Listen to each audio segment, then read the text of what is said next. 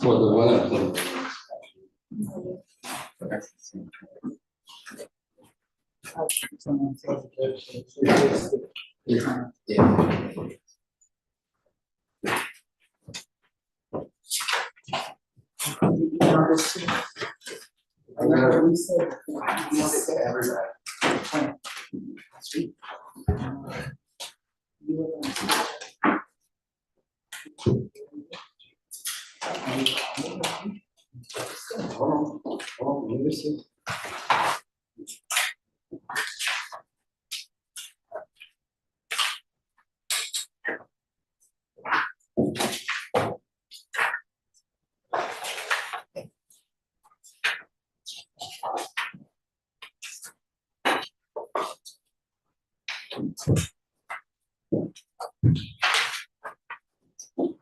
Thank you.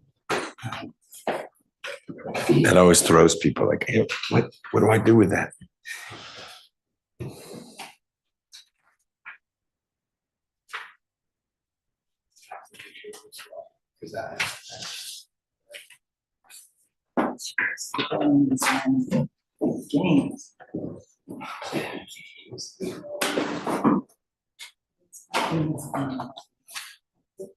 All right, we are not on the record yet because the court reporter hasn't made it in. She is working her way through some traffic. Mr. Hiles, is there anything that you think we can discuss not on the record right now? Logistics, plans for today? Your two witnesses are here and ready to go? Okay, yeah, they're sitting outside. Here we go. Hey, no problem. And then, you know, I guess as far as it goes, Mr. Pritchett and I just had a discussion about the potential joint recommendation of File 3. If he wants to do that, I think we need to do that now or not do it at all. Okay, well, I'll get to him in a sec as we go around, but we'll be able to be on the record in just a moment. And then,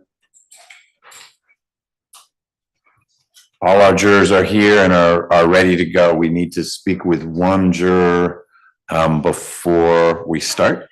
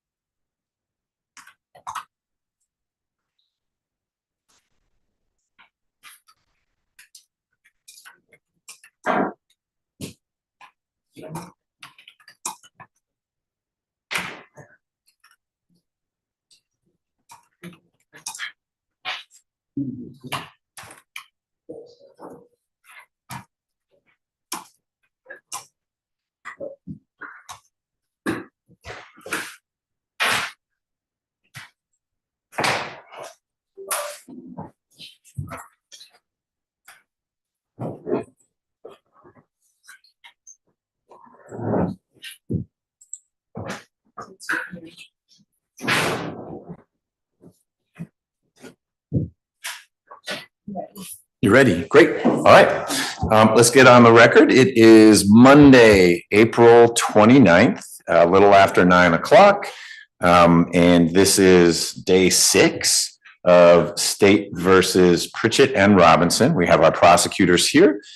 Ms. Mignot and Ms. Blake are here with Mr. Robinson, and Mr. Pritchett is here.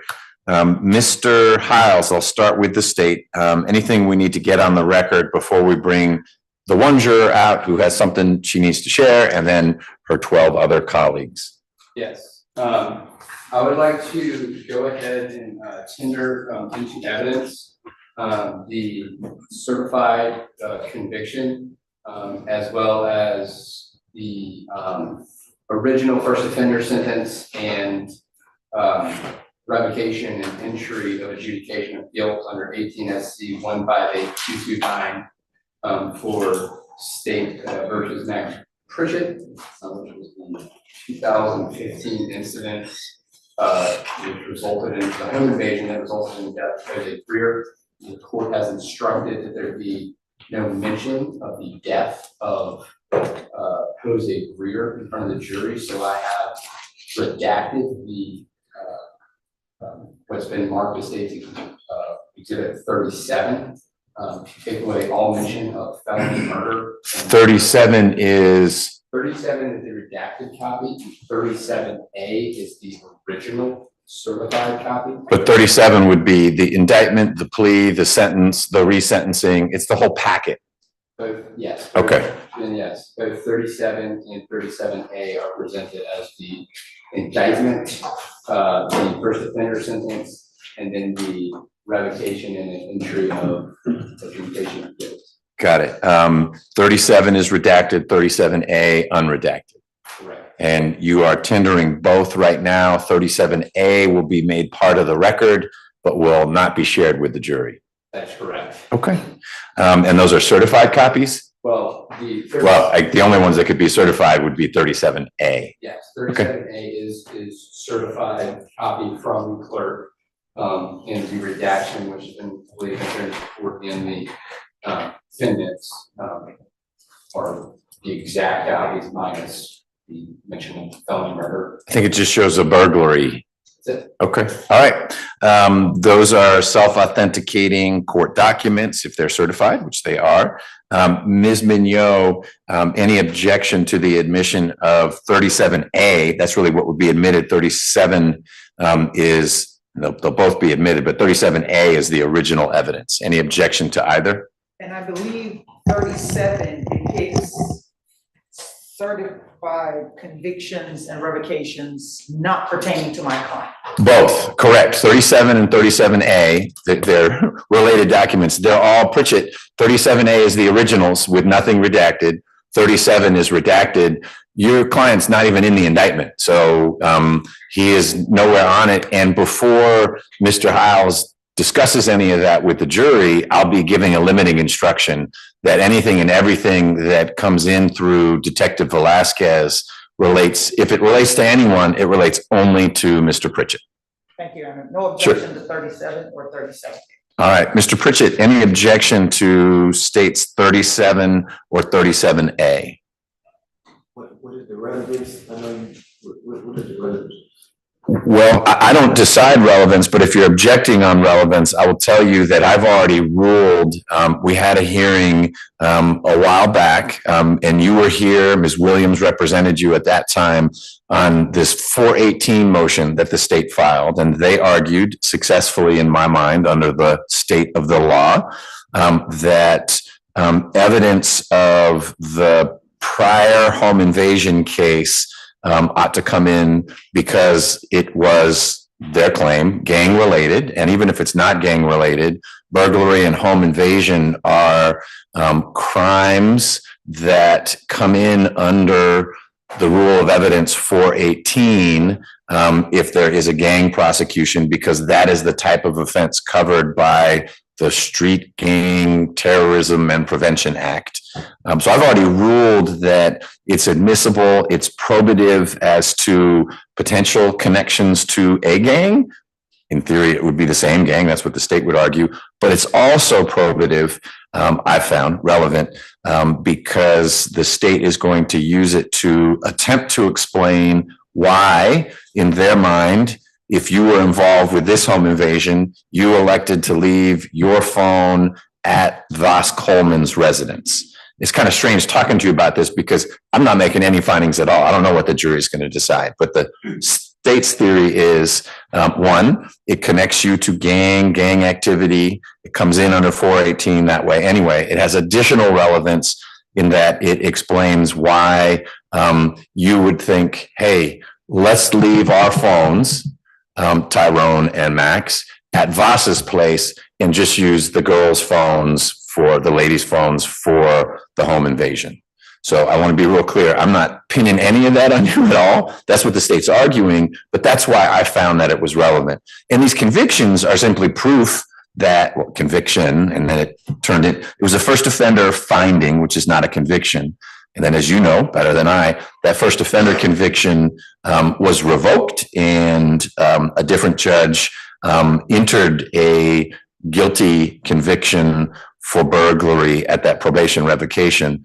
And all of that is just proof that you were involved with that first home invasion. So there's a whole lot of words. It's actually not that complicated, but you ask a fair question and I wanted to give a thorough answer. Yes, I would just object to the relevance and the fact that I wasn't present in that hearing when that motion was ruled upon or argued about, and just for the other side of why that was admitted, I would object to just speculation. Okay. I will overrule, but I understand your objection as to relevance. I'll overrule the objection as to speculation. I don't think that one is as well placed as the relevance objection. And I want the record to be clear that while you may have chosen not to be present for the hearing, your then lawyer argued very effectively, opposed the state's motion. I ruled against her, not because she had a bad or weak or insufficient argument, but the law is very, very accommodating to the state in Georgia when it comes to admitting other acts evidence through Rule 418. So your objections are noted and preserved and overruled. Mr. Hiles, anything else from the state? Hey, Your Honor. Ms. Mignot, anything we should talk about before we start the jury process for today? Just one brief moment. Sure.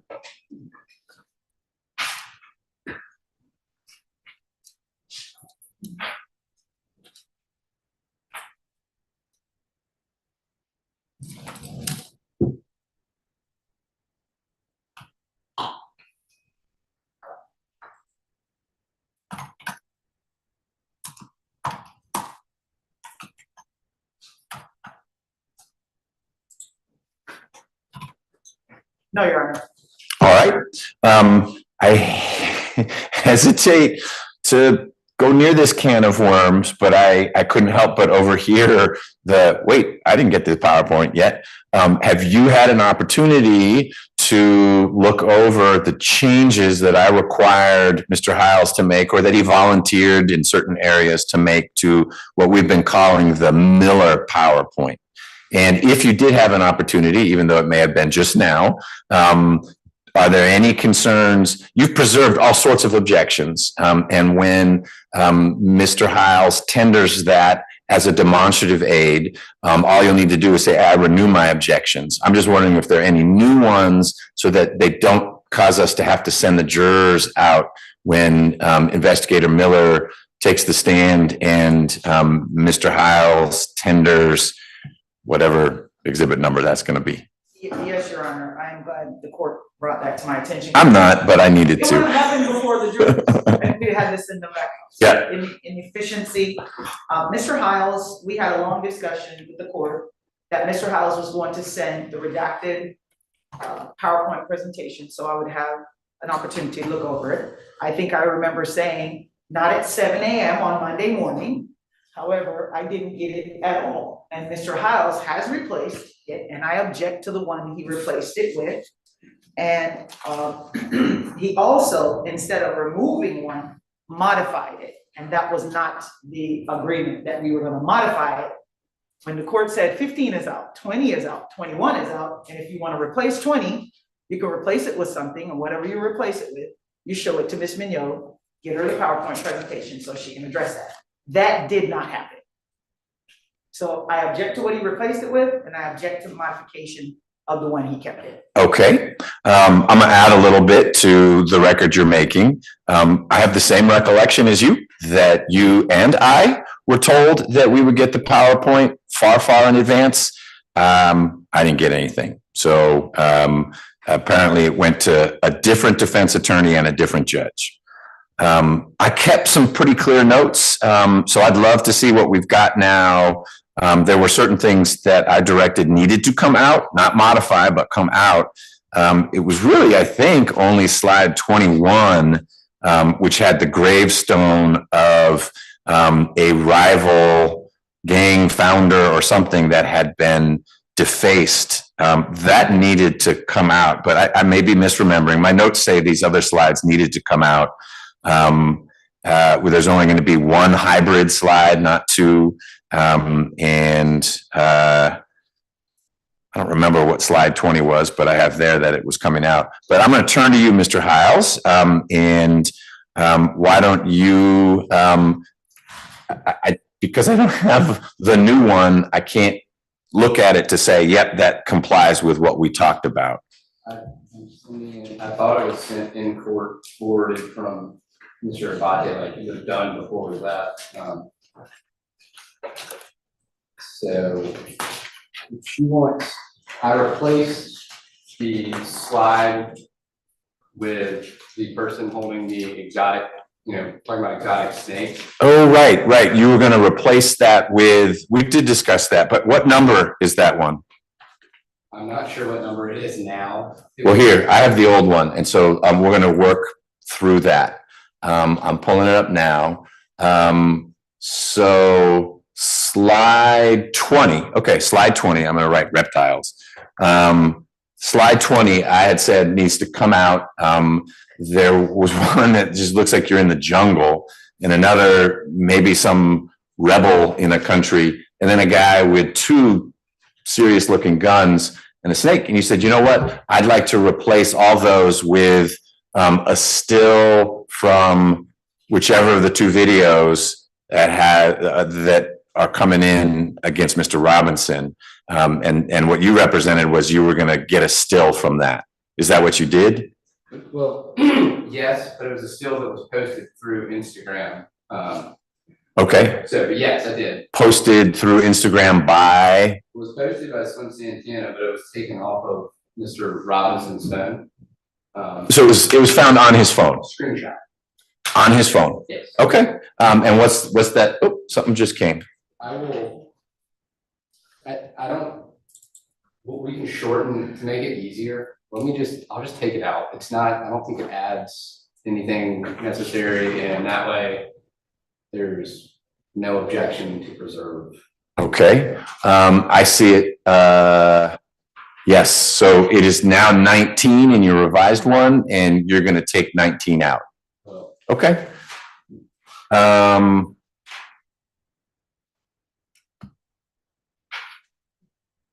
It looks like you took out 15. That was the second of the two hybrids. So now we just have hybrid vehicles. So that's consistent.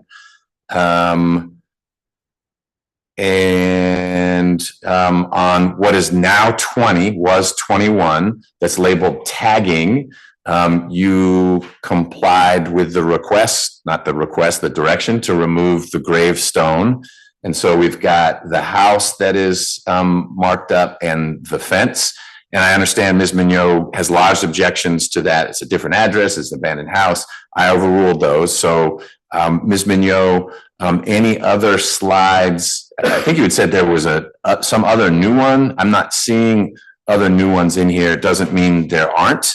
But tell me, using page numbers, to which you continue to, I'm sorry, not which you continue to, because you've preserved all your objections. If there are any new objections, now that we've addressed that, what in the new one is numbered 19 is coming out, and that's a different snake picture. The only issue I had, Your Honor, is that number 21, I understood the court's instructions was that it was out, not that it was modified. The state was supposed to modify that. You're talking about old 21 with the gravestone? Yes. Okay. That was my understanding when the court said 21 is out. It didn't say 21 is out unless it's modified. So now we have 21 being modified.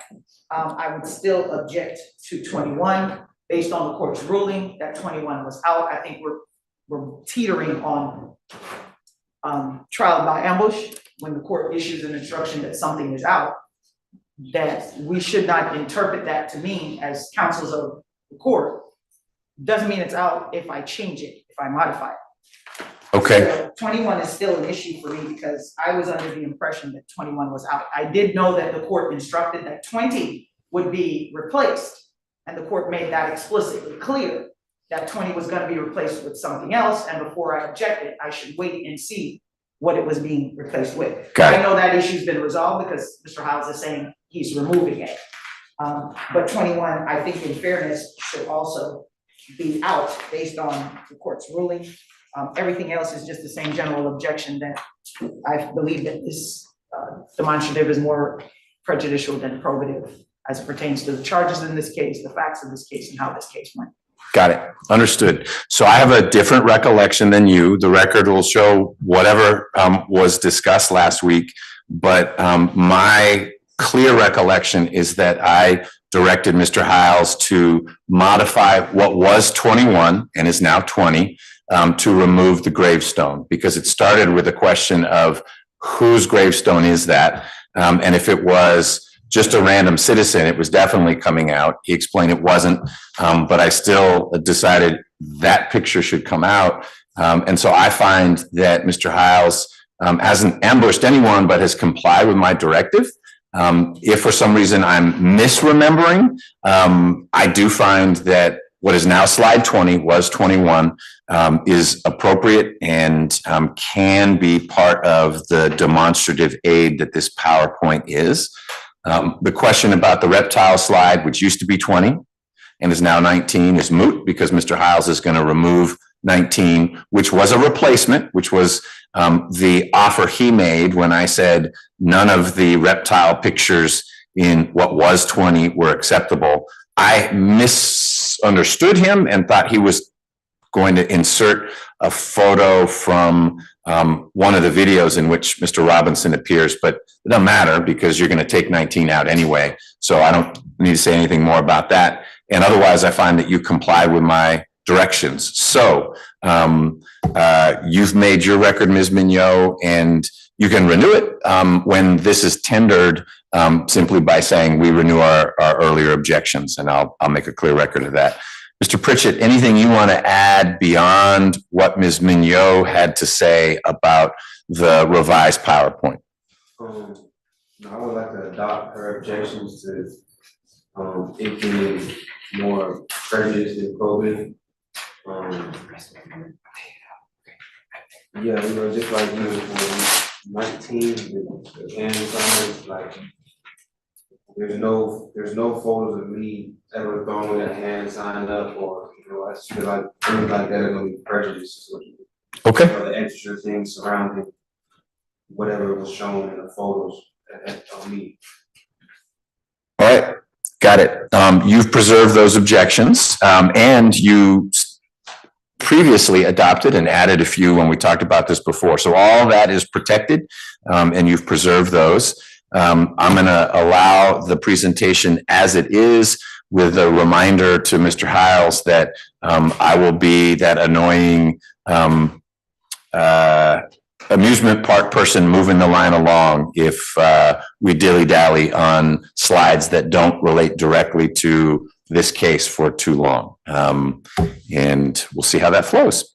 Ms. Mignot, anything else on behalf of Mr. Robinson? No, Your Honor, but I do have a separate matter that I'm going to need the court's assistance with. I do have an emergency situation. Uh-oh, you need to step out? No, I need the court's assistance with it. Okay. Let me see what's going on with Mr. Pritchett, and then you and I can, you believe we can talk ex parte? Yes, sir. Okay, we'll do that. Mr. Pritchett, is there anything you want to discuss before we bring jurors in? Okay. All right, Ms. Mignot, let's take a quick second, and then let's bring juror 39 in. Hey,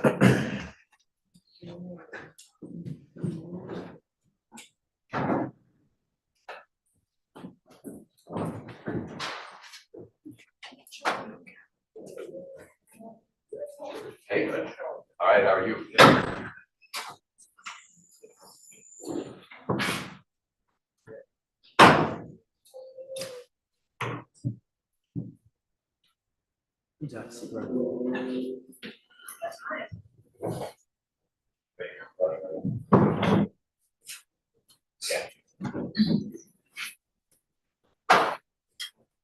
Thanks. Thank you.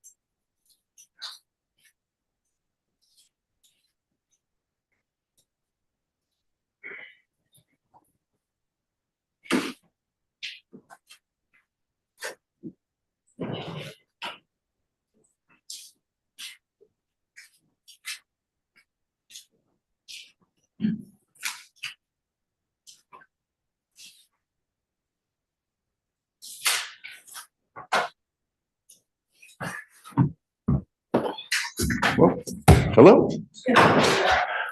1 second.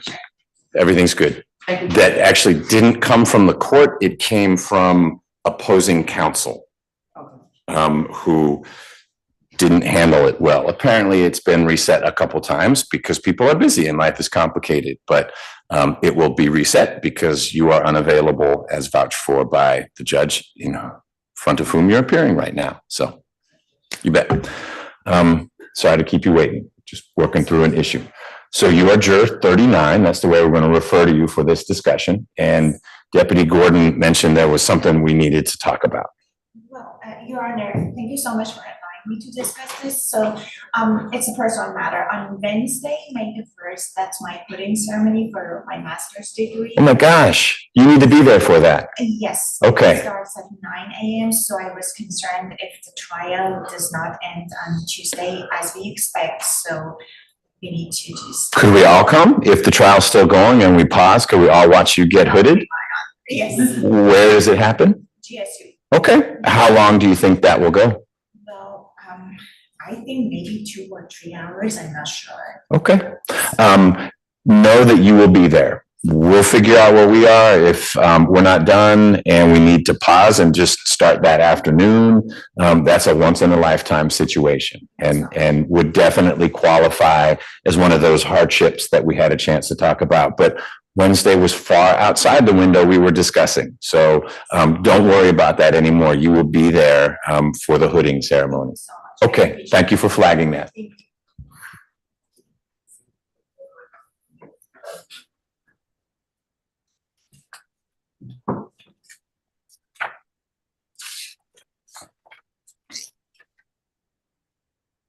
That is our alternate. So people know where she falls in the process. All right. Unless something changed in the last few minutes, I think I can bring the jurors in now. So seeing no one react otherwise, all right. Let me connect that. Hold on 1 sec. It's a lot of moving parts this morning.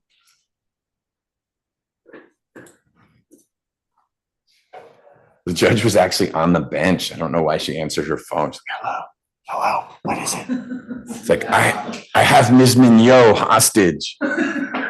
Okay, thank you.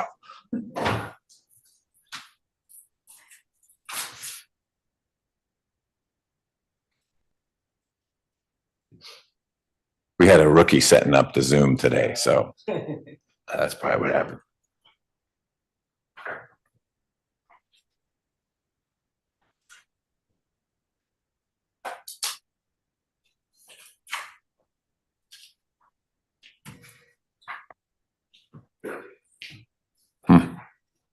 What's on the screen? Is it like art?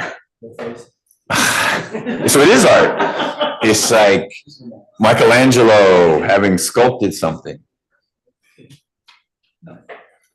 Did you? It was done by someone else, so I will forward it in a moment.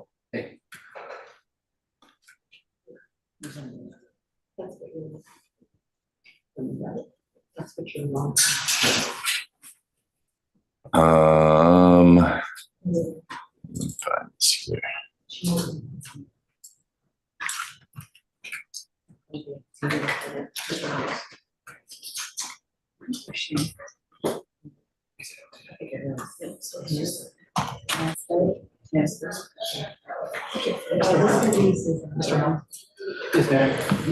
Cool. Oh, I see. Yeah, I see it now. You got the link? Yes, we got an email from Ms. Ms. Hansberry. Yes, she is substituting for Ms. Nelson today. So everyone got it? We had. I just got it. Okay, great. All right, let's bring those jurors in. They must miss us.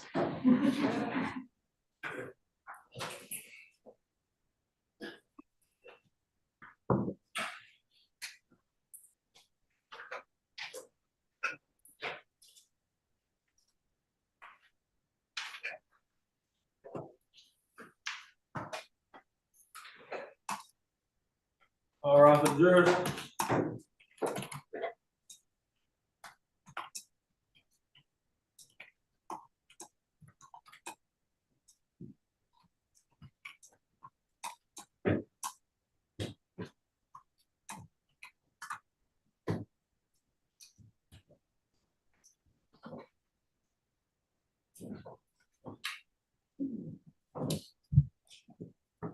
Mr. President, accounted for.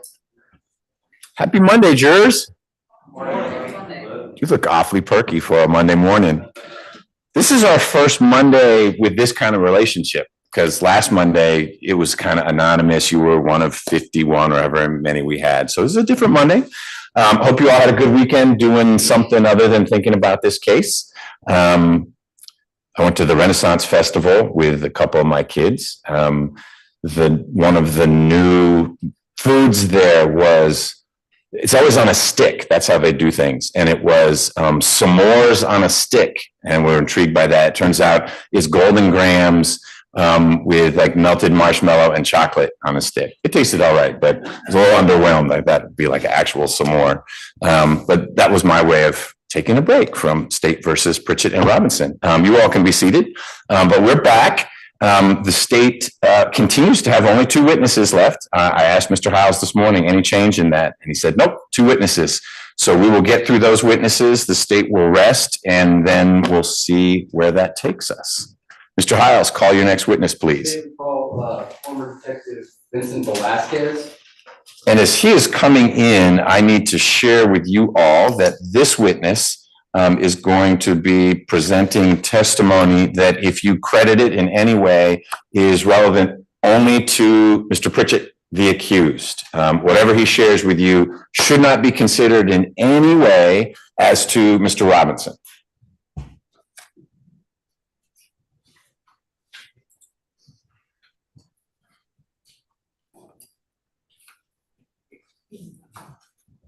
Morning, sir.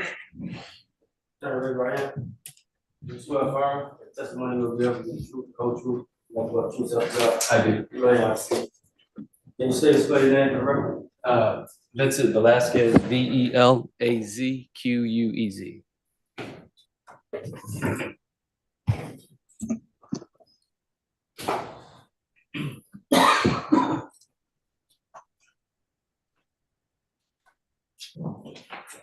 Good morning, Detective Velasquez. Morning, sir. I direct your attention to what has already been admitted as State's Exhibit 2. Which it wasn't here, please.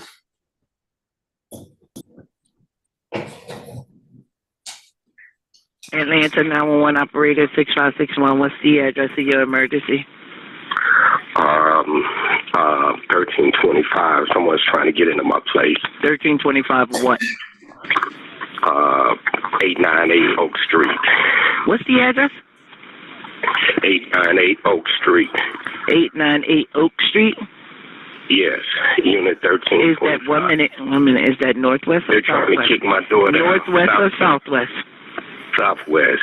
And it's unit 1325. Yes. Can you see the people? Yeah, they're How kicking many? at my door. How many? Looks like 2. 2 males? Yeah. What's your name?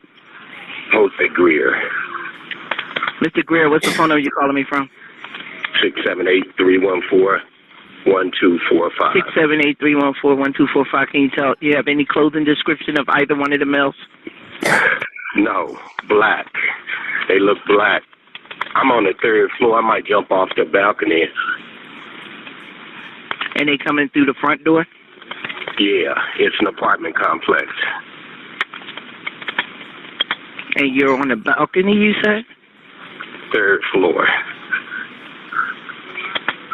Please send someone.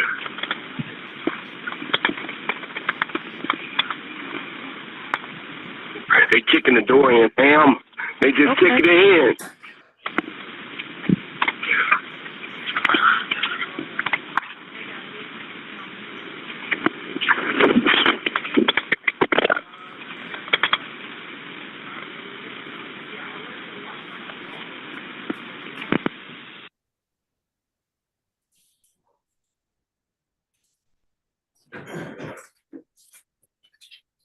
Detective Velasquez, do you recognize that phone call? I do. How do you recognize that phone call? That's the 911 call from Mr. Jose Greer that I obtained during my investigation pertaining to a burglary that was occurring while he was in his house. Okay. Where do you work right now? I own my own private security consulting firm. I'm retired. Okay. Where were you working on December 8th of 2015? Atlanta Police Department, Okay. And when you worked at the, how many years did you spend in Atlanta Police Department? 22. Were you ever part of the cold and complex case division? I was. Okay. Is that where you were assigned on December 8th of 2015? Yes. Did the 911 call that we just heard from Jose Greer, did that come to your desk as part of a complex case? Yes, it did. Okay. And what were the complexities of the evidence that required it to go to yourself? So the date of this call, actually, I received the case the morning after, when I think first the precinct detectives were handling the case. And then the fact that the victim jumped off the balcony was unusual, and there were some complexities to that case. They transferred it over to our unit and then assigned it to me. And also the extent of the victim's injuries. Okay. Was the data in which you used to solve this particular case complex in itself? Some of it was, yes. Okay. So let me go back to the date that you were assigned this case. How were you able to start your investigation? The first thing I did was I went back to the scene and spoke to the manager of the apartment complex. I believe her name was Kimberly Mitchell. From that conversation with her. Hold on 1 second. There's an objection. Yes, sir. He's reading up or something. Okay. Mr. Hiles, can you manage that, please? So, Investigator Velasquez, if you need to refresh your recollection with your case file, you're welcome to do so at that time, but please don't read from it. And I would just ask that if you're not using it, you just close your file and set it to the side. So Okay. Does Mr. Pritchett have a copy of whatever Detective Velasquez is looking at? served one in the motion, but I will give him an identical copy right now as well. Great. Thank you. Does that leave you without one? No. Okay.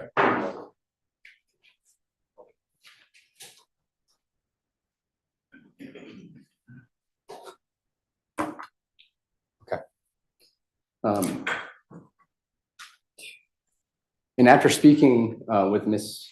Mitchell, what were you able to determine? I was able to get surveillance video of what she felt being the manager in relation to the time frame the incident happened with the 911 call that showed 3 Black males entering a pedestrian gate, identifiable from the camera view. I was provided a copy of that video, and at that point I released that video to the media, asking for the public's assistance and Crime Stoppers to identify those people. I'm going to show you what has been admitted as State's Exhibit 37. It is a conviction, a first offender plea for Max Pritchett, and then as well the sentencing for the actual adjudication of guilt. You recognize the name on that indictment? I do. Okay. And all of those subjects that you were able to develop as being involved with this burglary, home invasion style burglary of Mr. Greer's apartment? Yes. Okay. Will you please read to the jury the names that you identified as being part of this burglary? Frederick Jamal Clark, Voss, VAS, Coleman, Max Pritchett, Mark Steven Spencer Jr., and Lil Shay, Lilche, Stafford. How were you able to develop those names as suspects in this particular investigation? Through Crime Stopper tips as well as social media. Okay. Sir? On the admission of the exhibit, can there be a specification on what type of adjudication of guilt that was? What type of plea that was? For you? Yes. So two things, it's in the record, so it will say.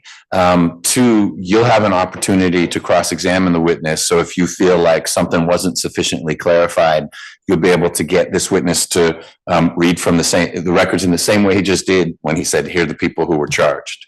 Okay? Sorry, so you said you first developed over social media. Now, the individuals that you were able to come across that are on that indictment, did any or multiple of those have nicknames that they went by? Yes. Okay. What are the names that you recall? Do you recall if Max Pritchett had a nickname? I do. He had a social media handle. May I refer to my report? Yes. And for the record, this is my whole investigative file, my actual report. We got another question. Did the name Rick Ware ever come up in your investigation? Yes. Okay. And how did that name come up in your investigation? Rick Ware was the defendant's Instagram handle. Okay. And the defendant being who? Max Pritchett. Okay. And do you see Max Pritchett in court today? I do. Okay. Would you please stand up and? What's the objection? That isn't in the investigation. So why don't you, should you choose to cross-examine this witness, you'd be able to say, show me where it's in the investigation. But this witness has testified that he associates Rick Ware with, the jurors heard what he had to say about Rick Ware and you. So back to you, Mr. Hiles. Okay. So you testified that Rick Ware was the Instagram handle. Did Max Pritchett have an actual different name for his Twitter? You recall? He did. Okay. And do you recall what the Twitter name was for Max Pritchett in this case? It was Sartorial Savage. Those were two separate social media accounts, correct? Correct. Okay. What about Voss Coleman? Do you recall any nicknames that Voss Coleman would have had? Young Bands. Young Bands? BANS. Okay. Yes. Now, were you able, at any point in time, did cell site location information or call detail records ever become a part of your investigation? Yes. Okay. And how did they become a part of your investigation? I was able to get phone records for the defendant on trial today as well, and then transfer that information to one of our cell phone experts within the unit, was able to track those cell phone records using cell tower data and triangulate that location that coincided with the location of where the crime occurred around the time the crime occurred. Okay. Now,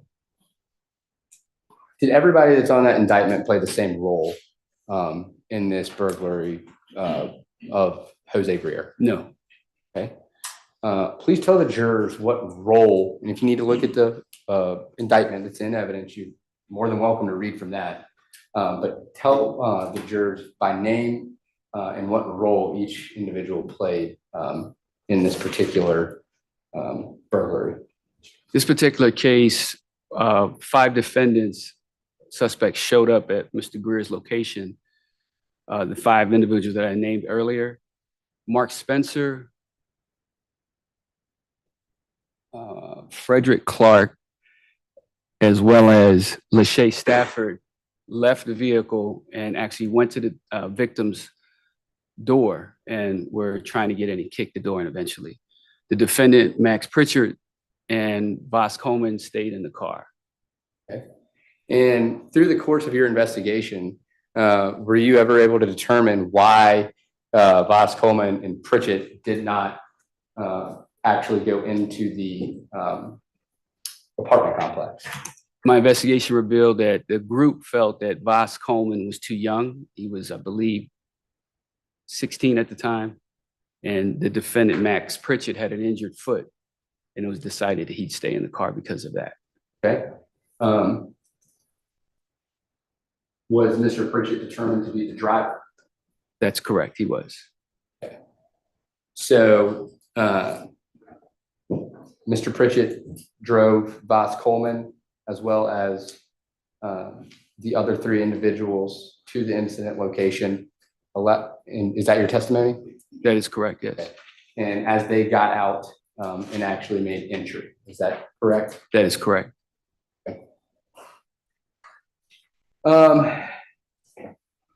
Now, was there ever any property taken from this incident that you were able to track down? Yes. Okay. How were you able to track down that property?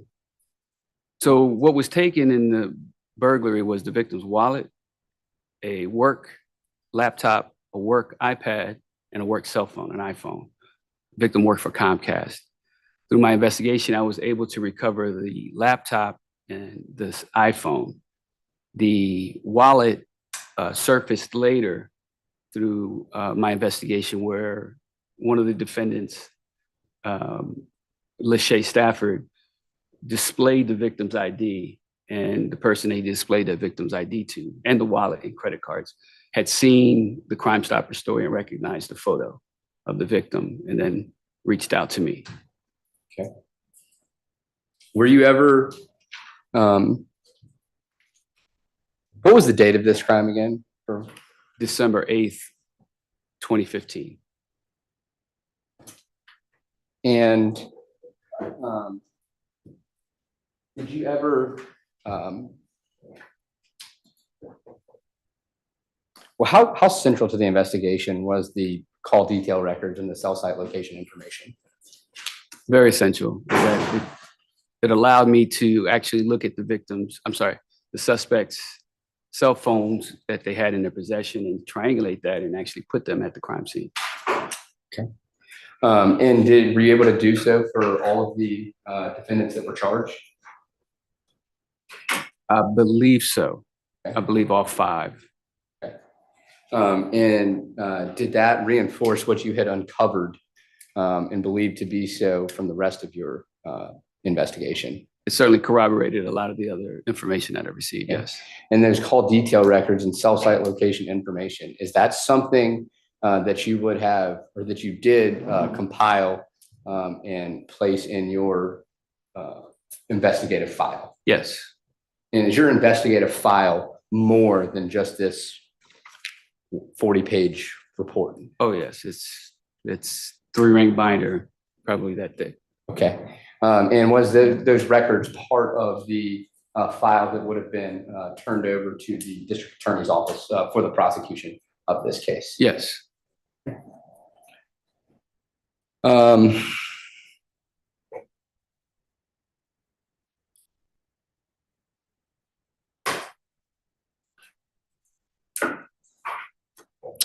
I know there was a lot more that went into this, but is this the absolute abbreviated version of what's going on throughout the course of the investigation? Very, very abbreviated, yes.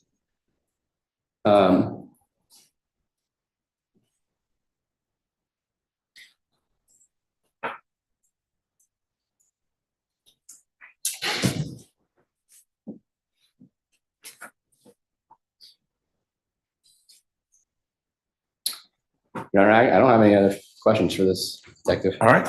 Ms. Mignot, do you have any questions for retired Detective Velasquez? Terribly. Good morning, Detective Velasquez. Good morning. As it pertains to your investigation and your involvement in the December 8th, 2015 case, my client, Mr. Tyrone Robinson, had absolutely no involvement in that case, correct? Never heard his name mentioned. Thank you. Nothing further. And turning to the accused, sir, do you have questions for the witness? Yes. Great. Come to the podium, please.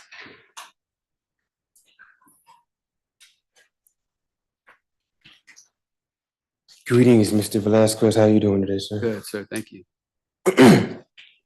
With the exhibit that the state just handed you, I believe it was a plea agreement. Can you read on there, if you can find it, the specification of that plea, like what type of plea specified on there that was taken by me? Okay, if you just allow me a minute to read through it. So I think the question is, and I'm not in any way putting words in your mouth, but we call them final dispositions. So ultimately, the case was resolved, and part of what Mr. Hiles tendered as states 37, and I think it's going to be about the next document he's going to get to, is that initial final disposition, which it sounds like involved the plea, but we'll let the witness look at it. One more page, and there's a final disposition. Understood. All right. So if there's a part of, you've got it too, if he's looking at the same page, if there's part of it you want him to look at. Actually, I don't have it.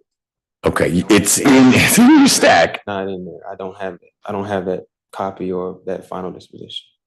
Okay, how do we get one for the witness, for the questioner to look at, Mr. Hiles? So there can be one in front of the witness and one for Mr. Pritchett to have. Would you like to look at the original certified? Appreciate it. And we're at the final disposition. Okay.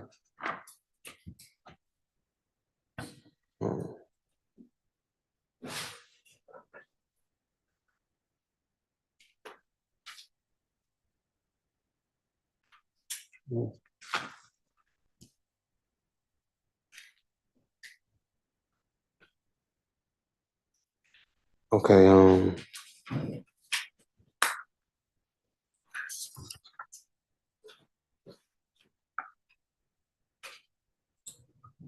here it is.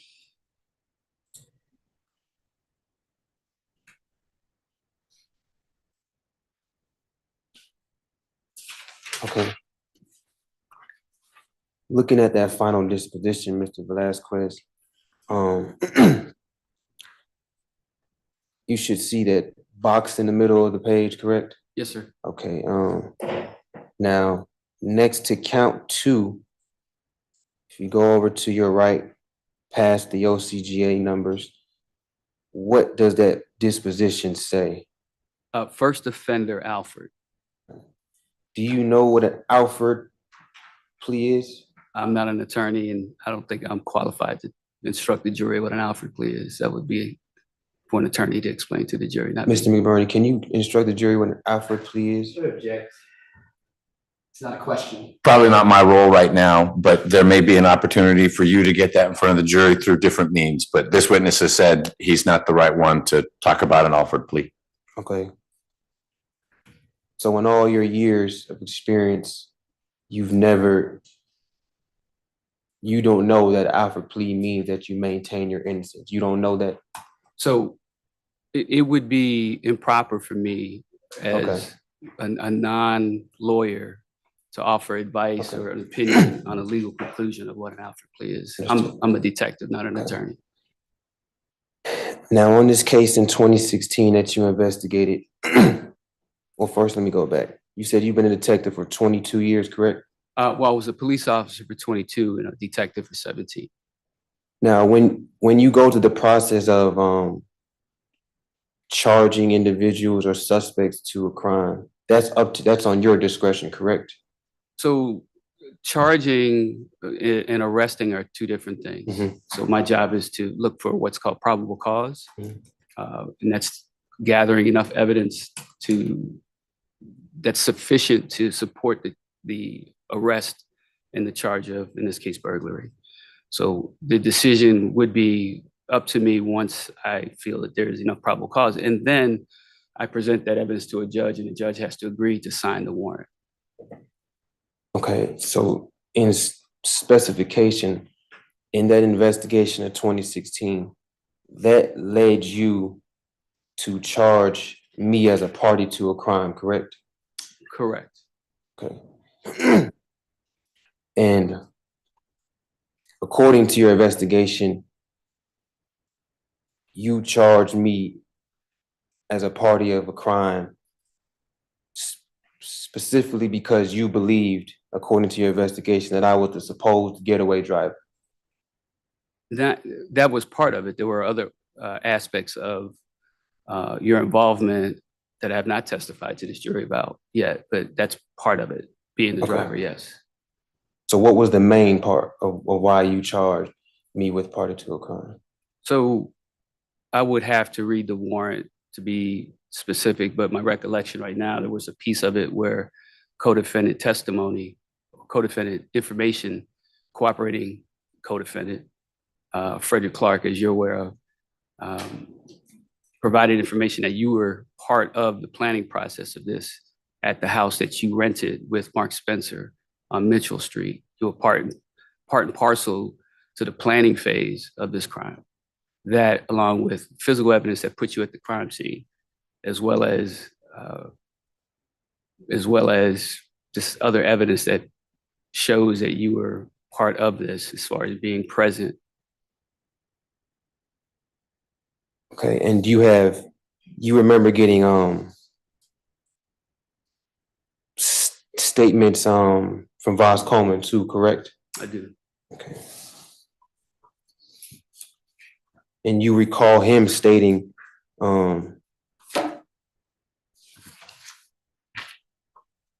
in contradiction to Mr. Clark that there was no planning at that location.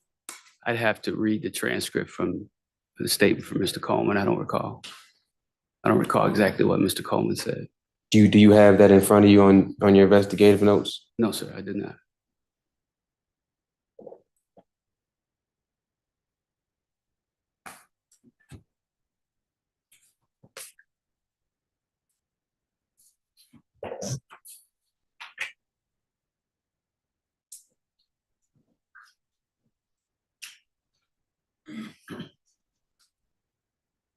Okay. So what did Mr. Clark state to you that I helped plan? Like what was he say was my involvement in the planning? What was said by me that suspected my help in planning? What was said by me in that plan?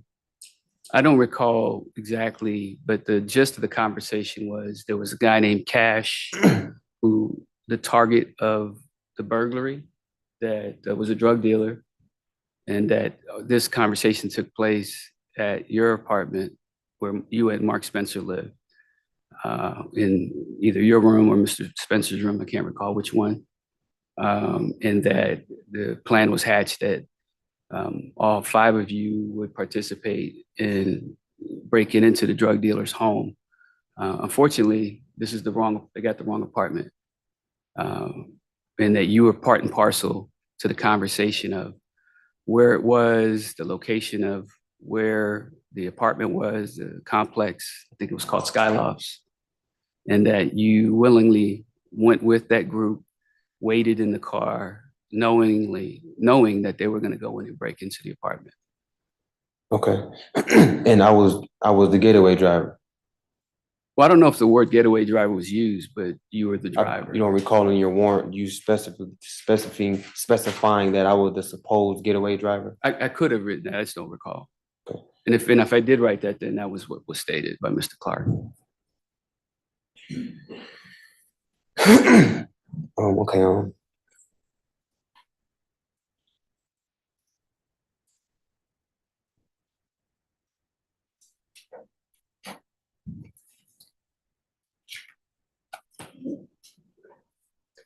Now, do you recall, because you do recall a statement from Voss Coleman, correct? In part of your investigation. I remember Voss Coleman gave a statement. I just don't recall exactly. You don't have these papers in front of you? I do. If you want to refer me to what page? I believe doesn't have page numbers on it, but it is. Should be at the bottom of the page number, right under the date. 36, yeah, you're right. Okay. 36. So you're asking the witness to read page 36 to refresh his recollection about what Voss Coleman said? Yes. Okay. All right. And what was your question, sir? Okay. Pardon me, please pardon me, please Certainly. pardon me. Certainly. If we can actually just go back to 26 first, 26. just so I can keep an order of things. Okay, I'm there. Now you see in that first sentence where Clark states in his statement that he transported Spencer, Pritchett, Stafford, and Coleman to the location in his black Honda car. Objection. You can't read from the. Right, so you don't read it, Okay, you just, I'm sorry. indicate, okay, indicate to the witness what section you want him to read. When he's done reading it, then we'll see if that has refreshed his recollection. Can you read that second sentence? Starts off with the letter Clark. I mean, the word Clark. Second sentence. Second says Clark transported Spencer, Pritchett, Stafford, and Coleman to the Objection. You can refresh your. You can't read. Right, so I'm sorry, I thought we'd done this, but it was with a different witness. So a lawyer questioning you can put anything he or she wants in front of you to read to yourself, not out loud. And then when you're done reading whatever part the questioner has said, hey, look at this, when you're done reading it to yourself, then look back up and then the questioner will say, all right, did that refresh your recollection? And you say, yes, it did. And this is what Voss said, or nope, I read those words, but I don't remember that having happened. So have you read the part that Mr. Pritchett wanted you to read? I have. All right, what's your question? So after refreshing your memory, it's correct to say that Clark is the one that transported individuals to that location during that incident, correct? He did in his Okay. car, correct.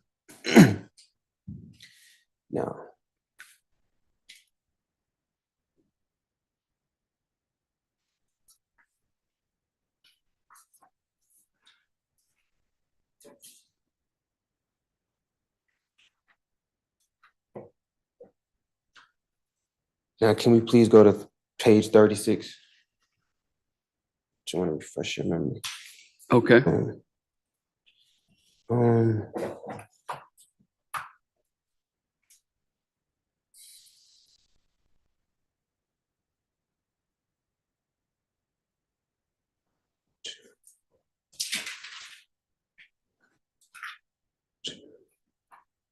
Can you read that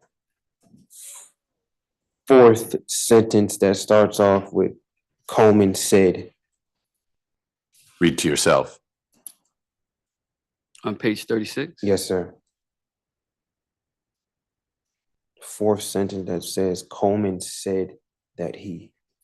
Are you sure you're on page 36? Because I don't see that. What are the first two words at the top of the page? You can read those out loud.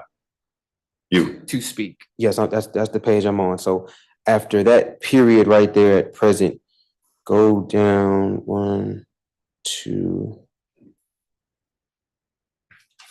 3. So it'll be the third sentence from that period at the top. Where it starts off, it says Coleman said.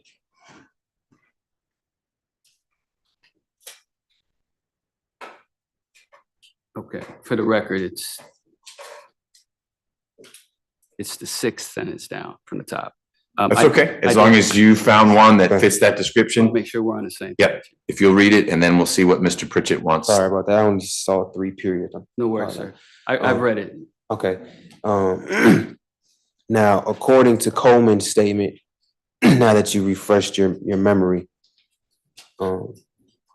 So you don't Okay, want to read the yeah, I don't wanna statement, read the so statement, I don't wanna does that refresh your recollection about what Coleman said? does that refresh your recollection of what Coleman said after reading that? Yes, sir, it does. Okay. Now you can confirm that according to Coleman, once 3 individuals left that vehicle, him and Max went to Wendy's to get food? Is the question, could I confirm that? Can you confirm that? No, that was not confirmed. In fact, there's a video that exists showing those defendants going to Mark Spencer, Frederick Clark, and Lachey Stafford going to a Krispy Kreme donut shop. Yeah, but I'm not referring to them. According to Coleman, after the individuals left the vehicle, correct? according to Coleman, where did Coleman and Max go after they left that vehicle? Well, I don't know. So the evidence of the entire investigation shows that Max Pritchett and Voss Coleman remained there, and then the other three defendants jumped the wall after the burglary and got in the car and they left. Voss Coleman, according to his statement, stated that you and he went to Wendy's. Okay. That was I was unable to corroborate that at all. Okay. There was no evidence to support that statement. So in your investigation, Voss Coleman didn't show you a video, or I don't know if it was you specifically, but it was detectives in the interrogation room that he did get food from Wendy's and he happened to have a video showing that food. So don't answer the question yet. Yes, sir. It's not a question, he's talking about facts outside of evidence. So make sure you're asking questions rather than trying to introduce evidence by saying, hey, isn't, there's this or that. So what's your question for Detective Velasquez? So according to Coleman, Max and him went to Wendy's to get food, correct?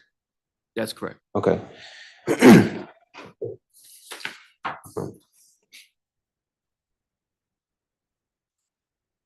So we know, according to your investigation, that Max didn't drive anybody to the crime scene, correct? That's correct. Okay.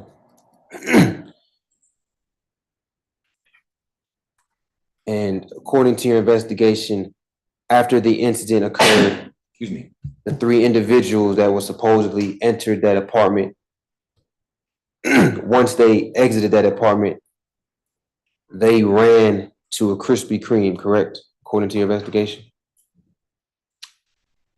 So I don't recall whether they ran or were driven there. They ended up at the Krispy Kreme.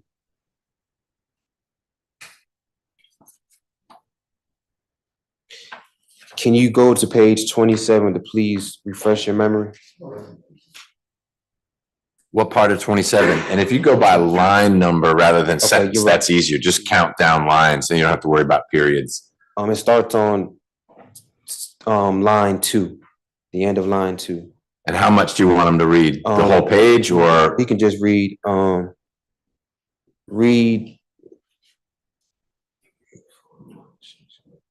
read all the way down to line 6. I've read it. Okay. So now, after your memory has been refreshed, how did Clark and the other individuals get to Krispy Kreme? They ran on foot. Okay.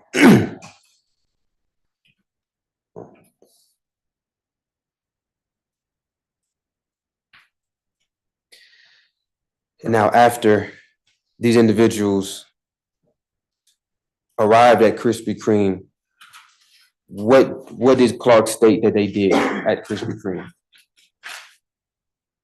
I don't recall.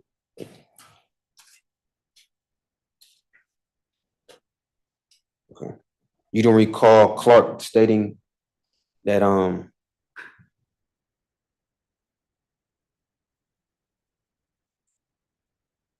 don't see it on this page either.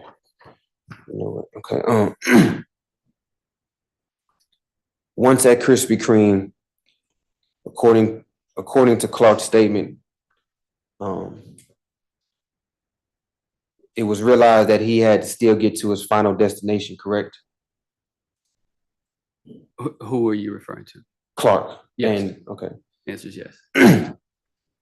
Now at Krispy Kreme, according to your investigation, how did Clark and the other individual with him get to their final destination? They took an Uber on Clark's account. So Clark didn't call me, the supposed getaway driver, and call me to pick him up from Krispy Kreme? So while Mr. Greer is on the phone with 911, that was a yes or no. It was yes or no. Did he call me to pick him up from Krispy Kreme and to take him to his final destination? So witnesses can explain their answers. So at some point there'll be a yes or no, or I don't know, or maybe, but the witnesses are always allowed to explain their answers. I didn't want any confusion. Continue on, sir. so according to Clark, as the call went over 911. As they're running out, there's an Atlanta police officer entering the complex responding to the call. That was corroborated by a witness that was standing in the parking lot. And according to Clark, once that happened, the original plan was for this defendant to be the driver. But once that happened, they all scattered and their plans changed. Krispy Kreme was never in the plan to go there. So none of that happened, and there was no call to you. There was no record of a call from Mr. Clark to you, to answer your question, to pick you up. Whether there was or, I don't know what, if there was a call, what it would be for, but there was no record of a call immediately to you. I don't know if that answers your question. I mean, if there was a call, the reason would for the call to me would be since I was this planned supposed getaway driver. Objection, speculation.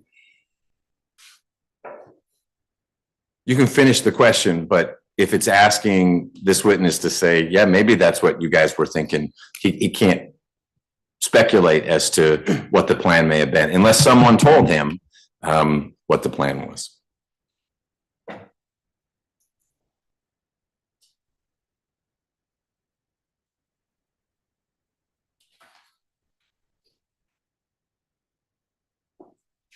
So was it ever stated specifically in Clark's or Coleman's statement that I was the supposed getaway driver?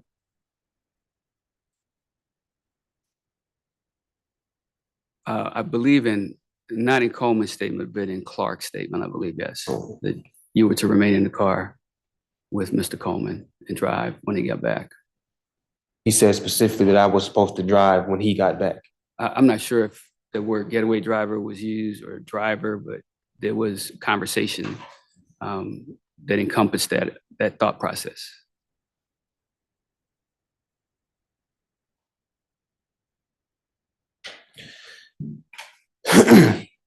Page 26.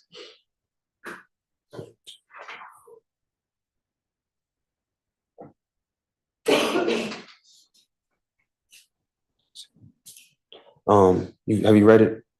The whole page or a certain line? Line 6, 7, line 5, 6, 7.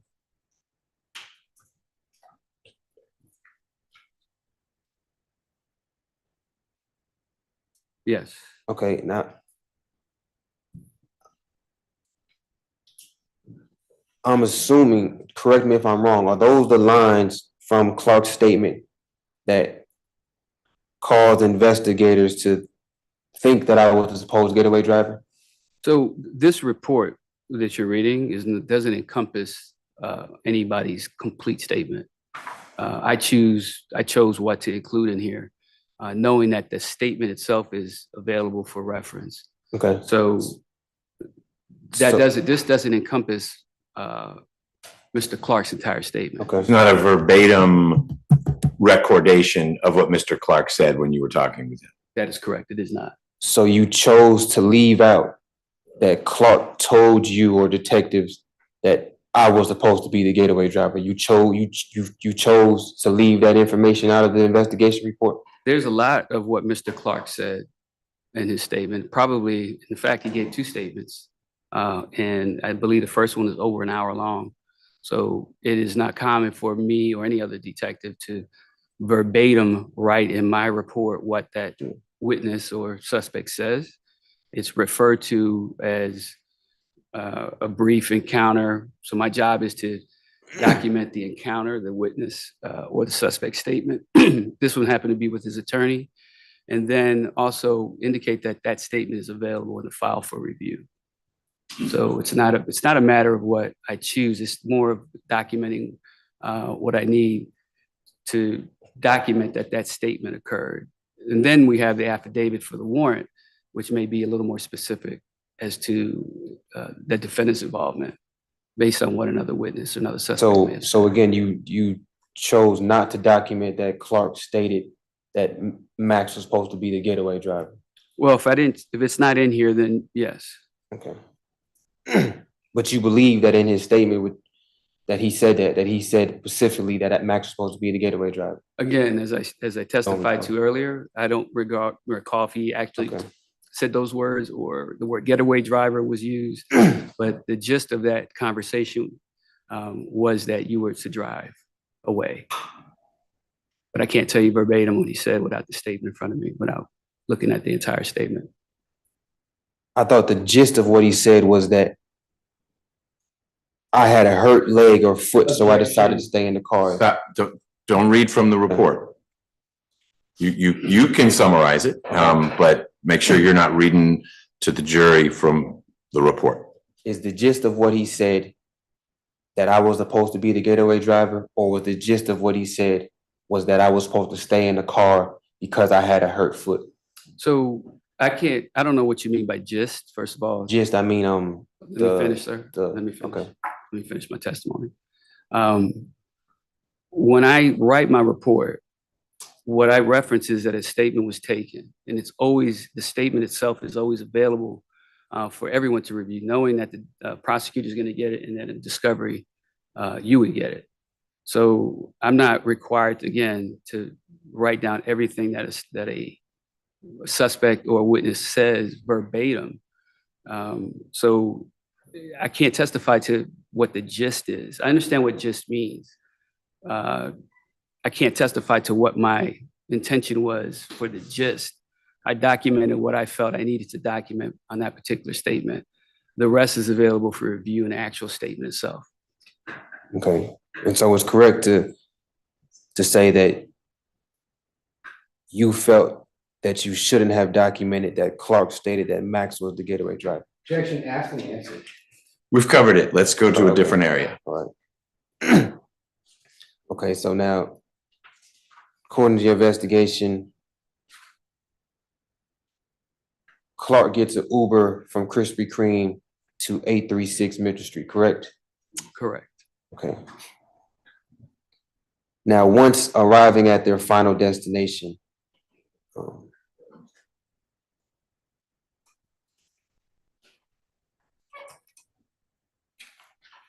Clark and another individual realized, did Clark and another individual realize that they had left stolen items stashed somewhere, according to your investigation?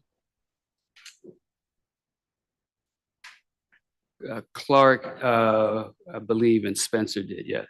And they realized that once at their final destination, that they had actually left some stashed items that they have retrieved? I'm not sure I understand the question. According to your investigation, it's correct that, again, Clark and Spencer, once at the final destination of 836 Mitchell Street, realized that they had left stolen items that they needed to retrieve, correct? They intentionally, according to Clark, stashed the book bag with the stolen items, yes. Now, did they ever go back and get those stolen items? Yes. How did they go get those stolen items?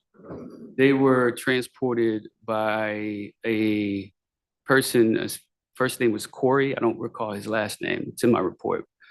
If you need it, you can direct me to it. But he then arrived in his own vehicle and transported them back to the location, which is literally right near the crime scene, and retrieved the bag with the stolen items.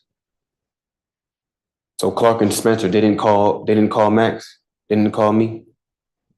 I don't recall what calls were taking place without the phone records in front of me, but as far as it being transported to pick up that bag of stolen property, it was a person named Corey that did that.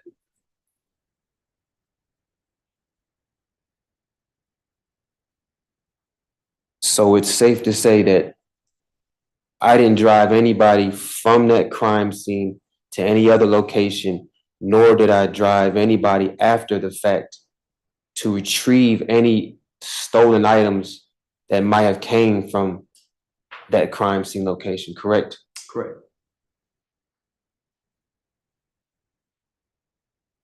So according to your investigation,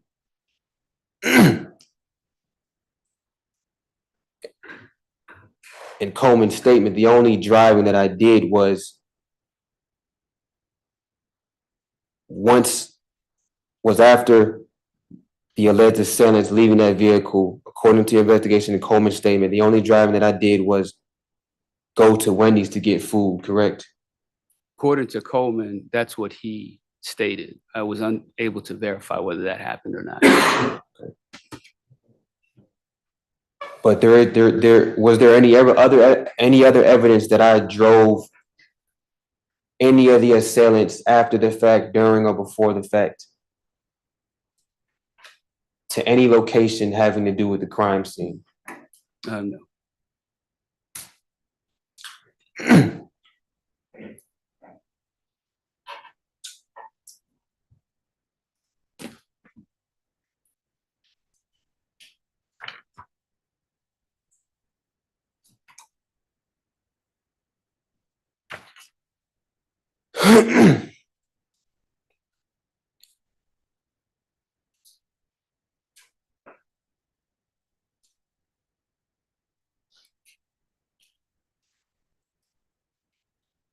Okay.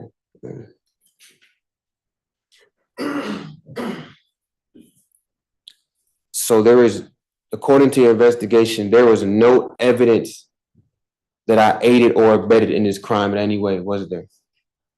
Oh, there was. That's why I arrested you. What was that evidence? It's in the affidavit, sir. I had signed an affidavit, swore to it in front of a judge. You don't. Let him finish his answer. Okay. You can follow up. So, and again, I've testified the fact that co-defendant gave information that you were part of the planning phase of this.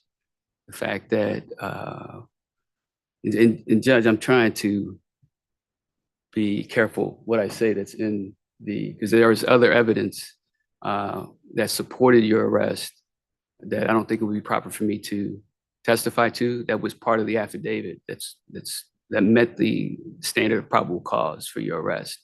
Does someone have a copy of the affidavit that I can look at?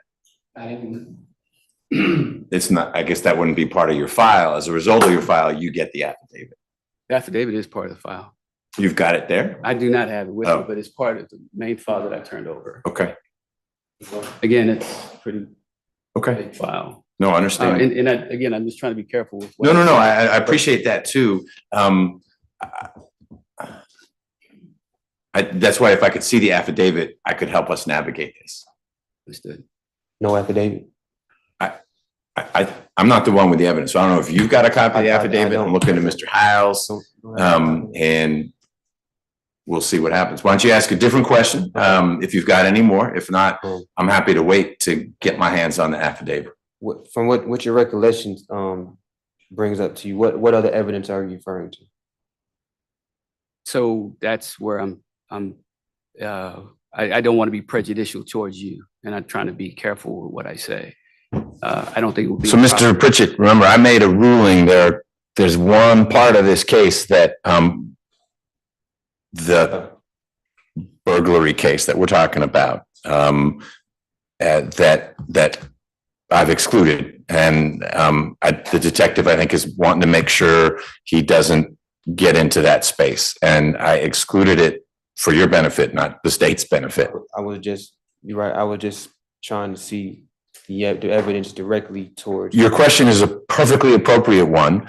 I think the detective is just leery of, in saying something, it gets into the area that I concluded wasn't sufficiently relevant to this case for it to come in. But it would be great if I had a copy of that affidavit and I could help.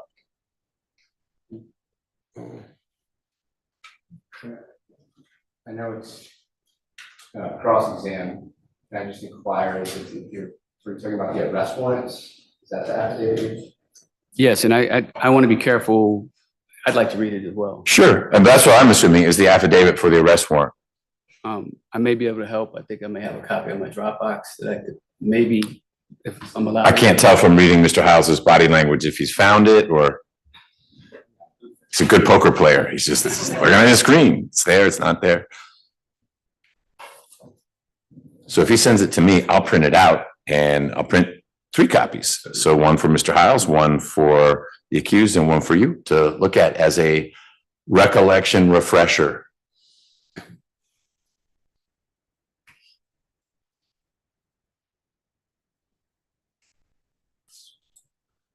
One PDF with all of the arrest warrants.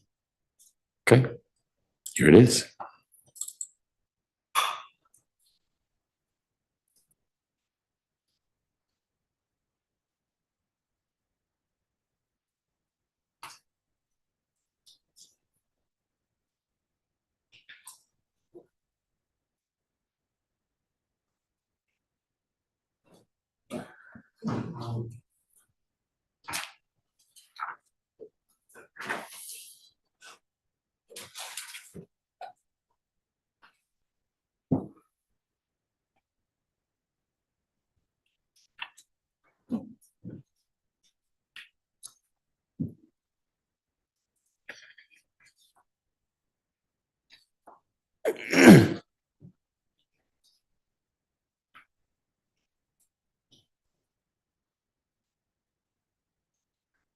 I have a question in the meantime.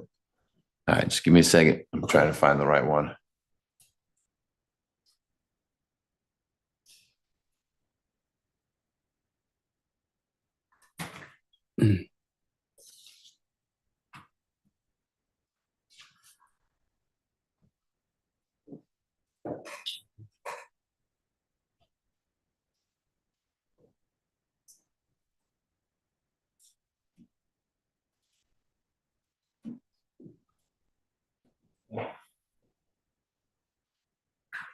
I think the affidavits are all gonna be The same. I was just making sure of that.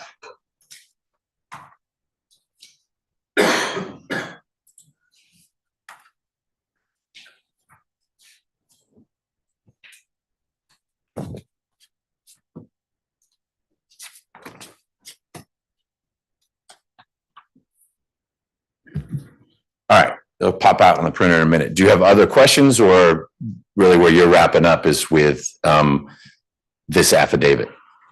Yeah, pretty much that affidavit. That's what Okay. I'm wrapping up. You can hear it coming right now. Okay. Thank you, Mr. Hiles.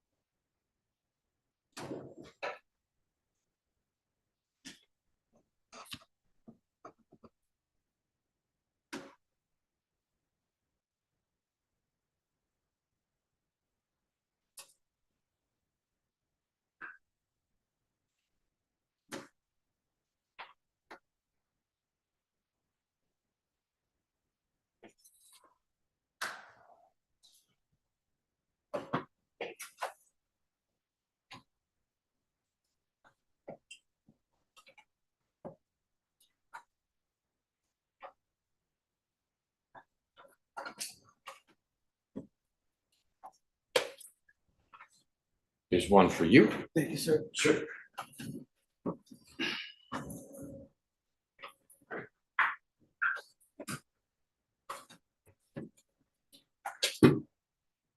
Hey, Gordon, here's one for Mr. Pritchett.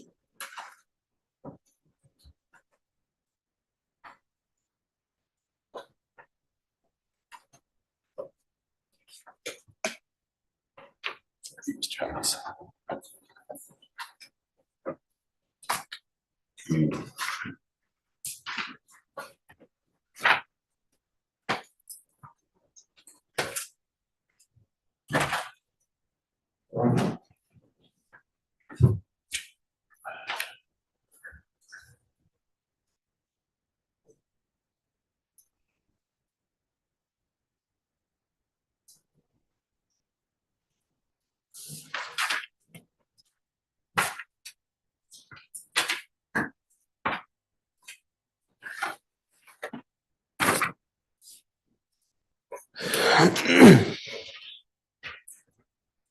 Let me know when you refresh, Joe.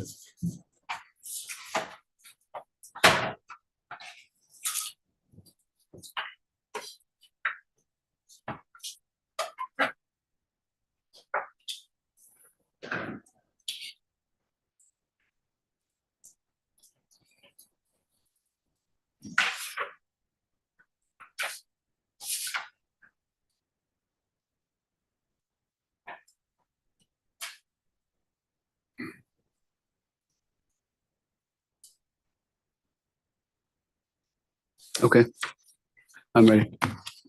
Okay.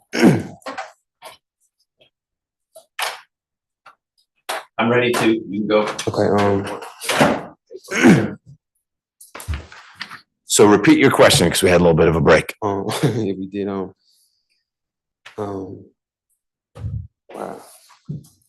kind of forgot it myself.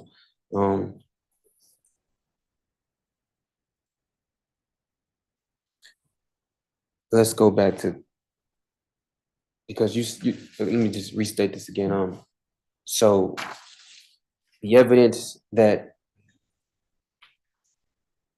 caused you and your department to charge me as a suspect to this crime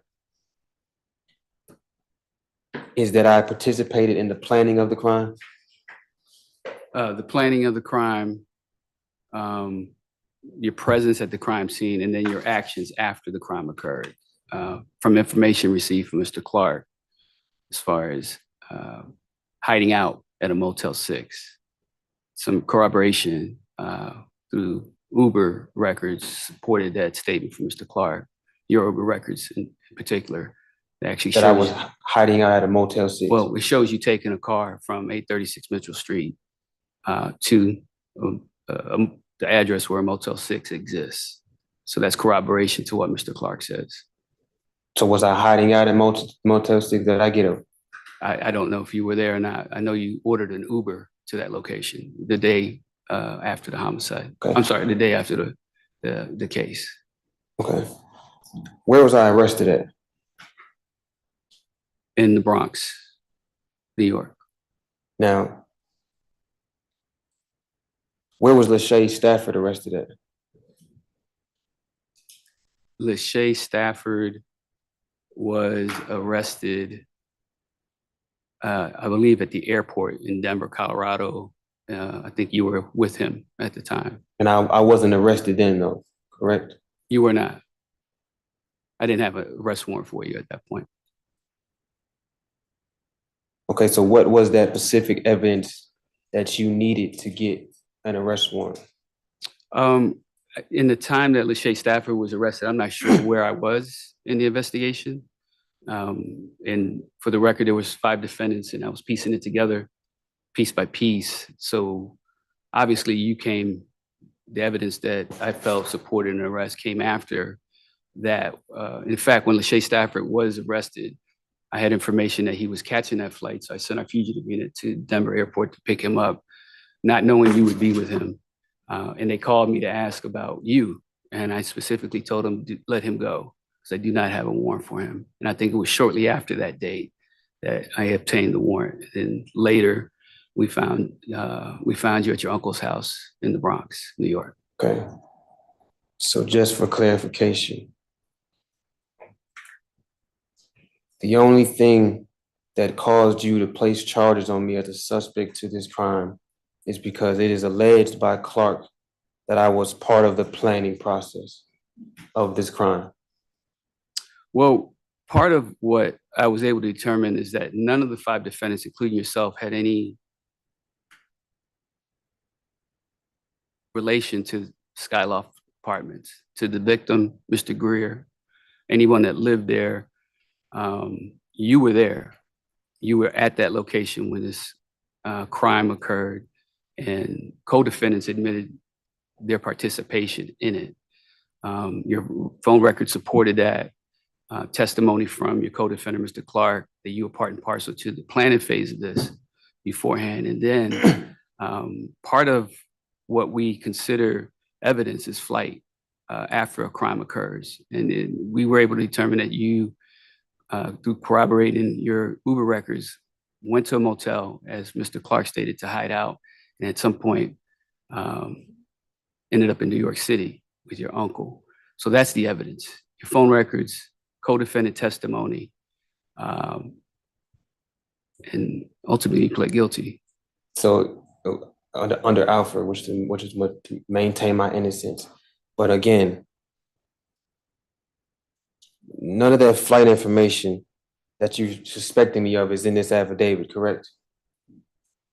Because you said I was It's in my I was report. flight, but it wasn't in your affidavit though, correct? No, it's It wasn't in your affidavit for the arrest warrant. It is not needed for that. My warrant, the probable cause that I presented was sufficient. And not everything goes into an affidavit. I put in what I need, what I feel is sufficient to support an arrest. And many times there's way more evidence that I put in the affidavit. A judge has to read it. I have to be mindful of a judge's time, so try to keep my affidavits to the point.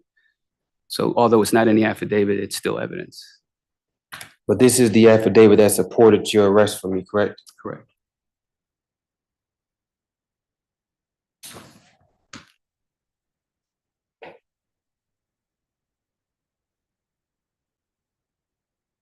So on your affidavit that supported the arrest for me, what supported your arrest for me? So we've covered that now. And specifically on the affidavit, we haven't.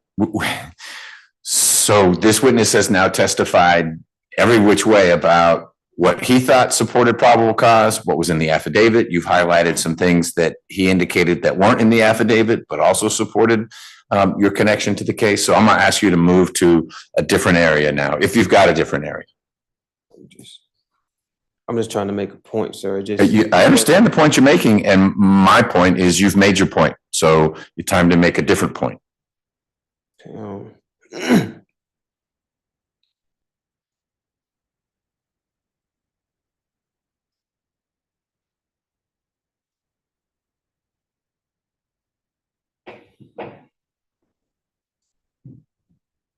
So is it possible, according to your investigation and the statements that you received from Clark and Coleman, is it possible that the plan that you say I participated in for this crime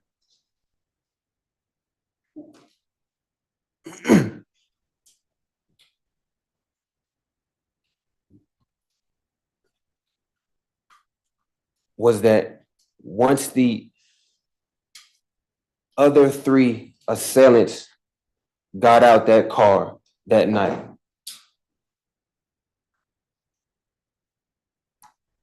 the plan was for me and Coleman to get food? Could that have possibly been the plan of what was supposed to happen that night? According to the evidence that I've gathered, no. Why is that a no, sir? Well, sir, this case could have gone to trial, and I think that would have been for a different jury to make that decision.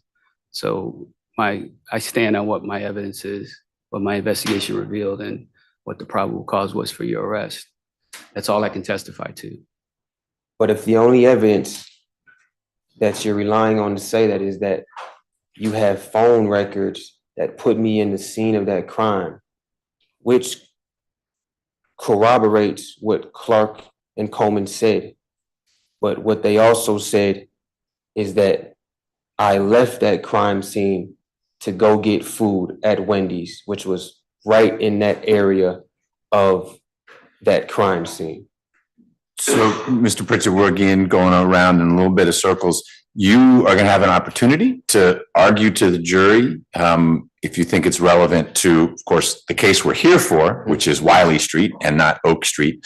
If you think there were some deficiencies in the Oak Street case, you can talk to the jury about that. But Detective Velasquez has now said 3 or 4 times what he's got to say about the work he did on that. Are you familiar with this case, with this present case? I am not. Okay.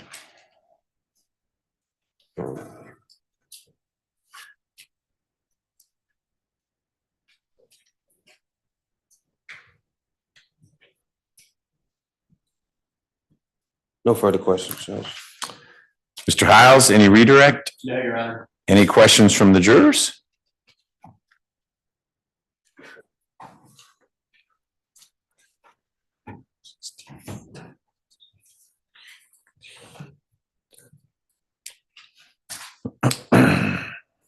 Thank you.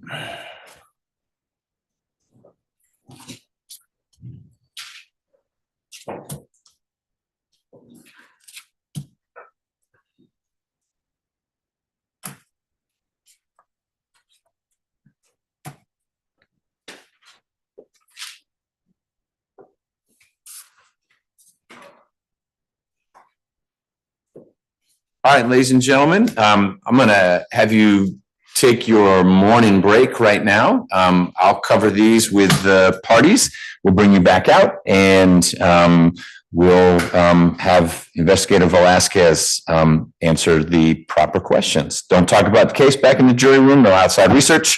We'll see you in a moment. All right, sir.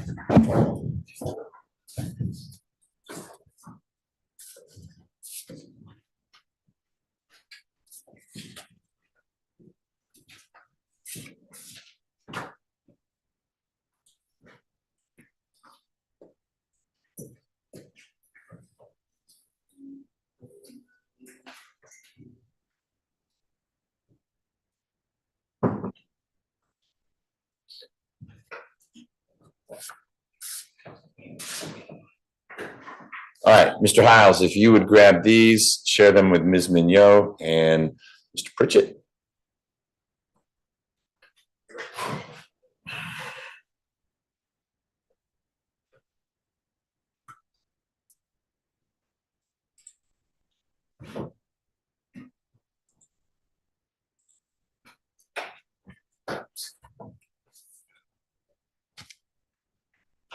Judge, was this meant to be an exhibit or? Nope, thanks.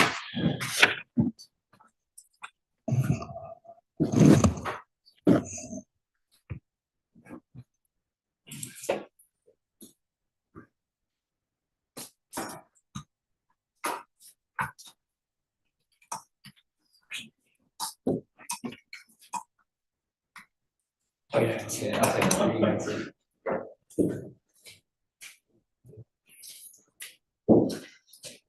Thank you. So we'll discuss these real briefly, and then I'll give everyone a quick break before we bring the jurors back in.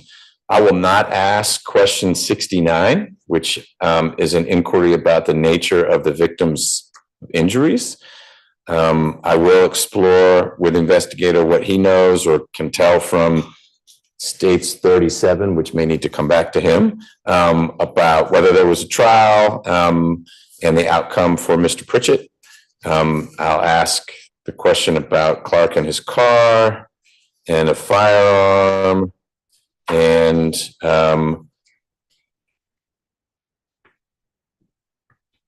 what's the answer, if you know, Mr. Hiles, to the question about gang activity? So I don't think it's, I was gonna bring another person involved in the investigation to talk about some of the gang activity. That would be a witness you didn't tell us about. No, it was Lean Packer and Demeester both. No, meaning you said you have two witnesses I'm not left. gonna, but what I'm saying is I opted not to do it because of the pace of the trial, and I didn't find it to be necessary. Okay, but is this someone who can answer that question? I have to ask. I guess we'll ask him. Do you have any objection to that question? No, I mean. Okay. Ms. Mignot, did you have any objection to any of the questions other than the one I'm not asking about the nature of the injuries? No objection, Your Honor. Okay. Hey, I need to talk to Mr. Pritchett first. Mr. Pritchett, did you have an objection to any of the questions other than the one about the nature of the injuries to the victim? To the gang related question. You have an objection to that? What's your objection? That in the evidence of their case, that word gang never used. Was it, I think it's ready to answer. I don't have the indictment in front of me. There was no gang charges alleged. It was stuff that was discovered post adjudication. Okay, then I won't ask it. So there'll be two I don't ask, one nature of the injuries and then the thing about gang activity. Otherwise, I'll ask the questions. All right, let's take a quick break and then we'll wrap up with investigator. We'll be happy to know that Investigator Miller just texted me. He said he's trying to make this fast. Your Honor, can we get a time on this break? Is it a 3-minute, 2-minute, 1 minute? 4. 4 minutes. More than you asked for.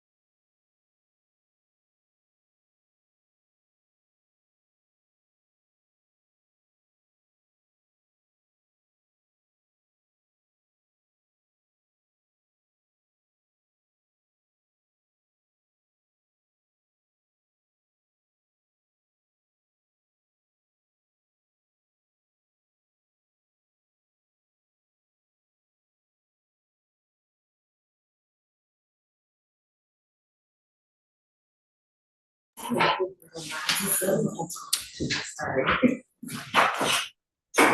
the indictment question, what? I will guide you. Okay. There will not be, you don't have to guess around. Thanks.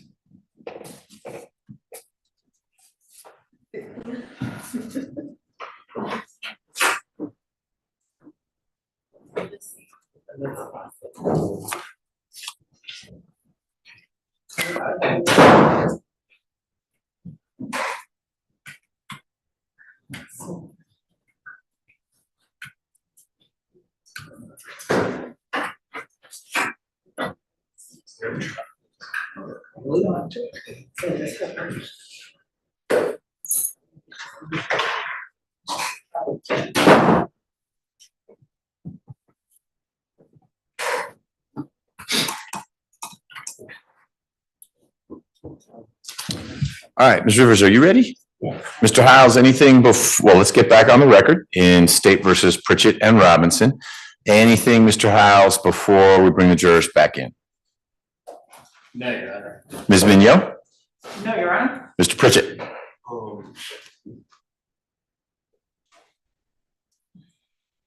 I would just ask for a mistrial.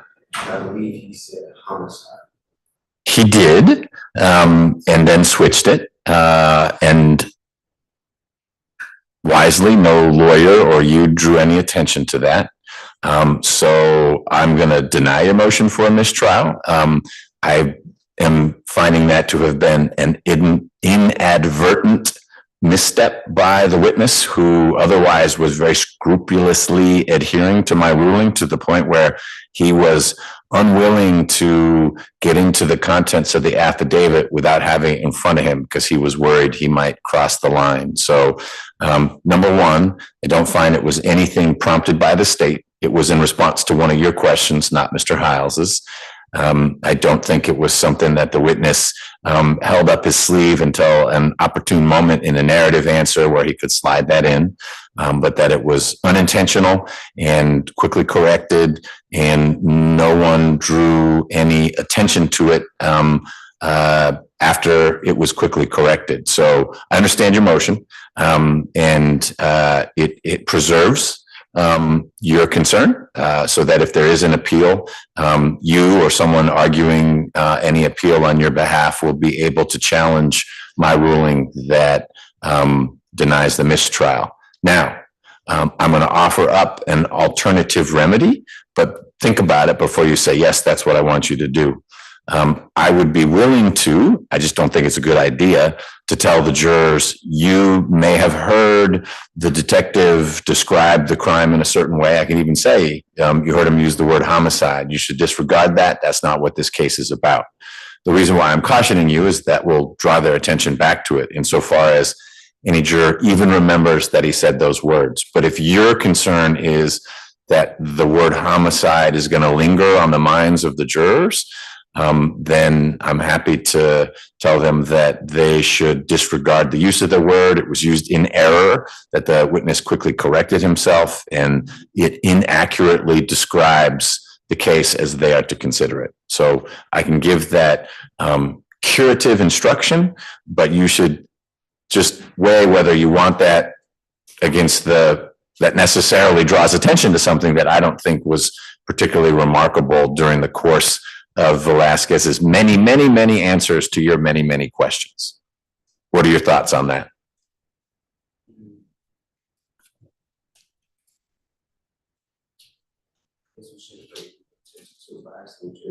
Okay, so I will not give a curative instruction. I gave you that opportunity and you're saying no, thank you. I understand why you'd say no, thank you. I need to include the other two lawyers in the conversation. Mr. Hiles, do you have anything you want to add about the motion for mistrial, which I've denied, and the offer for a curative instruction? I don't have anything, well, what I would want to add, there wasn't a simultaneous objection to that statement. Secondly, I would note, although I think you made a record of it, that those questions would have been brought out, essentially those answers, that was brought out by the questioning of the defendant himself, which I think, being what evidence you have, opens the door, that he could have tied it in. I think he did a good job not to, but if some of that stuff that he was asking about was unexplainably tied to evidence of the homicide, and so it was just inadvertent. Okay. So I agree with you that it was inadvertent. I disagree with you that Mr. Pritchett in some way opened the door, but it was inadvertent. That's how I view this. You make a good point that I didn't. And that is that, and the record will show it, but there was no contemporaneous objection. Insofar as that might affect appeals later on, the first I am hearing of Mr. Pritchett's concern about the use of the word homicide is now after he had finished his cross-examination. Ms. Mignot, anything you want to add to this discussion? No, Your Honor. Okay, let's bring the jurors in, please.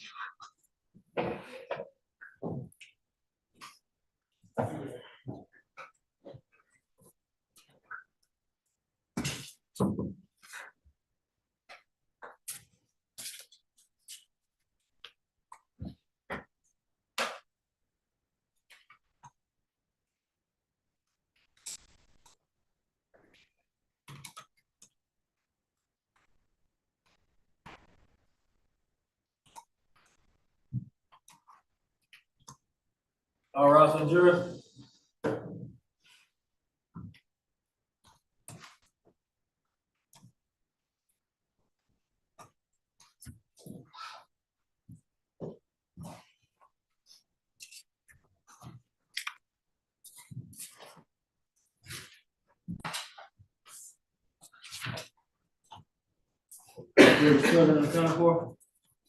Thank you, Deputy Gordon. Everyone else can be seated. We're back from the morning break, and I've got a few questions based on juror questions for Detective Velasquez, and we'll go from there. Sir, was there any evidence you uncovered of a firearm being used in connection with the burglary home invasion that you investigated? No. How did Mr. Clark get his car back, if that makes sense? Because it seems like he was separated from his car at some point. Was that something your investigation revealed, or one of the unsolved mysteries? So his car made it back to 836 Mitchell Street, presumably driven by the defendant, and he was able to get his keys back and take back possession of his vehicle.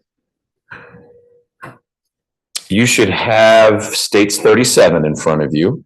Are you able to tell from the final disposition, the first final disposition, if Mr. Pritchett went to trial or if he resolved his part of the case by way of a plea? He pleaded to the case. Okay, and we've heard this is an offered plea, whatever that means, but it's still a plea rather than a trial. That is correct. Okay. And does the final disposition, the first final disposition, indicate what he was sentenced to? Yes. 10 years to serve, 2 years commuted to time served, balance of 8 years on probation. Now, is there a second final disposition for Mr. Pritchett? There is.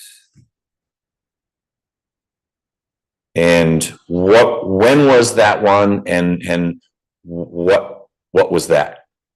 Perhaps you could help me, Judge. Am I looking at the? So that's the first one. Is that the 10 served 2? So keep going. One more there. So same case. Is that same case number for Mr. Pritchett? Yes. And then what's the date of that second final disposition? Date of this final. It's a big box that says received at the top. February 10th. I'm looking at the wrong. Is that filed in office? Yes. February 10th, 2020. Okay. And the disposition was changed. What was the new disposition? For burglary in the first degree guilty, 20 years to serve. All right. Mr. Hiles, do you have any questions for for Investigator Velasquez based on that exchange? Yes, so in reference to the question about the car, was it Mr. Clark's statement, that it was, Mr. Pritchett who took possession, of Mr. Clark's car, at the location of the burglary? Yes, Okay, and was Mr. Pritchett supposed to drive everybody home afterwards? according to Mr. Clark, yes. Okay, and I believe you said it was it also said by Mr. Clark that this plan was disrupted because of the quick response of police?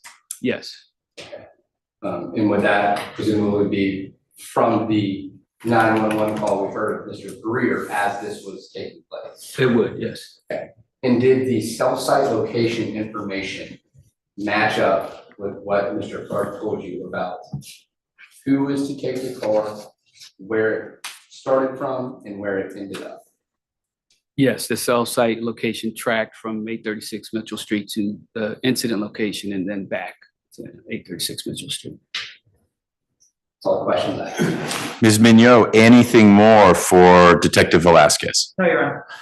And sir, the accused, any questions based on the exchange that I just had with Detective Velasquez?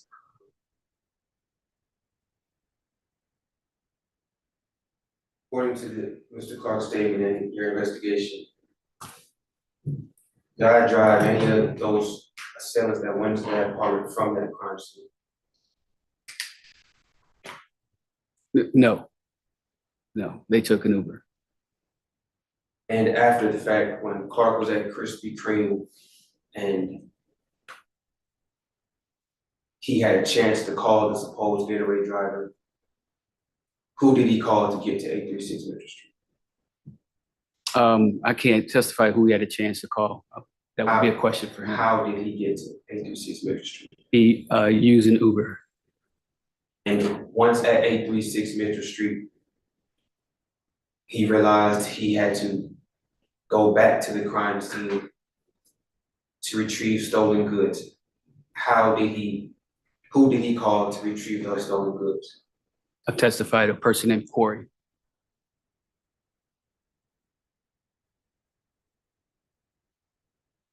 All right. Thank you, sir, for your time. Appreciate it. Mr. Hiles, you can leave that right there. If you'd get the exhibit off the witness stand and tell us who your next witness is, please. Yes, the next witness is Investigator James J.P. Miller.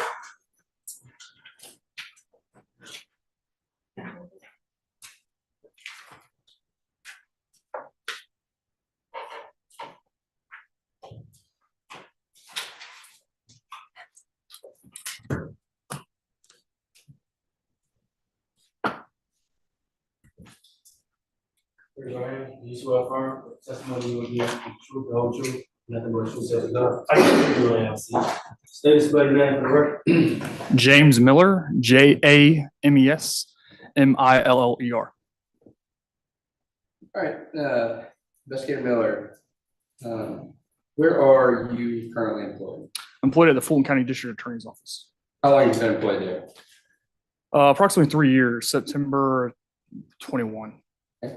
What's your capacity at Fulton County District Attorney's Office? So I'm assigned to the Major Crimes Division, where I investigate primarily homicides, violent crimes, aggravated assaults, armed robberies. I also get tasked out with other cases such as high-profile cases, RICO cases, gang cases, or whatever else I may be investigating. Okay. And how long have you been in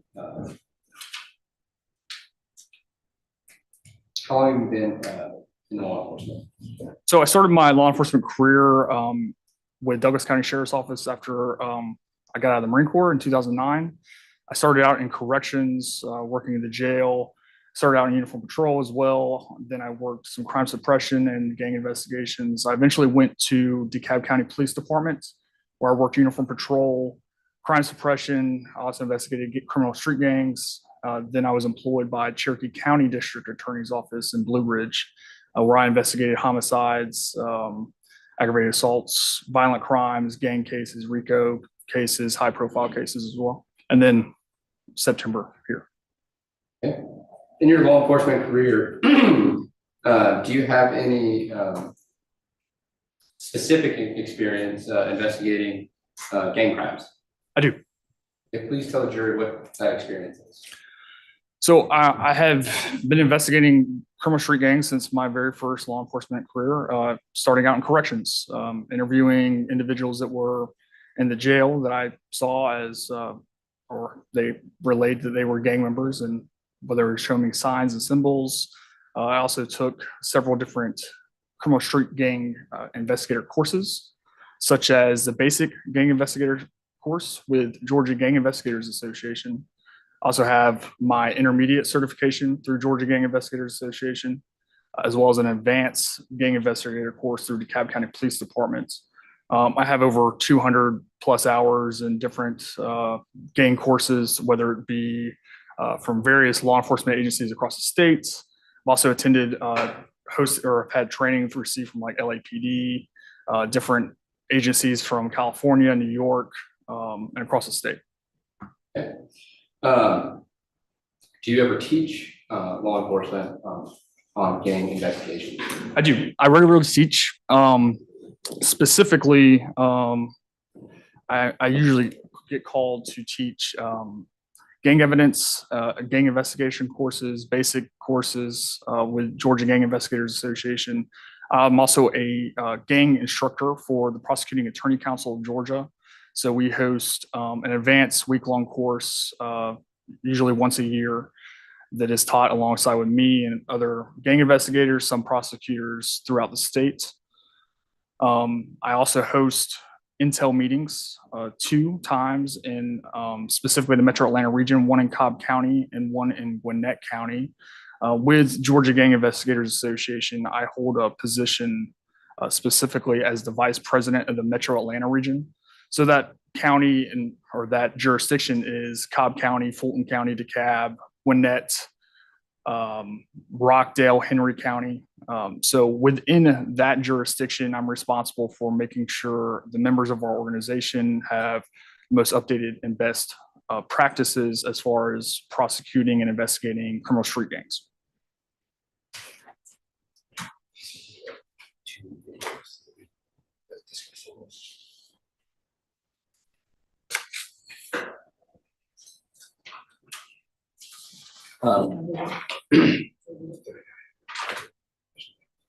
Okay.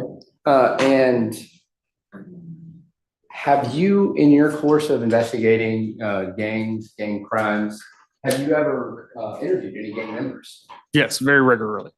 Okay. Very what? Very regularly. Regularly, Yes. okay. All right. That's different from rarely. No, regular, on the regular. On the regular. All right, we'll get with that. All right. And over the course of your, how many gang members would you say you've interviewed? Hundreds. And honestly, I can't give you an accurate number. It's part of my day-to-day job. Just last week, I interviewed, I believe one last week.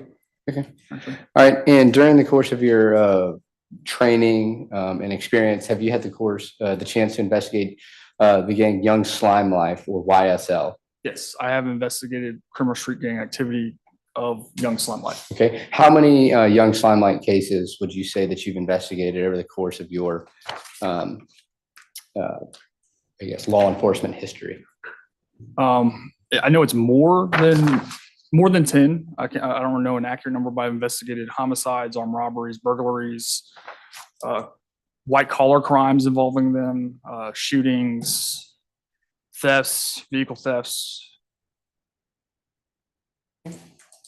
And, well, Your Honor, at this time, the state would tender Investigator Miller as an expert in criminal street gang investigations, criminal street gang activity, as well as the criminal street gang Young Slime Life. Ms. Mignot, do you want to voir dire Investigator Miller as to his qualifications, or do you want to wait till you cross-examine him on other issues? I'll wait till I cross him. Okay, so you don't have any objection for me qualifying him for purposes of these proceedings as an expert in those fields? No, All right, and sir, the accused, do you have any questions Do you want to question Investigator Miller as to his expert qualifications? Or do you have any objection to me qualifying him as an expert witness in the three fields Mr. Hiles mentioned? I want to be clear. If you say I don't have any questions now, you'll still be able to cross-examine this witness.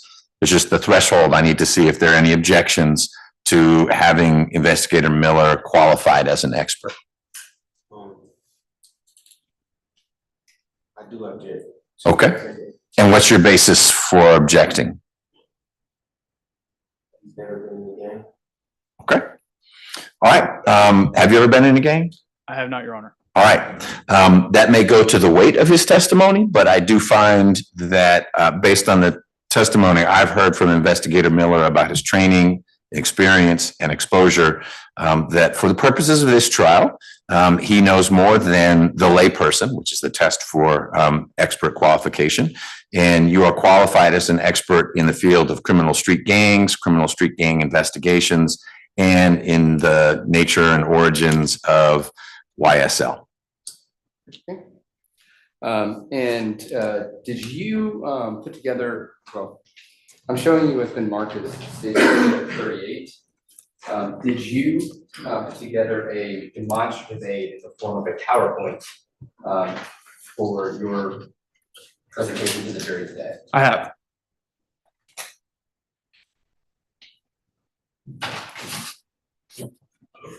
And have you had a chance to look at State's Exhibit 38? I have. Okay, and it's a full and complete copy of the PowerPoint that you have provided today. It is. And Your Honor, at this time, the state would tender State's Exhibit 38, a demonstrative aid for the testimony of Investigator James Miller. All right, Ms. Mignot, beyond the many objections you've made and preserved and that we've litigated outside the presence of the jury, do you have any additional objections? Because you would be renewing all your previous objections right now. Do you have any additional objections to State's 38 being introduced as a demonstrative aid only? No objection to 38 other than the ones we saw. Okay, they are preserved and renewed. Mr. Pritchett, the accused, do you have any additional objections to the admission of State's 38 as a demonstrative aid beyond the objections you've already made outside the presence of the jury that we've already litigated? Okay, you are preserving your objections as well. They are renewed here, and 38 is admitted subject to all those objections and changes that have been made to State's 38 as a result of some of those objections. Now I am showing you what has been labeled as State's Exhibit 39. Okay. And as part of your investigation into this particular case, did you find related, I guess, music videos that you found pertinent to this particular case? I did. Okay. And were those two music videos entitled Play Nasty as well as Guns Up? That is correct. Okay. And do you recognize the thumb drive that is in front of you as containing those two particular videos? It is. Okay. Your Honor, at this time, the state would move State's Exhibit number 39, music videos, Play Nasty and Guns Up, into evidence. All right. Before I turn to Ms. Mignot and the accused for any objections, State's Exhibit 39 is very much like State's Exhibit 37. It is evidence that you all should consider, if you consider it in any way, as to only one defendant, but it's the other defendant. State's Exhibit 39, two videos. Should the state publish them? Should you consider them? Are evidence, if they're evidence of anything, only as to Mr. Robinson and not as to the accused. So 37, Pritchett only, 39, Robinson only. Now, Ms. Mignot, these videos have been extensively litigated.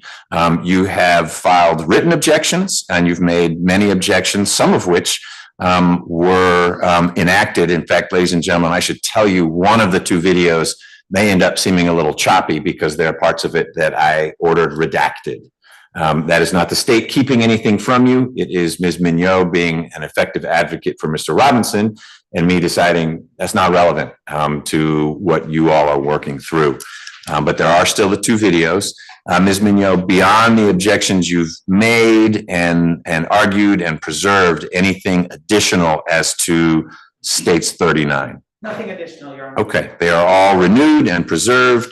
And turning to the accused, this evidence is not to be used in any way against you, should the jury consider it at all. Do you have any objections to the admission of states 39? None other than it still may be prejudiced. Okay, and that's been argued before by someone on your behalf. I will allow, and so you've preserved it and renewed it. 39 is admitted. Now, to clarify, 39 is separate from evidence that will be contained, some of the evidence already admitted, correct? It's not, it's only the music videos that instruction applies to. Correct. That's why I said 39. All right, let's get Miller.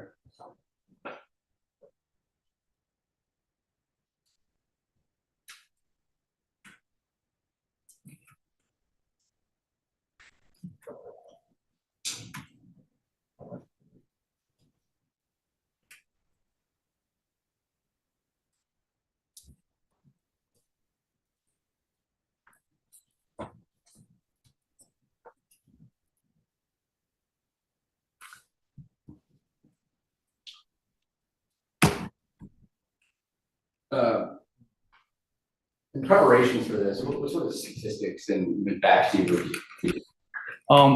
I review several things, whether it be updated news articles, current gang trends.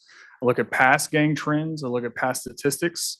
One of the statistics that I review is a 2015 study conducted by the FBI. In that study was a threat assessment. In that assessment, they indicated there was over 1.4 million active gang members across the nation, as well as over 30,000 gangs, and those are gang subsets throughout the nation. As part of that statistic, they advise that upwards to 90% of all violent crime can be attributed to gang members. Now, there's a difference between something that is gang motivated or gang related. This is just merely stating that something is attributed to being connected to gang members themselves. And are you going to review the actual facts of this particular case in preparations for your testimony? Yes. Okay. Now, is it your job as the gang investigator reviewing this? Are you involved in the primary investigation as to the underlying charges? Occasionally I am, but on this particular case, no. So you were only investigating the gang aspect? That is correct. Okay. What is a criminal street gang? So criminal street gang is a group of 3 or more individuals, whether formal or informal, who engage in criminal street gang activity.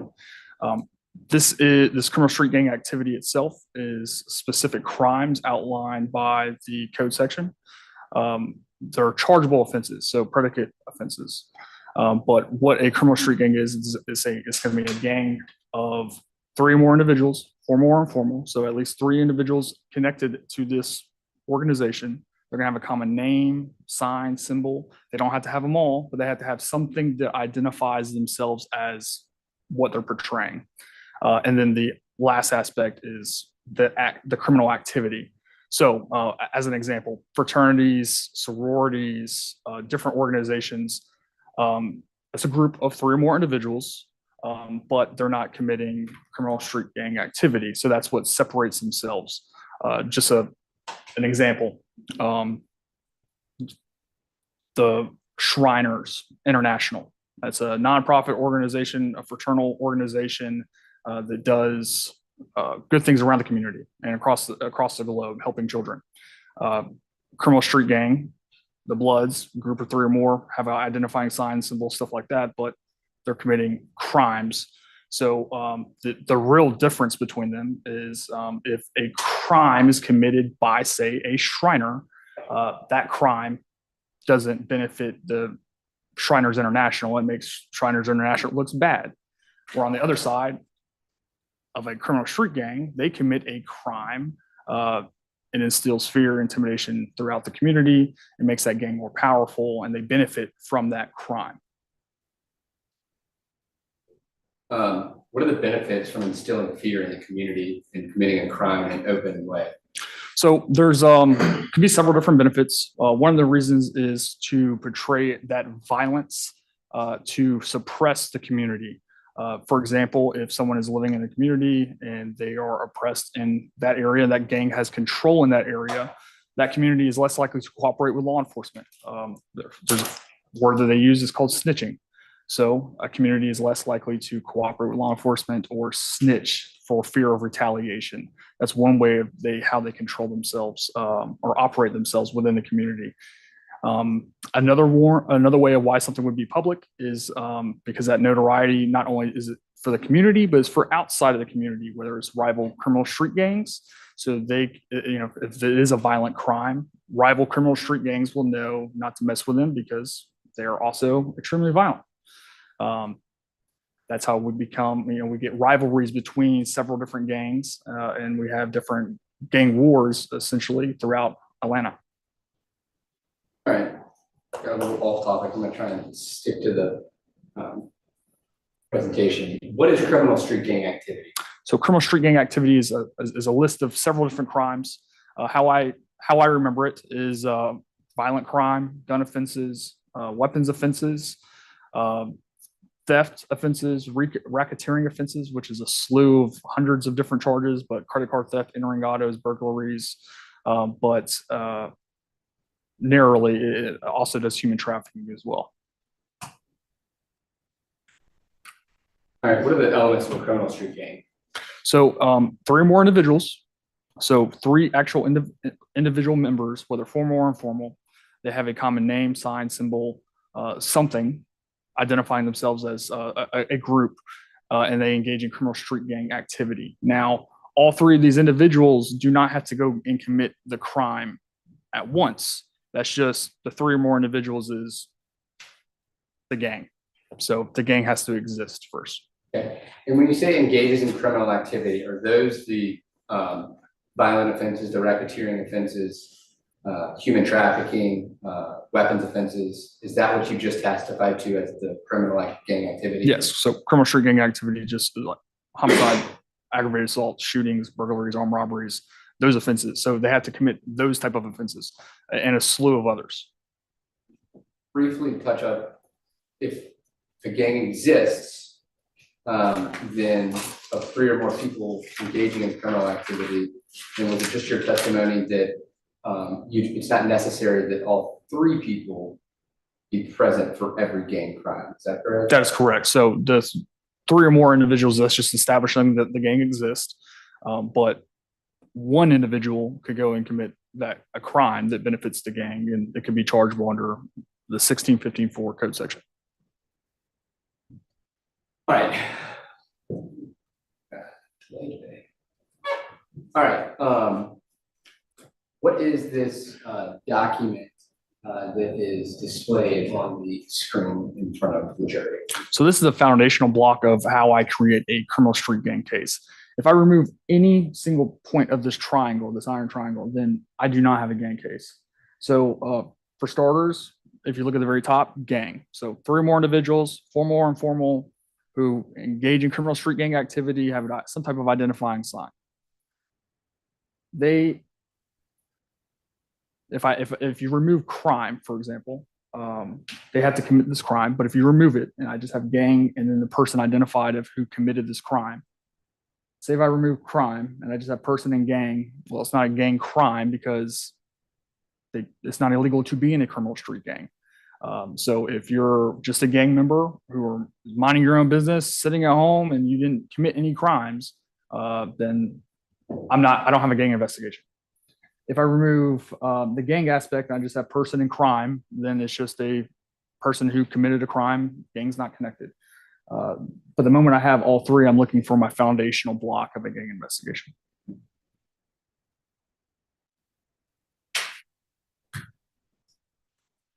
All right. What do you look to establish a criminal street gang?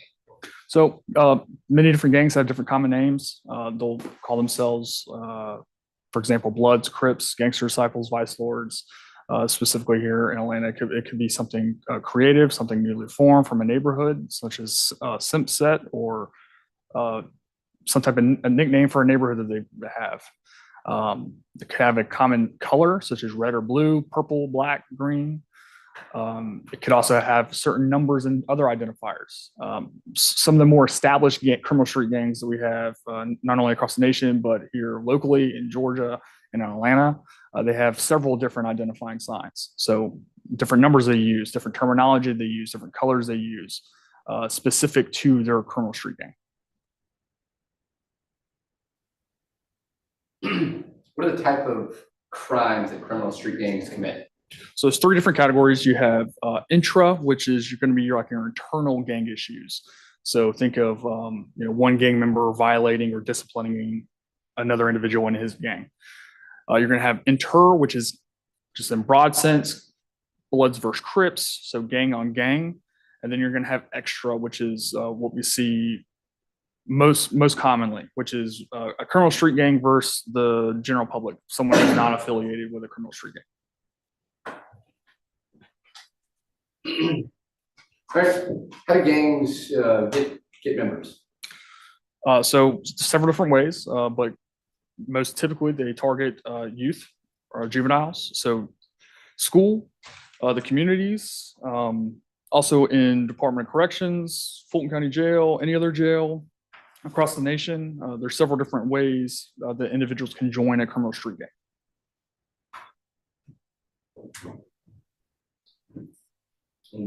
Please tell the jury the different ways to join a criminal street gang. So the three ways, one could be an individual is jumped in or beat in.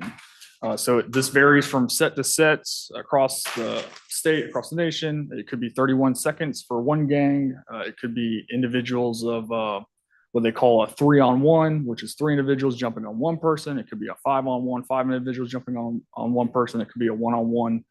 It really depends from the set to set, territory, location. A lot of things different matter with this. The time allowed also can vary. Someone who is blessed in is typically such as a family member, like that individual has a high-ranking family member or a brother or sister, uncle, dad, mom, and they kind of just get brought into the gang. They don't have to get beat in or anything like that. Another form of being beat or being blessed in would be if you are committing crimes that benefit that gang. So not all gang members are, let's say, armed robbers, for example, or murderers. Some of them are really good at white collar crime. So if that is your skill set and you would benefit a certain gang, you may just be blessed in to the organization to help them make money. The last form would be sexed in. That's more commonly for females. However, not all females are sexed in. Some are beat in or blessed in, just like the males. But a sexed in would just be gang members initiating the female by having sex with her. What is the difference? Respect. How does respect differ in the context of the criminal street gang versus the civilian idea or definition of respect? So respect is everything, and when it comes to criminal street gangs, and I look at it this way: if an individual who is a gang member loses respect, whether it's from a rival gang or their community or within his own organization, that could bring the reputation of his organization, his criminal street gang, down. So in order to increase respect within his organization or into the community, that individual is typically typically have to do something called putting in work, which is committing criminal street gang activity. So committing crimes, violent crimes. You can become more, your notoriety can grow from these violent crimes, not only within your criminal street gang, but for rival criminal street gangs or in your community. You could be feared. And that fear is what protects and grows with these criminal street gangs. Whereas respect as a civilian, if I'm committing crimes, I'm typically not a respectable person, or people don't just respect me at my workplace. If I was to commit a crime, I would be fired. So that's how typical civilian jobs work. And then amongst the gang community, what is disrespect to both inside the gang and then outside towards other gangs? So it's very common for gangs to disrespect rival criminal street gangs. Now, any type of perceived disrespect is usually met with extreme violence, whether that disrespect was as minimal as throwing or posting something online of disrespecting a rival criminal street gang member or that criminal street gang. It's usually met with retaliatory shootings, murders, aggravated assaults, robberies, and other disrespect. So it's ongoing, and that's why we have this bottle effect. One criminal street gang disrespects another, that disrespect goes back, and violence erupts back and forth until it's kind of in the situation that we're in right now. Okay. Young Slime Life specifically. When was it founded? So it was founded in approximately 2012. It is a formation of several different criminal street gangs. It has traditional criminal street gangs and something that I consider local hybrid criminal street gangs. So some of the formation of it stemmed from Rock Crew, which was raised on Cleveland. It eventually formed into YSL, also known as Young Slime Life, in the Cleveland Avenue corridor of South Atlanta. They do have territory across Metro Atlanta to include Jonesboro Road, up to some locations around Smith Street and Irish Street, some locations on different blocks on Cleveland Avenue as well. They have several different identifying signs and symbols. The leadership has gained notoriety throughout music and crimes throughout the state. You said specifically Smith Street and Irish Street. Is that in the Pittsburgh community? It is. In the city of Atlanta? It is. Okay.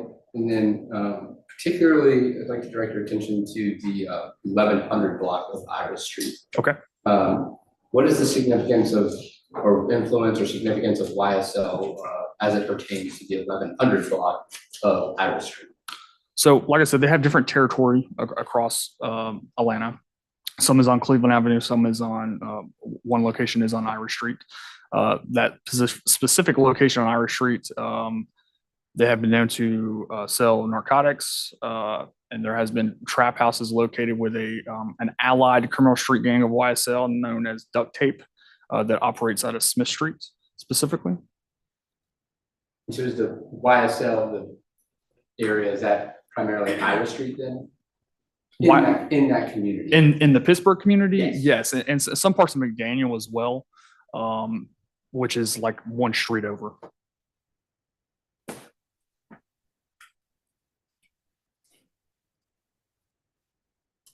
Gonna breeze through this slide, but is this just depicting the original area where it was first founded? Yes, and you can see Cleveland Avenue, the Browns Mill, Mount Zion Road area. There's different apartment complexes in that area. It's controlled by Young Slime Life. What is a hybrid gang? So a hybrid gang is, so first off, let me explain what a traditional gang is. So a traditional gang is something like Bloods, Crips, Gangster Disciples that has the current rank structure. They have rules, orders, books, Bibles. It can be traced back to the 60s. A local or neighborhood gang is something that has takes on different identifying signs. They use common names and different terminology to identify themselves. Maybe it hasn't been as established. And what we have seen is, especially specifically in Atlanta, and we see the formation of traditional gangs such as Sex, Money, Murder, 9 Trey, even Rolling 60s, combining with some of these local criminal street gangs and forming something new, specifically like YSL, where you have Sex, Money, Murder, 9 Trey, 5 9 Brims, Neighborhood Rolling 60s, all creating one gang to essentially control an area, to control an area, to make money, and to commit crimes and gain notoriety for the criminal street gang. Now, a lot of people think, oh, well, like this is weird because they've seen on movies like in the 90s or something like that of like Bloods versus Crips. There's this huge rivalry, but the reality is like that is not existing. While that may be common in specific areas, that's not what is happening here in Atlanta. Now, there are some rivalries of Bloods versus Crips. There are some rivalries of internally with different Crip members or different Blood members of the same organization. But the reality is most of these gangs are forming together, creating their own individual hybrid gang, and then controlling a territory or multiple territories across the city.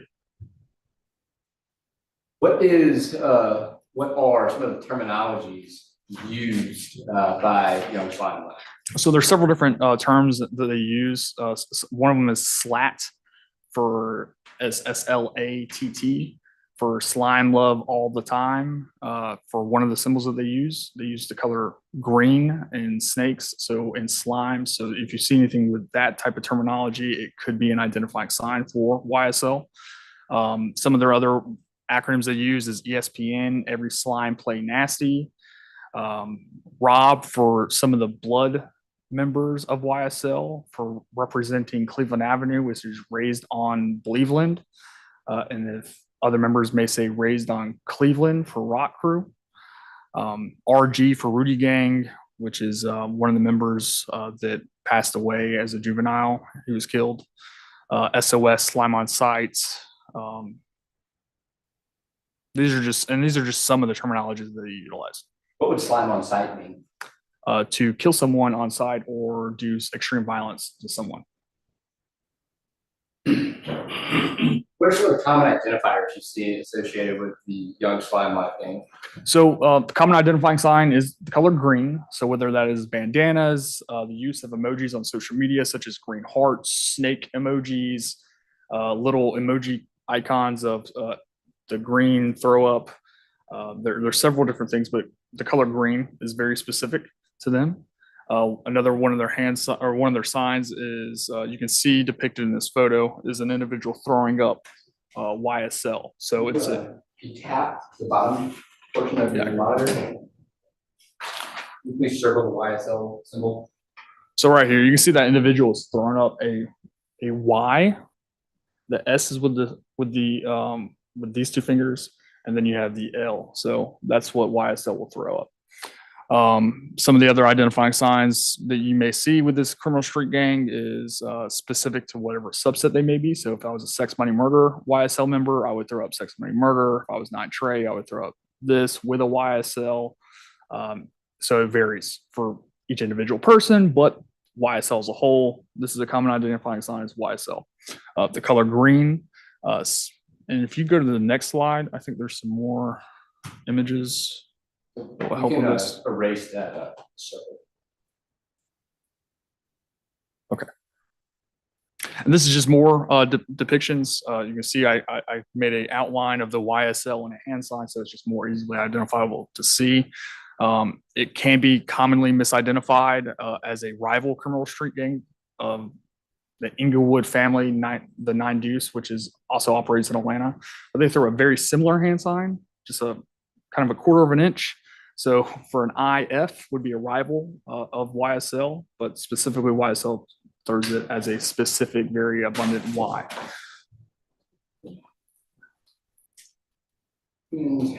What other symbols do you often see them, or motions do you see them make? So another common hand sign is a wiping the nose aspect. I'll sometimes see these individuals throw up the wipe under the nose and then also throw up YSL.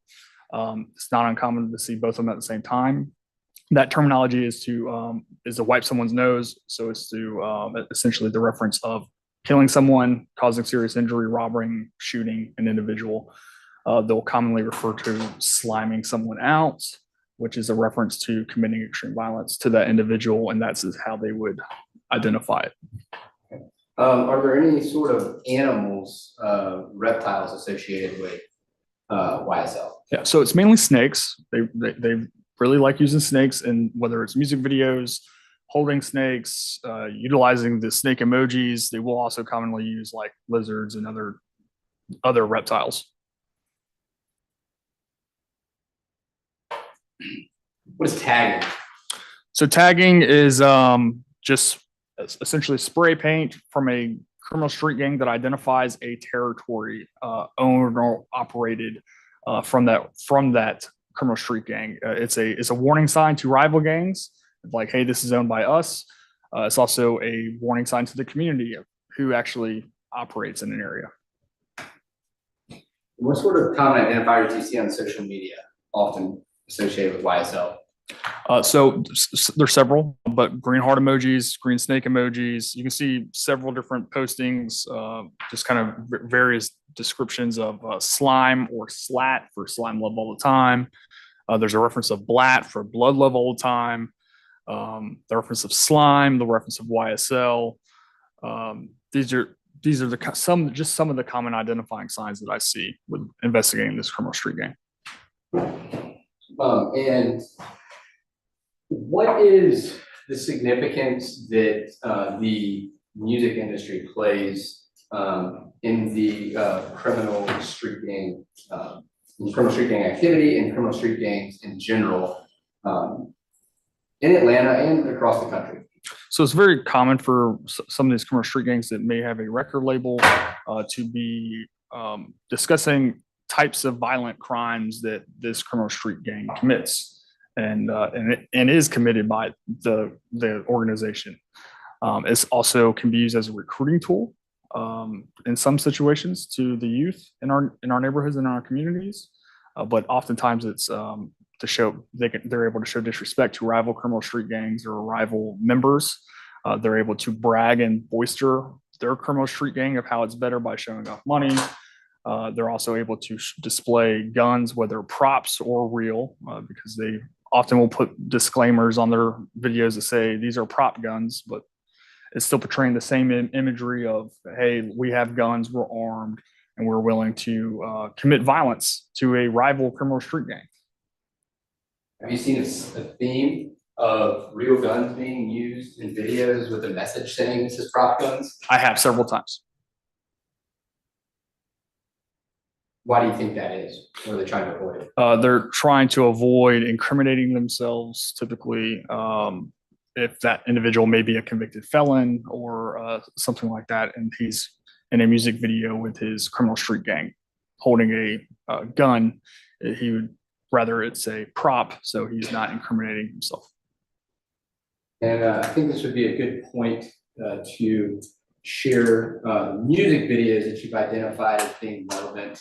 I'm going to play each one only once, and in between, I'm going to ask you some questions of how they're connected to criminal street gang activity.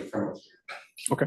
And a reminder, ladies and gentlemen, these two videos are being admitted for your consideration, if you consider them in any way, as to defendant Robinson only.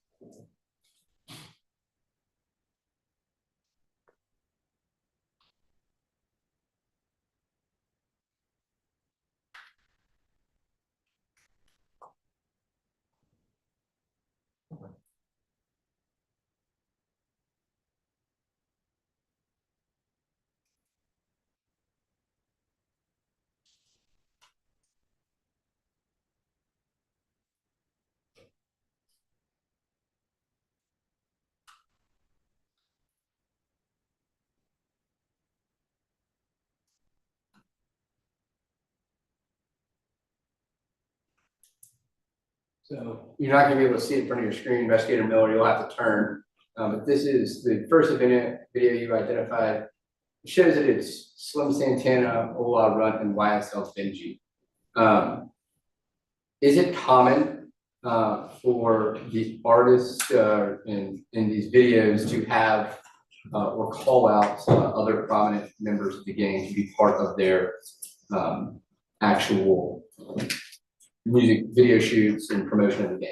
Yeah, so it's very common. So if one criminal street gang has an alliance with another criminal street gang, they would even invite them out to this, so to be part of this, to show others who they're aligned with and who they're not.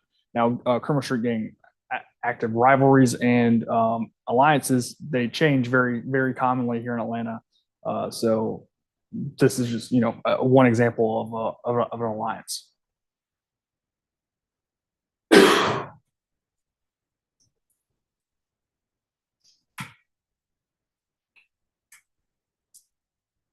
Guns up, hey, fucking guns up, hey, let's fucking guns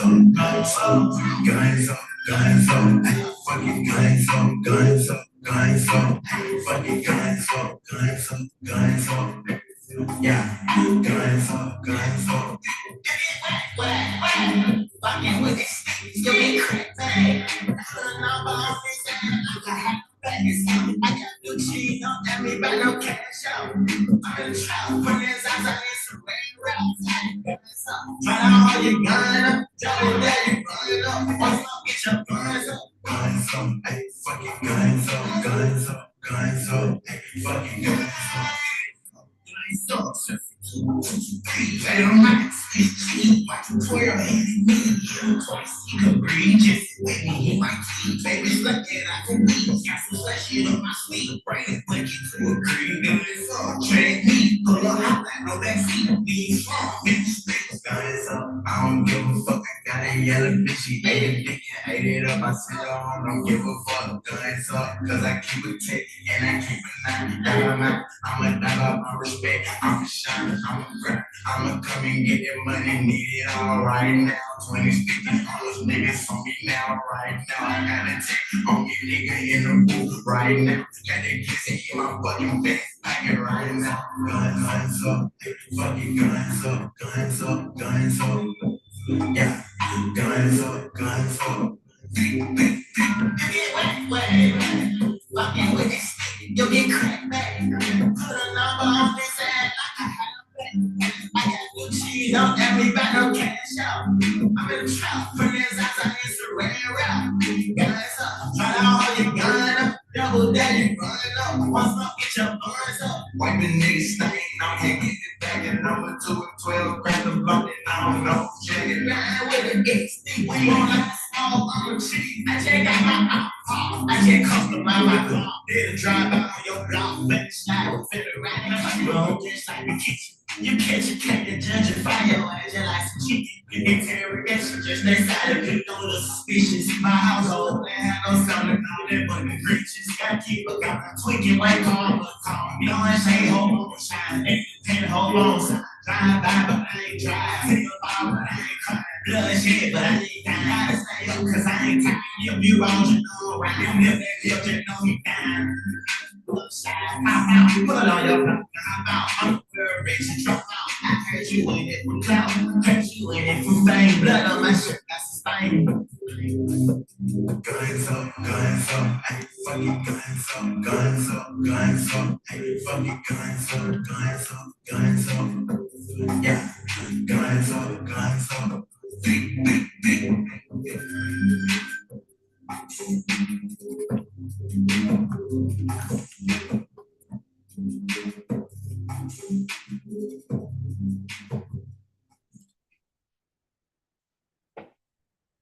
Recognize the location of that video shoot. Yeah, so that is on Irish Street, the 1100 block. Okay. And is it common for gang members to use the block numbers associated with their name and referring to themselves and or others? Yes, it is very common for them to create music videos or social media postings in their territory that they control. Okay. And I heard a couple terms I want to ask you about. There was a reference to wiping someone's stain. What is stain and what does that mean in context of saying wiping someone's stain?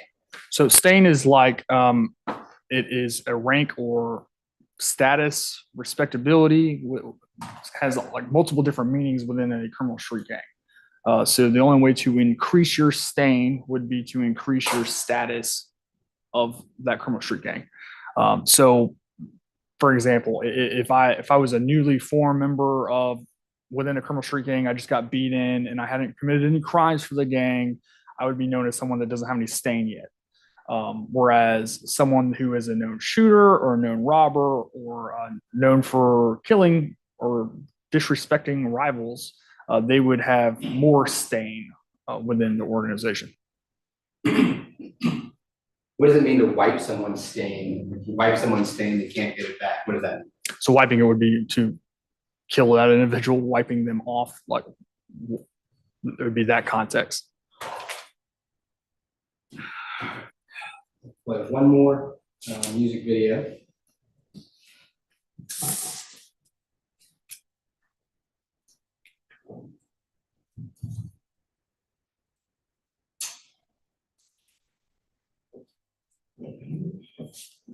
And this is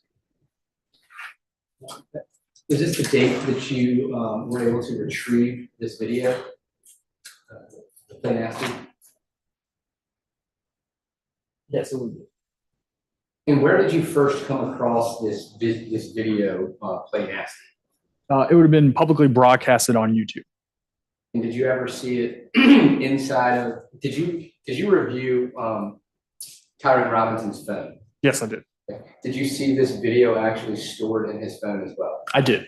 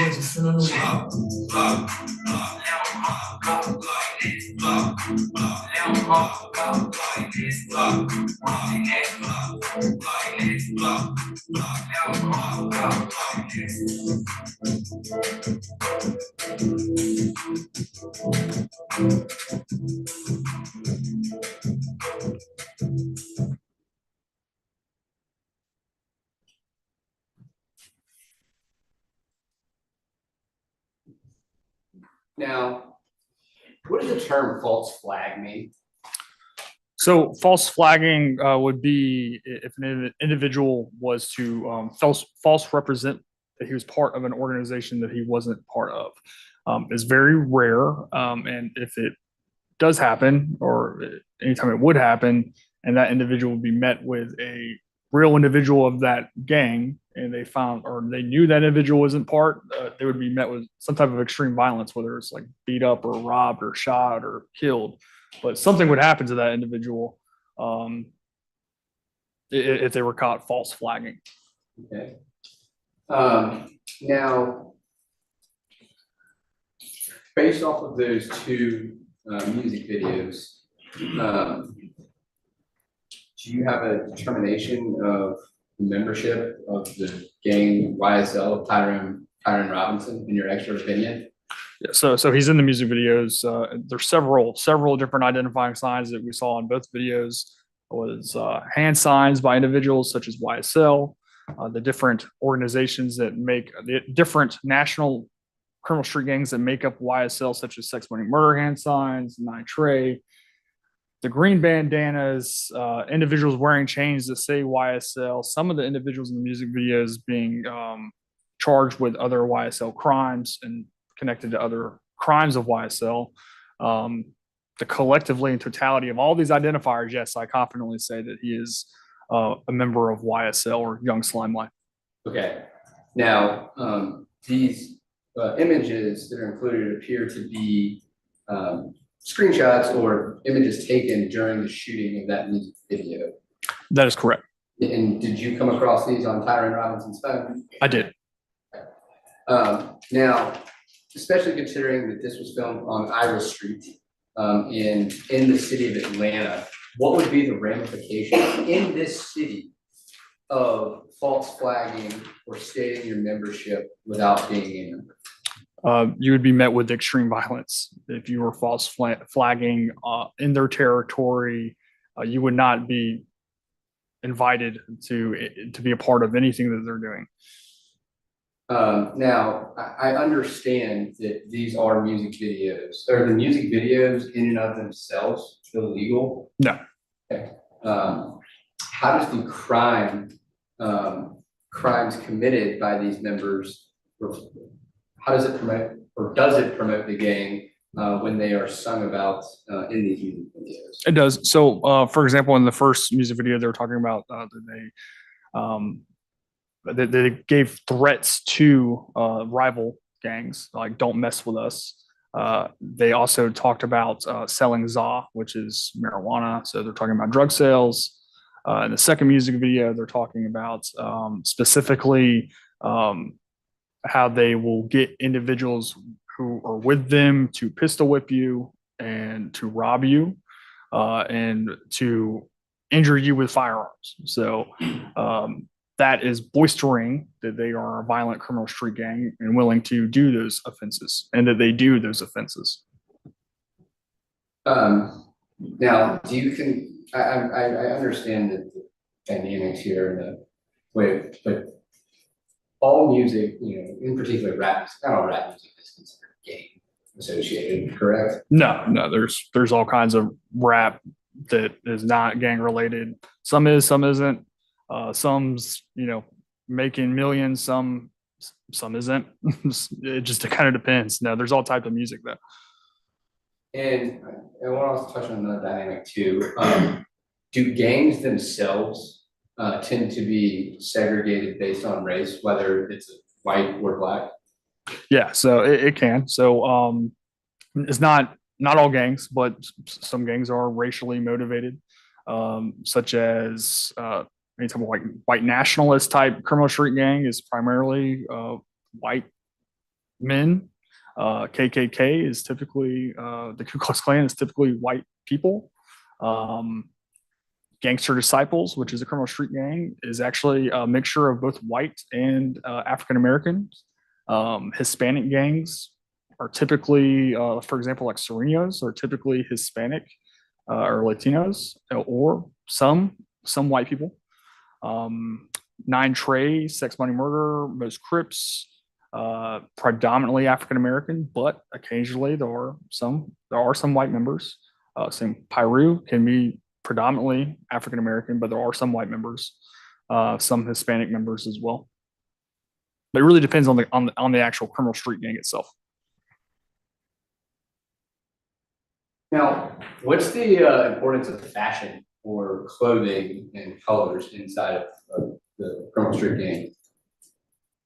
So, it can be important to display or flag your colors and represent your criminal street gang through social media. So specifically though, it's not as boisterous as TV or movies makes it anymore.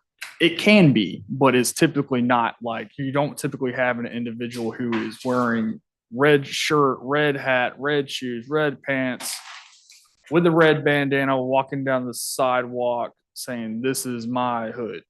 Typically is a little bit more discreet, because that would attract a lot of heat by law enforcement if we saw that. That's like kind of a red flag goes off, so to speak. So individuals will often, they'll still flag, but they will commonly reserve that for social media postings, for example. Occasionally the younger members can be caught with flags, like whether it's tied on their right side or left side, or in their pockets, in their front pockets, back pockets, tied through their belt loops, or tied on a firearm, can also be common. But it's not necessarily, you have to, wear green head to toe to be considered a member. Some members could, you can wear nothing that's green, but still represent your criminal street gang online or in the community by displaying the hand signs, tattoos. So that's why there's so many different identifying signs for these criminal street gangs. And are these more, these photos that are here, are these more photos and screenshots that you obtained through Tyrone Robinson's site? That is correct. So what is the screenshot in the middle, Slim Santana? Who would that be? Would that be the artist we just saw? That is. Okay. And the individuals in that, do you notice any signs and identifiers of YSL? I do. So right here, that individual is throwing up a YSL while holding a green bandana. Robinson right here is throwing up YSL while wearing a green bandana. This individual in the middle, he's throwing up a very common blood hand sign. It's this for blood love. This individual is Slim Santana. He's throwing up a double pistol, which is paying homage to Sex Money murder founder Peter Rolak, who went by the nickname Pistol Pete, just another criminal street gang that is part of YSL. And then you have the accused right here wearing holding a green bandana. Some of the other captions in this as well, in this posting, I can't really see it from mine, but it says, "Me with the rap shit, 1100 snake pit. We're gonna take some." I had to tell my partner Jill because he was gonna whack some with a tornado emoji. So that tornado emoji is reference to like spinning, or like to spin the block. So shoot or rob or steal. The snake pit reference is a reference to they have several individuals and members in the 1100 block of IRA. Since they will reference themselves as snakes, they're referencing that territory as a snake pit. In that last photo, keep moving, that last photo, can you please, that screenshot, who appears to have posted that screenshot? So the Instagram vanity name is Rick Rare.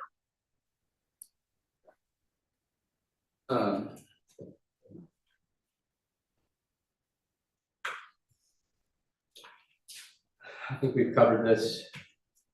Oh, actually, I want to get back one thing. Only on the far right picture, what does happy Slat Day? What does that mean? So it could be multiple different meanings. It could be that individual's birthday.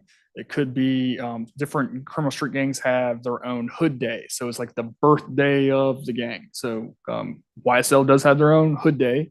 They have a Cleveland Avenue Day that's hosted on Cleveland Avenue. That they have individuals that have cookouts, music, people usually drinking, maybe a little bit of marijuana use. But it's an event-based community event that they host. Okay. And to be, based on what your testimony earlier is, if all these gang members were associated, in fact, hanging out, just drinking beers, having a good time, so long as they're not committing any crimes, there's nothing illegal about that, correct? That's correct.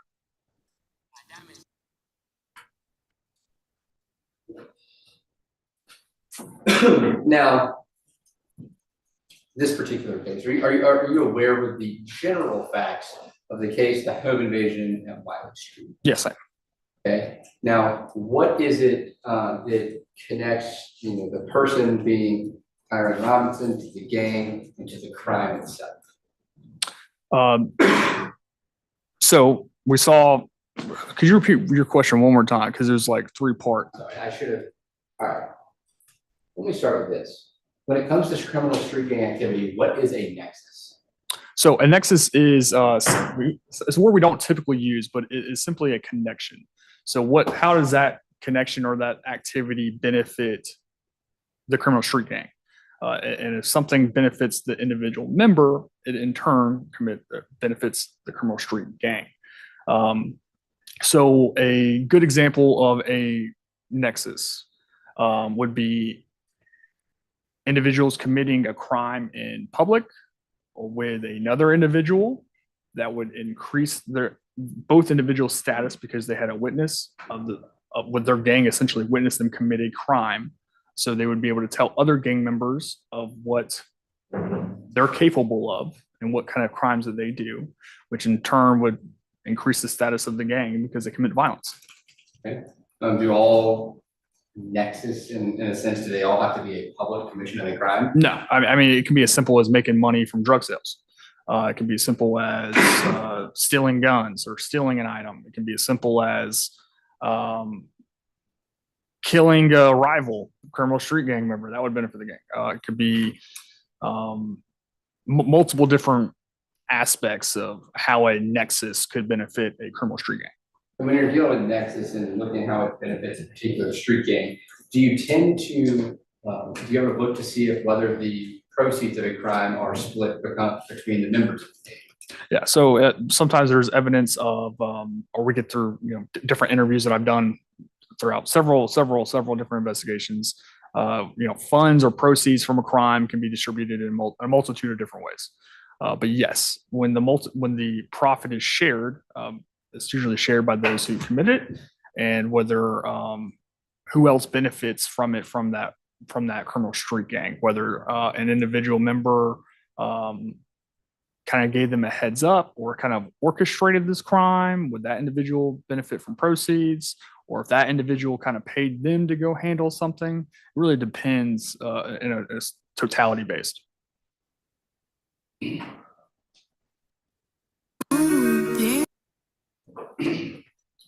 All right. We saw those pictures earlier of when it comes to defendant Pritchett. This one here, what do you see that indicates any reference to YSL or that specific set? So there's just a delay. This is really bad. Can you see on your? It's medium bad. I was looking at 3 different screens with different. Yeah. This one's. So there's several different identifiers that I see. One is the accused depicted in a photo with his Instagram handle, but he's standing with individuals who are throwing common identifying signs. One individual is throwing up a double pistol. One individual is throwing up a big B for Bloods. This individual, his moniker is YSL Benji. So he's actually using the acronym for the criminal street gang YSL while throwing up different hand signs. Then the posting itself is reference to 1100 block with a green heart emoji. And although it's this geotag says Pittsburgh, Pennsylvania, this appears to be the same house that was shot off of Irish Street in the Pittsburgh community of Atlanta.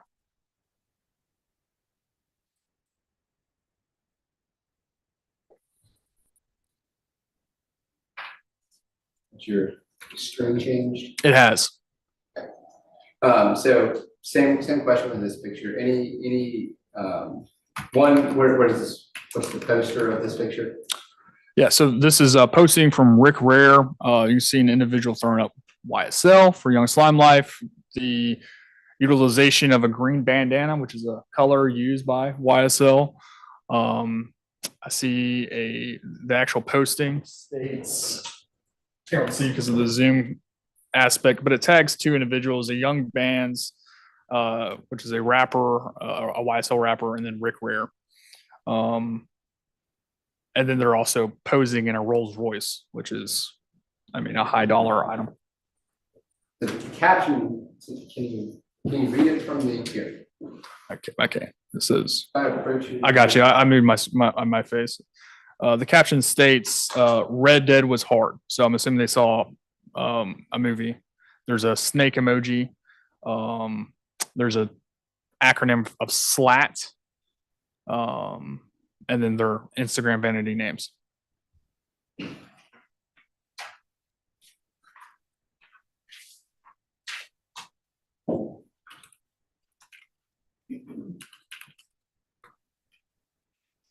So, based off of what you've seen in your investigation into the gang aspect of this crime, would you consider Mr. Max Pritchett, or also known as Rick Rare, to be a member or an associate with the criminal street gang YSL? Absolutely. With the several different postings using acronyms commonly used by them, holding the green bandanas, communication with them, posing in their territory. Absolutely. I would say he's a member of Young Slime Life, YSL. And again, in the city of Atlanta, as it goes to Max Pritchett specifically, what would be the fallout of holding yourself or false flagging as a member of YSL if you were not? Objection on ask and answer more than once. Indeed. Next question.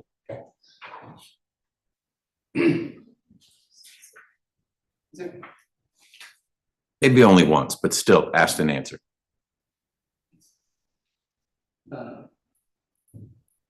Okay. Now,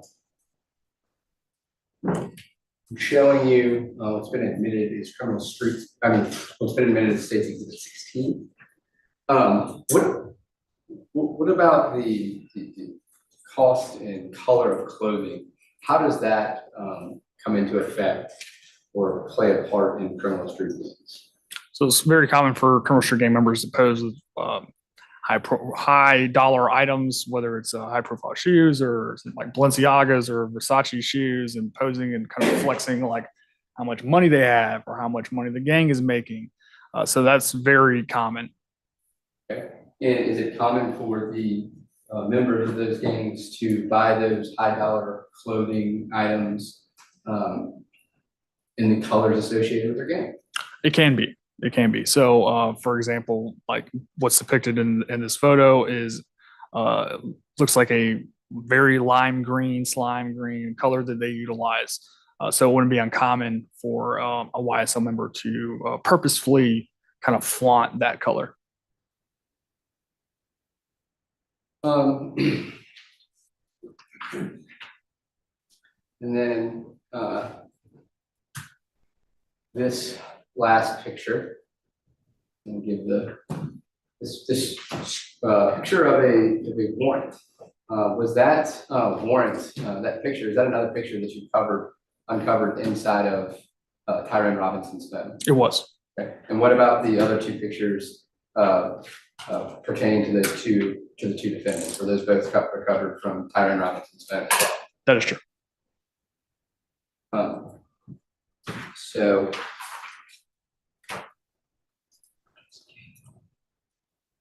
all right, so as it pertains to your PowerPoint, I don't have any more questions. I just want to talk about the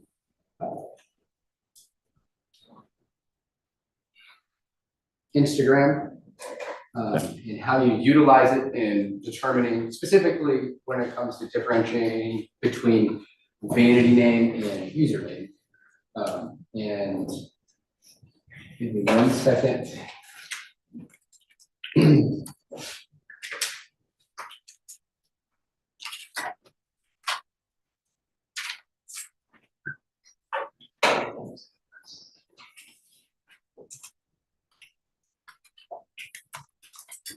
going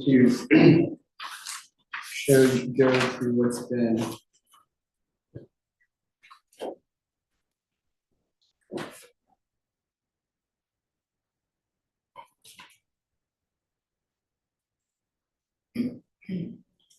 State's Exhibit 29.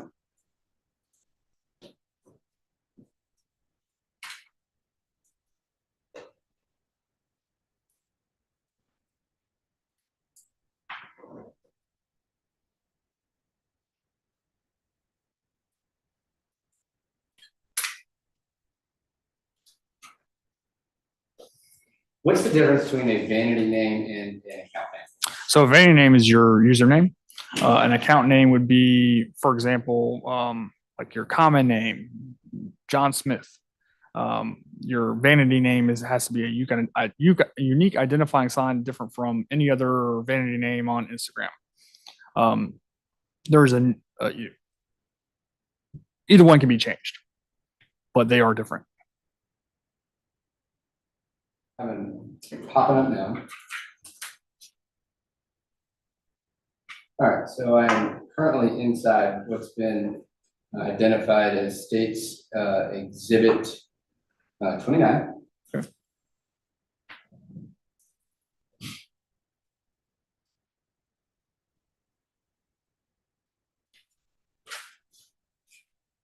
Okay, so this is the Instagram dump of Tyrone Robinson. So I want to talk about a few things too. So I see that there are a couple, the first three, one's an affidavit, one's a PDF, and one's a zip file, or the last three. Are those, when you get the records, is that what you see originally? Yes. So essentially the PDF files is time, date stamp of all the integrated videos, pictures, and so forth in this file. You'll see a zip folder, and it will have different content such as audio, if someone sent like an audio voice message or something of that nature, such as a call. If there is a video posting or a story posting or any other type of social media posting, it'll be in that zip file, whether it's video, picture, or audio. Okay, and so the zip file, as it's zipped, is that going to contain the date that it is turned over to you, or Instagram turns over the records? That's typically whenever it was pulled. So whatever custodian, whether from Facebook, whenever they pull that record, it'll typically be in that format. However, if you go through the business records aspect of it, it'll have a date time stamp of when the items were essentially posted, uploaded, shared, transferred, whatever the action may have been through those records. Next question is going to be, can you even access the linked media and the digital media until you unzip that original file provided by Instagram? Well, so it varies because each time it can be unlocked from a different, or you might get a different format. You might not even get a zip file. So it really kind of depends on the volume of items you receive. But if you were to get a zip file, no, you wouldn't be able to look at it until you went into the format. And then the date of the linked digital media, is that going to then reflect the updated file of the date that it was unzipped as to the file name, not the media itself? Yeah, it could, as long as it's, done properly. Yeah. Then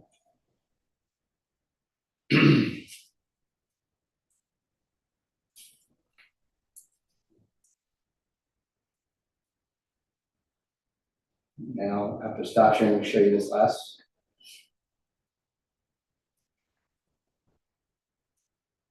All right. The account name, and then account name right here. What does that say? So the account number says 1100 baby slat. The account name, the account, okay. And then the registered email, what does that say? Says Robinson Tyrone 999@gmail.com. Okay. And then the vanity name. The vanity name is _the goat 1100. Okay. Now, Are the account name and the vanity name going to be displayed simultaneously on the front of your profile? It can. It depends on the user's account and how they have it set up. So some people don't even have anything under their account name. They could just have a vanity name. Some individuals could have it matching. So it could say, John Smith, 1100, John Smith, 1100. It could say 1100 baby slat or the goat 1100. It can be changed whenever the individual wants to change it.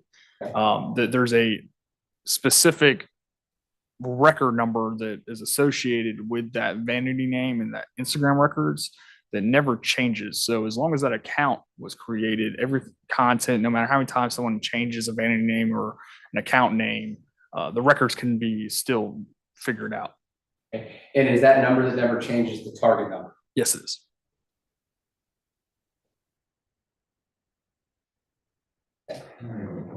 In the vanity name, is that generally what's used with the @ sign when you are tagging somebody?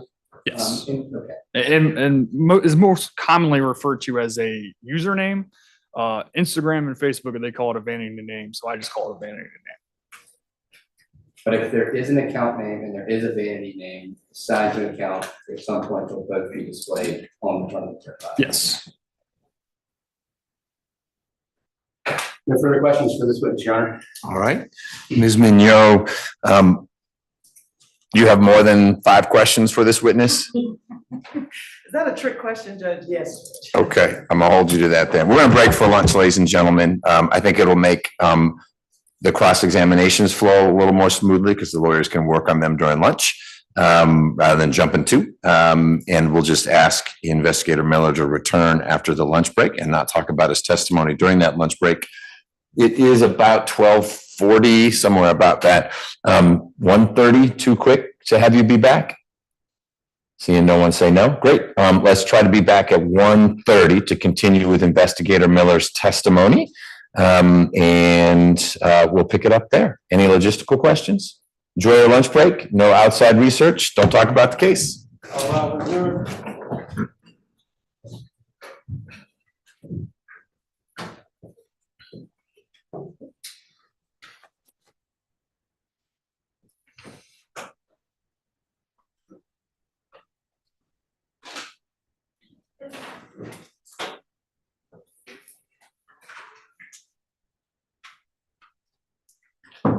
Everyone else can be seated.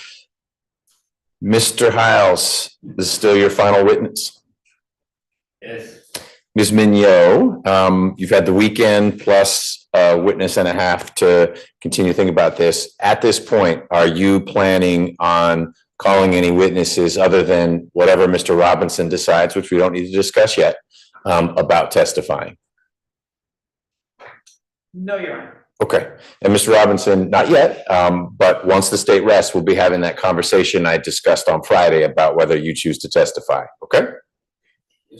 Great. Mr. Pritchett, same question. Do you plan on calling any witnesses other than yourself? And if so, will they be here this afternoon? Because it sounds like the case may be in your lap mid-afternoon. I do, but the earliest I could get them to come here would be tomorrow. Okay, well, we'll have to talk about that during the break after the state rests and see whether we're going to wait till tomorrow or not. Ms. Riley is here and you're here. So should you have a good faith basis to call her, that can happen. And should you choose to testify, that could always happen today as well. I don't know that we'll take the afternoon off for other witnesses, but we'll talk about that more when we are working through the break that will naturally occur when the state rests. All right. That's it. Let's be back, all of us, a little before 1:30, so we're ready for the jurors. Thank you. I'll mute the microphone in here. Folks want to stay. Thank you. Was the case okay for you, Your Honor? It's probably not a great question to ask in this case.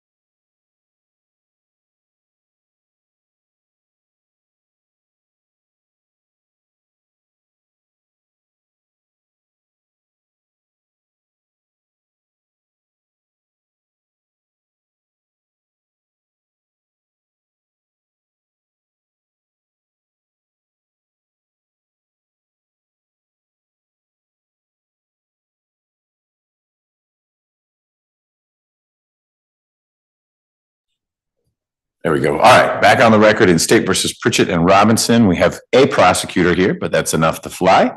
We have Mr. Robinson and his legal team. Mr. Pritchett is back and Investigator Miller is back on the stand. Mr. Hiles, anything before we bring the jurors in? And they're all here. I don't know if you checked, but Ms. Niles checked also. We're going behind you on the numbers. Nothing from the state, Your Honor. All right, Ms. Mignot, you ready for cross-examination? Yes, Your Honor. All right, Mr. Pritchett, anything we need to talk about before the jurors come in? Let's bring them in, please.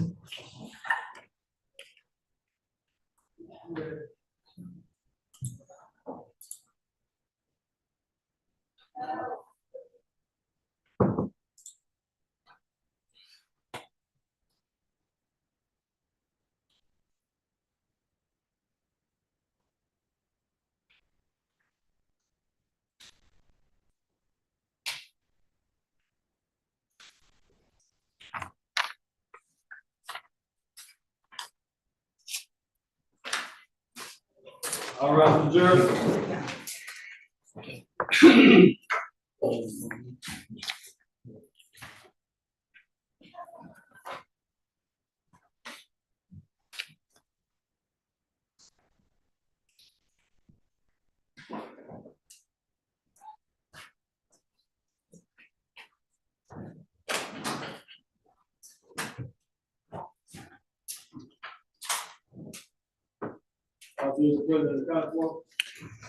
Thank you, sir. Everyone can be seated.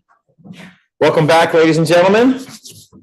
Hope you had a good lunch. Thank you for being on time. We're on time. It's about 1:30. When we stopped, Investigator Miller had finished his direct examination, and it is now time for Ms. Mignot, if she has any cross-examination for Investigator Miller. Thank you, Your Honor. You're welcome.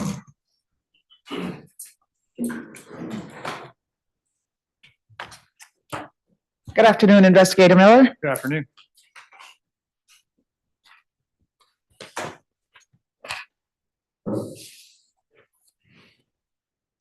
All right, I'm going to be following up to some of your testimony this morning, and I wanted to start with your experience as an expert in gangs. Is in terms of the slideshow that we saw this morning that you presented, the information you got was you pulled it from Wikipedia, correct?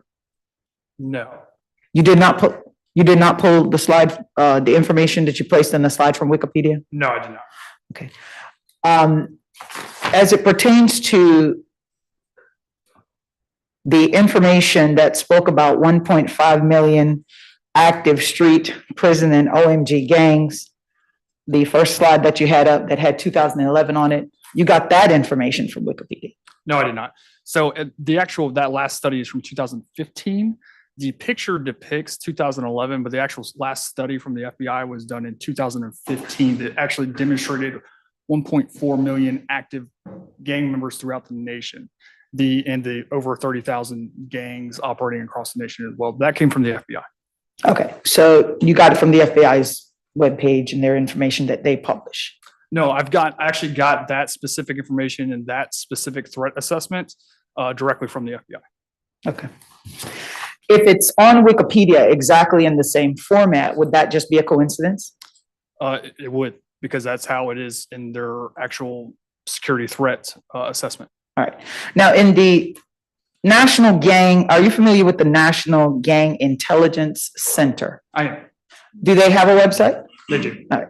And isn't it true that on their website, they have depicted that the four main gangs are National Street Gang, the Prison Gang, Motorcycle Gang, and Local Street Gang? So those are different categories of criminal street gangs. National.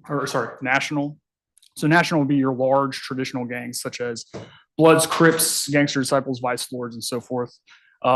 Prison gangs are gangs that are operating primarily in the prison. Outlaw Motorcycle Gang, OMGs, those are 1% criminal street gangs. And sorry, what was the last one that you said? Local Street Gang. Local street gangs, and that would be that hybridization that I categorized. All right, so let's talk about your expertise. I believe you stated that you've had, is it 20 years of experience? No, I started my law enforcement career in 2016. Okay. And since in 2016, did you play any roles in investigating YSL gang membership?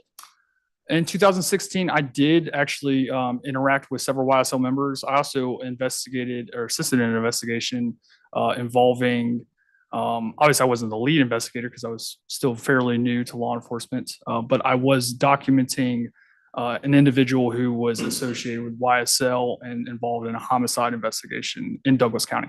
Okay. And as it pertains to your years of experience, how many would you say that you've been lead investigator or lead involved in an issue associated with the YSL gang? Several times, over 10 for sure. Okay. And was any of those 10 times or a little over 10 times associated with the Fulton County District Attorney's Office? Yes, some of them have been, yes. Okay. So it's a fair statement to say that the majority of your knowledge and expertise regarding YSL came from your employment with the Fulton County DA's office. No, I investigated YSL when I worked for DeKalb County Police Department, Douglas County, and Cherokee County District Attorney's Office. I actually worked several YSL cases in all of the jurisdictions, mainly because YSL members don't necessarily just operate and commit crimes in Fulton County. However, they do have territory in Fulton County. They do commit crimes throughout the state. Now, as it pertains to the information you provided today, you testified that you can either be jumped in to YSL. Yes. All right. You don't have any information that Mr. Robinson was jumped into YSL, correct? No, ma'am, I do not. You also testified that you could be blessed into YSL. Yes, I did testify to that. And you don't have any evidence for this jury that Mr. Robinson, my client, was blessed into YSL. That is correct. And you also testified that one of the other ways that you can enter is to be sexed into YSL. Yes, that was my testimony. And you don't have any evidence that Mr. Tyrone Robinson was sexed into YSL, correct? No, ma'am, I do not. Now let's talk about the testimony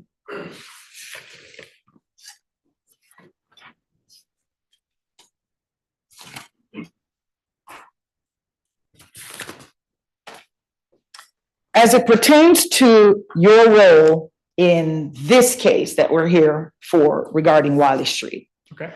You don't have any information that would support that the Wiley Street incident was orchestrated by YSL, correct? I do. There's orchestrated. Yes, this robbery was planned by YSL. It was YSL's idea. No, that it was orchestrated by it, yes. So from the case summaries that I have received, it was planned with the individuals involved who were arrested, and they committed the crimes. Can you be more specific? Okay. Are you trying? I'm not really. So let me rephrase my question.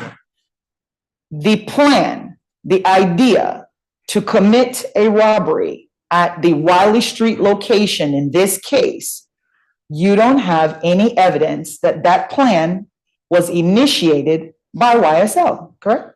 I would consider the other defendants in the case that are not YSL members, I would consider them actually associated with YSL. So in a degree, yes, it was orchestrated and planned with YSL.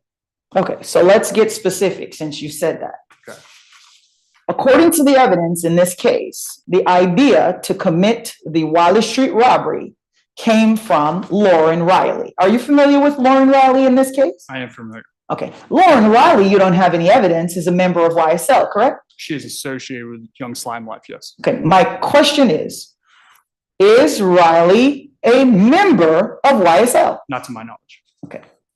And you are making the connection to YSL based on the fact that she may have gone to parties with somebody involved with YSL, right? No, commit crimes with YSL, that would be the association aspect.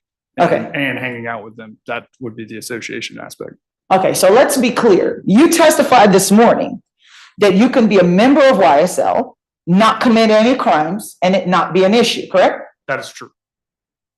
And if I'm a member of YSL and I'm not committing any crimes, right? Yes. Are you testifying to this jury that you would still connect it to YSL just because Miss Lauren Riley was part of the initiation of it? Connect what? Connect the crime. The crime, yes, YSL as a whole can benefit from a crime committed by members of YSL. May not be enough to charge that individual itself, but would the gang benefit? Absolutely. Okay, what would be the gang benefit if Riley is the person initiating the robbery in this case? So if we're just talking about Riley and she didn't have the hypothetical of being associated or committing this crime with other individuals? We're talking about this case, Riley Street robbery. Yes. Which is Lauren Riley's idea. Okay. What is the benefit to YSL that Lauren wants to rob someone? That's not their benefit. Their benefit is YSL members committing the crime and then collecting proceeds from the crime. That would be the benefit. Okay. So if Miss Riley and her friend Lauren Kalish are the two individuals that committed the crime, that would have nothing to do with YSL, correct? If they were the only two that committed the crime? Yes, sir. And they just acted it out completely by themselves? That's correct. And they took proceeds and gave it to YSL members? No, they took proceeds and gave it to themselves. If they just committed crimes by themselves, I don't see how that would be. I'm sorry, I don't see how that would benefit the gang, no. If it was just them two and it was just them two alone, no. Okay. And as it pertains to the Wiley Street robbery, you don't have any evidence whatsoever, based on your involvement in this case, that Mr. Robinson was present at Wiley Street when Lauren and Lindsay robbed the Wiley Street location, correct? No, just the communications that I've reviewed in the case summaries. Okay. As it pertains to what you've reviewed phone records, right? I have reviewed some of the phone records. And isn't it true that the phone records you reviewed does not show Mr. Robinson as the subscriber of that phone? I would have to reflect my memory, but if you say so, that's probably true. Okay. And in fact, the documents you testified from earlier today, which showed an email address for Robinson, Tyrone Robinson 999@gmail. Do you remember testifying to that? I do. If there are two Tyrone Robinsons that have come up in this case, you don't know which one of them it belongs to, correct? No, I do not have independent knowledge. Now, let's talk about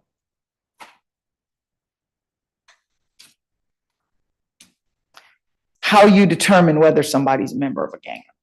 So I'm looking at. Well, No, she has to ask a question. I apologize. It's not like on direct where Mr. Heil said, hey, what else do I you thought that think? was the question. I apologize. That's okay. It's all right. It's a different mode. She's going to zero you in. Sounds good. Thank you, Your Honor. Okay, so let's talk about your testimony this morning, that this case you investigated only as it pertains to the gang aspect. Is that accurate? I was just looking at the gang evidence. That's correct. And you're looking for gang evidence to say, hey, one, is this coming from a YSL gang member, right? Yes. Okay. And you're looking for, was a YSL gang member present at the scene of the crime? Yes. You're looking for, did a YSL member benefit from the proceeds of the crime? Yes, that would be an indicator, yes. And those things you are able to corroborate based on cell phone tower evidence, right? I did not go through the cell phone tower evidence. I specifically just was reviewing identifiers as far as images, terminology used, just the actual aspect of gang identifiers in this case. Okay. Isn't it true that there are people, especially young people, we're talking about 19-year-olds and 20-year-olds, that will change their vanity or their handle or their social media name to use what they've seen, either an artist or a gang member or somebody they idolize on their social media platform. Yes, it is common. And using it does not mean you are part of it, correct? No, not necessarily. Context matters, totality matters. Okay. And based on what we looked at this morning, you showed several slides of someone else's social media account, right? Yes, in the first half of my PowerPoint presentation, most of that is just showing generalization. These are some of the identifying signs that they utilize. And then the other portion of my social media was specifically the accused in this case is of them and their identifying signs with the criminal street gang. So the picture that we looked at where you alleged Mr. Robinson was in that photograph. We're going to see if we can help you out. Yes, please. Mr. Robinson is in the photograph. You are determining that Mr. Robinson is part of a gang based on him being in a photo, correct? Not just one photo, I look at the totality. So if I see several photos of an individual throwing up YSL with a green bandana in their territory and with other known documented YSL members, I'm looking at the totality of all of that. If I just had one photo of an individual doing like this, depending on the context, it could be, yes, they're a YSL member, or it could just be they're a kid imitating something they saw on YouTube. So totality matters, context matters. Permission to publish, Your Honor? Yes, ma'am. This is, I'm assuming you're using pages from States 38. That is correct. Published whenever. That is correct.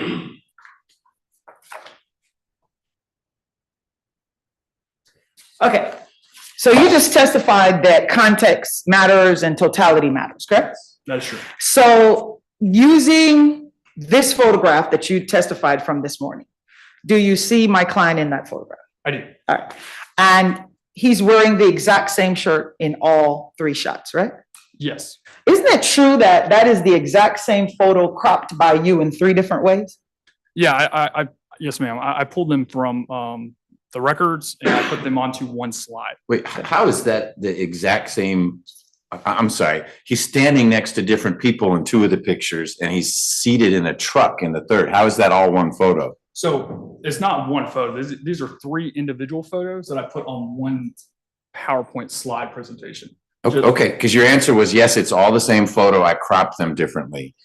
I apologize. I thought she was asking if he was wearing the same outfit in all photos. Okay. He was wearing the same outfit. These are three individual photos placed onto one PowerPoint slide. Okay, and isn't it true, sir? You got all three of these photos from the video that was played this morning. I did not crop these individual photos from the YouTube video.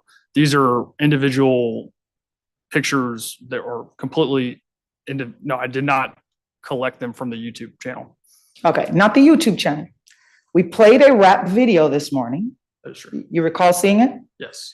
And it was the first one we played, and it was called Guns Up. Remember that being played? Yes, I do.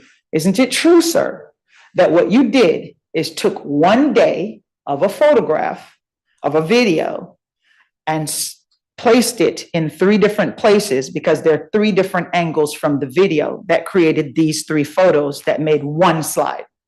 So I didn't personally crop the photos. I just collected these photos and then pasted them onto this PowerPoint. Collected them from where? Where did you find these three photos? These were collected in Robinson's phone and his Instagram records. The actual video itself is a completely separate file that I publicly viewed on YouTube. I didn't take any individual crops of that YouTube besides the recording of the video. Okay, so it's your testimony that it's a coincidence that he's wearing the exact same shirt in the video? No, I'm saying that this likely occurred from the same time they recorded it, but I didn't obtain these photos from the video. You said I cropped. Okay. I personally did not crop photos from a YouTube video. Okay, so let me ask a different question. if this is the exact same day, but 3 different shots of him on the exact same day, it would be fair to say, if context matters, it's one incident, correct? That is accurate. I would assume the same day because he's wearing the same outfit. The other individuals depicted in the YouTube video are wearing the same outfit as in the music video. Yes, I would assume that it would be from the same day. Okay, and it would be unfair to take one music video that he's in and say, gang member, YSL, right? Not necessarily, because I'm looking at the context of the individuals involved, specifically what is being shown to me. So I'm seeing several different identifiers on this day, as well as I have seen and observed on other days the same terminology, same identifying signs. Okay, and you've seen them from actual members, right? Sorry, say again? You've seen those same identifiers from actual members of YSL, correct? Yes, multiple members of YSL. Okay, and if I am not a member of YSL, and I'm just a young, impressionable teenager that showed up for a video shoot, you would have me in that video, correct? If you were depicted and captured on that video, I mean, there were several people there at that event that I have other pictures from that weren't necessarily in the music video, but yes, you could be depicted in the music video if you were there. And based on your standards, you would say I'm a member of YSL gang, right? If you were just present? Correct. That's not really enough identifying signs for me to say someone is associated or a member if they were just seen there. I'm looking for the totality. So hand signs, what are you wearing? What are you saying? What are your actions? What are you doing? The context and totality matter. Looking at the 3 different shots with him wearing the exact same clothing, there's nothing unlawful about this shot that we're looking at, correct? No, ma'am. Okay.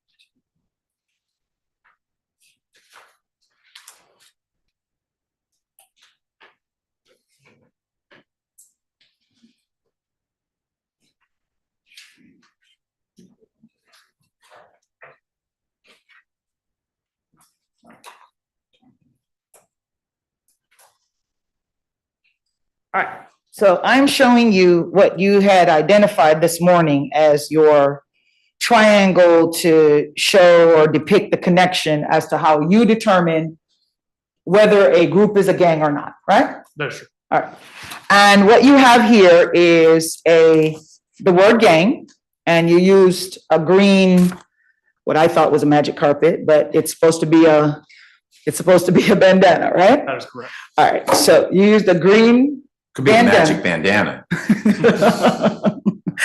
and the word crime and person, right? That's true. So this person you're saying is a member if they're using a green color, right?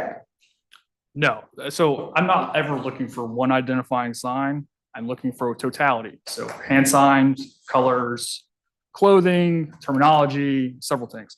If one person has a tattoo that is an identifying sign of a criminal street gang, that doesn't necessarily mean that they are a member or associate of a criminal street gang. I'm always looking at the totality. There isn't an exact number, but I'm looking at multiple things. So if someone's just wearing green, that doesn't necessarily mean that they're a member of YSL. That's not enough for me to say and comfortably say. Individuals can be mislabeled. So I'm looking at several identifiers. Okay, so let's use this slide. Okay. You took a picture of my client and you threw it up on your slide, right? You created this. Is this your PowerPoint? I did create this PowerPoint. Okay, and you took a picture of my client and you put it in your triangle as person, correct? I have. And it has to be 3 or more persons in that area, correct? In that era? In order to determine a gang, your definition this morning was that you needed 3 or more persons. Am I accurate? Yeah, that is accurate. Okay. And you have in this depiction only 1 person, right? That is correct. So this is not truly an accurate definition of what is required for us to close this triangle as it pertains to definitions of a gang, right? So it is. So the three aspect is three or more members, whether formal or informal. That's the top part of my triangle. So the gang aspect. So I have to establish that the gang exists. So three or more individuals, whether formal or informal, who engage in criminal street gang activity. Don't talk too fast, Yes, Your Honor. please. They have to have an identifying sign, symbol, or some type of characterization that they go by. So Young Slime Life, YSL, they use the color green. They have more than three members. They do commit crimes such as murder, armed robberies, aggravated assaults, home invasions, burglaries, drug offenses, a slew of offenses over the years. And then I'm showing the person, so the person who is charged with the crime, how he is connected to the criminal street gang. Okay, so let's talk about the definition. What you were just testifying to this jury is this definition you showed this morning, three or more persons associated in fact, right? That is correct. And then it's formal or informal, and then they engage in a criminal gang activity. That's correct. Is selling drugs a criminal gang activity? It is. Does it matter if it's marijuana gummies or marijuana wax or ketamine? No, all drug offenses, including misdemeanor marijuana. All right. So if I have a party and there's three or more of us at that party, and say, for example, my gang is the Models Gang, right? Okay. And we put on an informal event because we don't have bylaws or anything like that. We're just informally meeting. And this is what we do. We just keep meeting. And what we do is we sell drugs. That would be engaging in criminal gang activity, correct? If the model gang has three or more members, they have a identifying name, such as the model gang as described, and they sell drugs, that would be considered under the definition of the gang act would be a criminal street gang. Okay. Now let's talk about this case. Okay. You don't have any evidence that places my client, Mr. Robinson, at the Wiley Street robbery that was constructed by Miss Lauren Riley, correct? Not outside of tests or statements. Okay. Let's talk about electronics then. Okay. Do you have any cell phone that puts my client at the Wiley Street robbery? Not that I have reviewed. Okay. Do you have any cell phone tower that puts my client at Young Band's house? I didn't review any of that. Okay. And it would be important to review it because you're trying to connect this to a gang, right? No, so that would be connecting the crime and proving the predicate offenses. The lead investigator, whoever did that, handled that aspect. I reviewed case summaries and I'm looking for the gang evidence, not the actual investigation, the literal predicate crime. But the predicate crime cannot be bifurcated from the gang if you're saying that this is gang related, right? That is correct. That's why I'm reviewing case summaries like that. If I was the lead investigator handling the case, sometimes I would do it all, but in this specific case, I didn't do the entire investigation by myself. All I did was review the gang evidence and case summaries. Okay, but you are required to corroborate or work with or cooperate with the lead investigator on this case, right? I don't know if I'm required by law. I know I'm not. Well, it makes sense if you all are working together on the same case, right? Yes, some investigators have retired and moved to other units and so forth. So typically, if a published final case report is established, then sometimes I will do my work on the back end. Best practices is typically working on the front end, but the evidence is the evidence. So I just reviewed what the investigators that conducted the investigation had done. Okay, and did you review that in this case? Yes, I reviewed case summary and the gang evidence and some cell phone records. So you are aware that there's no evidence that places my client at Wiley Street, right? So you've asked him maybe 5 times now about evidence at Wiley Street. I'll move on from Wiley. Your Honor, Okay. Although that's the reason why we're here.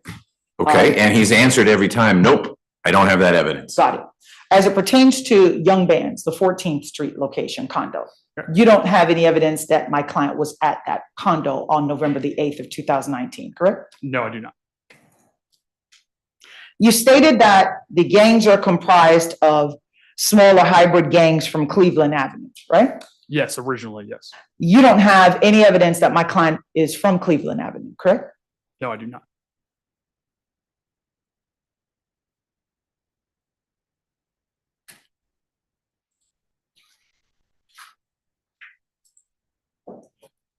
You don't have any evidence that our client is from Creek City, correct? I do not. Don't have any evidence that our client is from or affiliated with Young Loyalty, correct? No, I do not.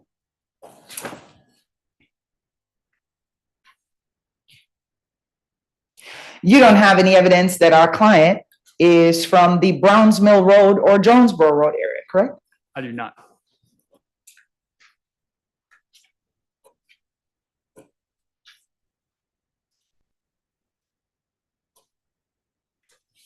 Now, you have to interpret a lot of the, what you would call terms used by groups that you refer to as gangs, correct? Yes, yes, I interpret a lot of things that different criminal street gangs identify themselves with. I get a lot of this information from the gang members telling me, whether it be interviews, whether formal or informally interviews, such as custodial interviews or non-custodial interviews. But yes, I collaborate with several different reasons to base my opinion on how I interpret these identifying signs. Are you aware that the term YSL stands for more than just a gang? Yes, so the terminology it's commonly known as Young Slime Life. However, there's also other terms such as Young Stoner Life, or there's different creative measures of why they would change their name of YSL. But it is commonly known on the street, within the gang, and within rival gangs as Young Slime Life. Are you aware that Young Stoner Life is a record label company? Yes, I am familiar that Young Stoner Life is a record label that also goes by YSL. Okay. And if I am a rap artist that is signed with Young Stoner Life record label, it's not uncommon for me to use YSL to represent them, correct? Yes, yes. If the individuals who are actually signed to Young Stoner Life, they're signed by Young Stoner Life and they're on their website and get paid to rap and record, and they're legitimate artists signed by that record label, which is a legitimate business. Now, as it pertains to the social media played a large role in this case and in your decision to say for certain from that stand that you believe Mr. Robinson is involved in a gang that goes by the name YSL, right? That is correct. And isn't it true that all the social media, whether Instagram account, as you testified this morning, is controlled from that device that you saw depicted in the exhibit the state showed you by the subscriber, as you testified this morning? Yes. Okay. And if Mr. Robinson is not the subscriber, it's controlled by someone else other than Mr. Robinson, correct? Yes, it could be. And if I post on my social media and you comment on it, I cannot control your commenting, correct? I mean, you can block someone, you can delete someone's comment if you wanted to, but it also depends if your account's public or private. So you can kind of control who comments on your stuff that way, in a way. So depending on how you're asking. So let me clear it up. If the subscriber, which you know not to be Mr. Robinson, didn't block anyone from commenting on their post, Mr. Robinson doesn't have any control of that, correct? If it's public, then it's public. So anyone can just comment whatever they want. If it's private, you can control that aspect as an account holder. Okay. And if he's not the account number holder, he's not the person that can control it. No, it would have to be whoever's in possession of that account. Okay. Do you have to be the account holder, or do you have to be someone who has the ability to manage the account? You've got let's pretend, an Instagram account you unwisely share with me. Here's my login information. I could get in there and make things private, block people, moderate, as long as I don't have to be Investigator Miller. It's not a thumbprint kind of thing. That is correct. Okay. And based on the court's question, you don't have any evidence that Mr. Robinson accessed a third party or the subscriber's account that we're talking about here? Not to my knowledge. Okay.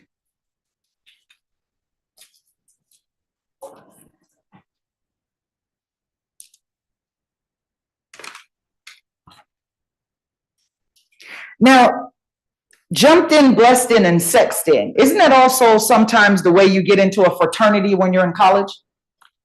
I mean, that would be some extreme hazing, but you could consider it, I guess.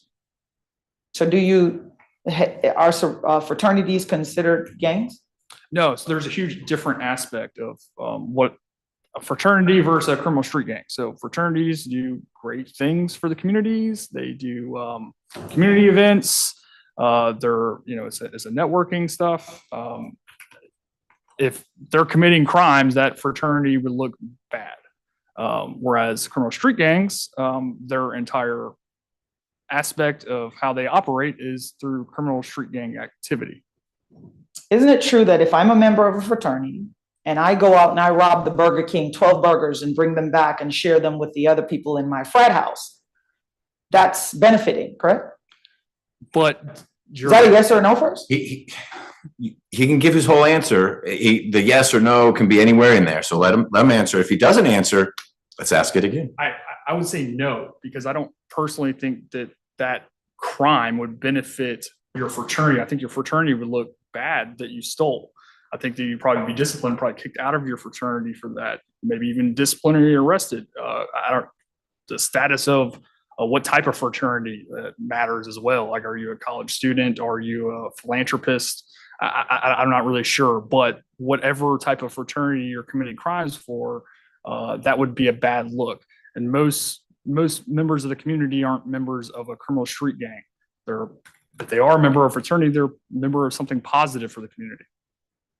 Okay, so could that be your position because of race? Absolutely not. Okay. Now, you testified this morning that there is racial components associated with the gangs. You remember that? Depending on what gang, there are some that are strictly hate and racist, or race motivated.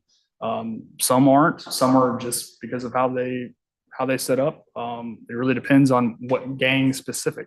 There are several white gangs, there are several Hispanic gangs, there are several African American gangs. There are some that don't have a rule or any preference to what race matters, or some that's their entire focus is you can't intertwine races and like supremacies.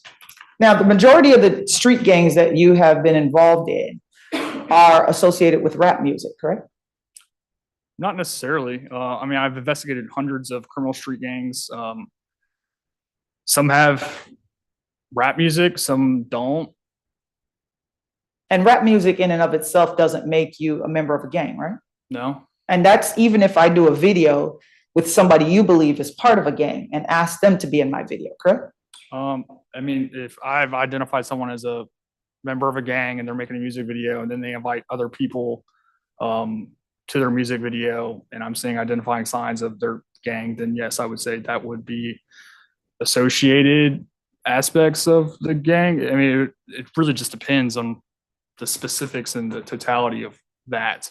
What if I only showed up because they were going to pay me $100 to come dance in the video and to hold weapons and act like I'm part of the group and wear certain colors? That wouldn't make them members of the gang, right? Not necessarily, no. Okay.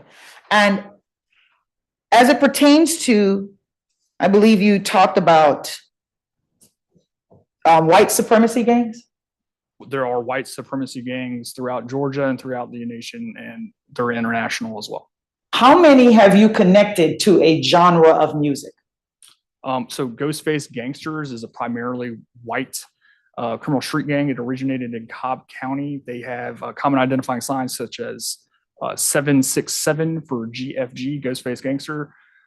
There is a rapper who goes by the nickname Bam Bam. I cannot remember his government name off the top of my head because it's been a long time since I've investigated him. He was involved in a homicide with a hatchet. He's currently in Department of Corrections, but he frequently releases rap videos on Spotify and YouTube. Have you ever had any gangs that you've investigated that you connected country music to? gangs I've committed country music to. I can't honestly say that I have, no. What about R&B music? R&B, yes. So there is a R&B artist that goes by the name Jaquez. He's actually a member of YSL. So as it pertains to any type of genre of music, the ones that you are familiar with prosecuting is either rap or R&B? When you say no one's prosecuting music, I guess I don't understand. Let me rephrase the question. The ones that you've been involved in investigating or testifying regarding making the connection to the gang using music as a form of part of the role that you would play in the gang have to do with rap music, correct? When I have investigated a crime, that would be. Your question is very broad spectrum, so I'm trying to answer it properly. Well, I just want to be careful if I'm not asking my question properly, because what I'm asking about is the genre of the music, not necessarily the broadness or the nationwide. I don't investigate music genres. I investigate criminal street gangs and criminal street gang activity. Okay. And based on your investigation of criminal street gang and criminal street gang activity, you've never had a case where country music was playing a role, right? I don't believe so. Okay.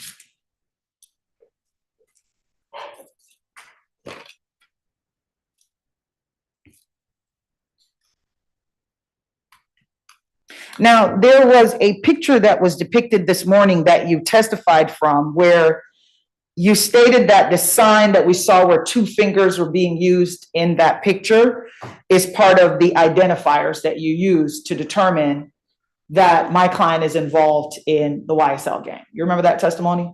Before I answer this question, I just remembered I actually have investigated or been an assistant on an active investigation that involves a country artist, but not his music. So I don't know if that differs from the country genre, but the genre itself, since he does sing country, if that answers that. But it was a one time.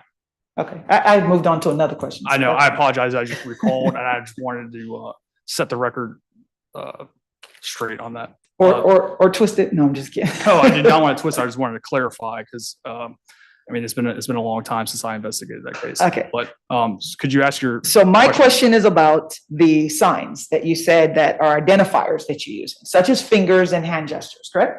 Okay. And you testified this morning when you saw, it was shown to you by the state, a picture where there were hand signs in those photographs. You remember that? Could you show me the picture?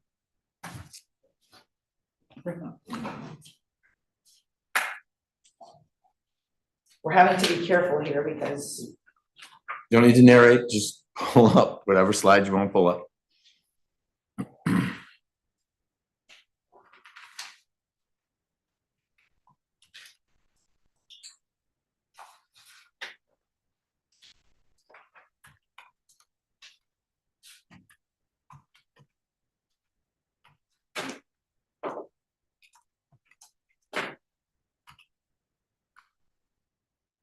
Okay, so can you see this slide, sir? I can't. Okay. Now, can you see where the finger of the person you circled this morning as my client at the gas station in the center photo, the center one? I can't. First of all, that post is not from my client, correct? No, this is posted from another individual that goes by the vanity names Slim Santana. Okay. And this post, first of all, my client could not control unless he has Slim Santana's account and he goes in, logs in with his password and posts this picture, correct? That's correct.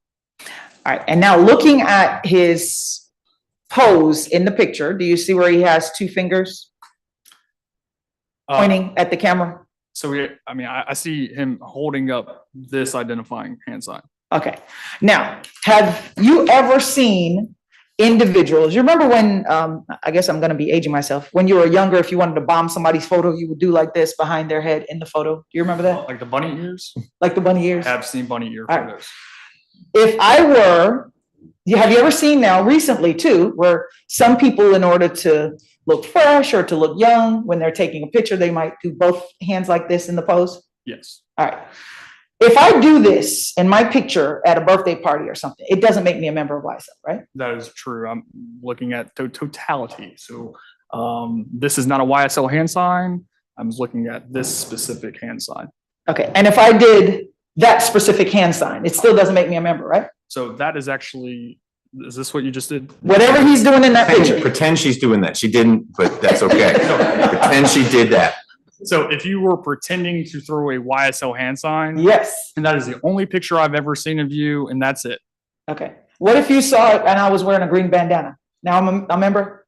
If I just see one picture of someone wearing a green bandana and just this, I would say those are strong identifiers, but I do not personally feel comfortable saying that that individual is associated or a member of a criminal street gang. Okay. I like to look at it a little bit more than just one thing. What if I did the finger, have on green, and I'm in the video? Does that make me a gang member? No, it could, but once again, totality matters. There's a lot of different aspects that matters. Okay. But if it's just a one thing, the only thing that I've ever seen, I personally do not feel comfortable saying, just on this one day and at one time, this individual wore a green bandana and threw up a gang hand sign, because I don't know the context in this hypothetical. It could be you are a paid actor or shooting a movie in this music video. I truly don't know. So I'm looking at the totality of the aspect. Now, as it pertains to what we're looking at depicted here that the state asked you about this morning, my client is wearing the same outfit in the slide in the center and the slide to the right, correct? That appears to be so. Okay. And it looks like it's the inside and outside of the same gas station, right? It very well could be, but I do not know. Okay. Did you investigate if it was the same day or different day? I don't even know what gas station it is. Okay. So no, I have no idea. And context matters, right? Because if that's the same day, you wouldn't say, oh, there's two different occasions that I saw your client putting up signs, and because he's at more than one location, now he's a member of the gang. No, I mean, I'm looking at the totality of aspects. So if I see several photos of the same individual wearing the same thing, throwing the same thing, even on different days and with music videos, rapping about the same thing, I'm looking at the totality, not just one picture. Okay. And the farthest one to the left is he's wearing the same outfit that you showed us in the other slide that we looked at earlier, correct? That is correct. Okay.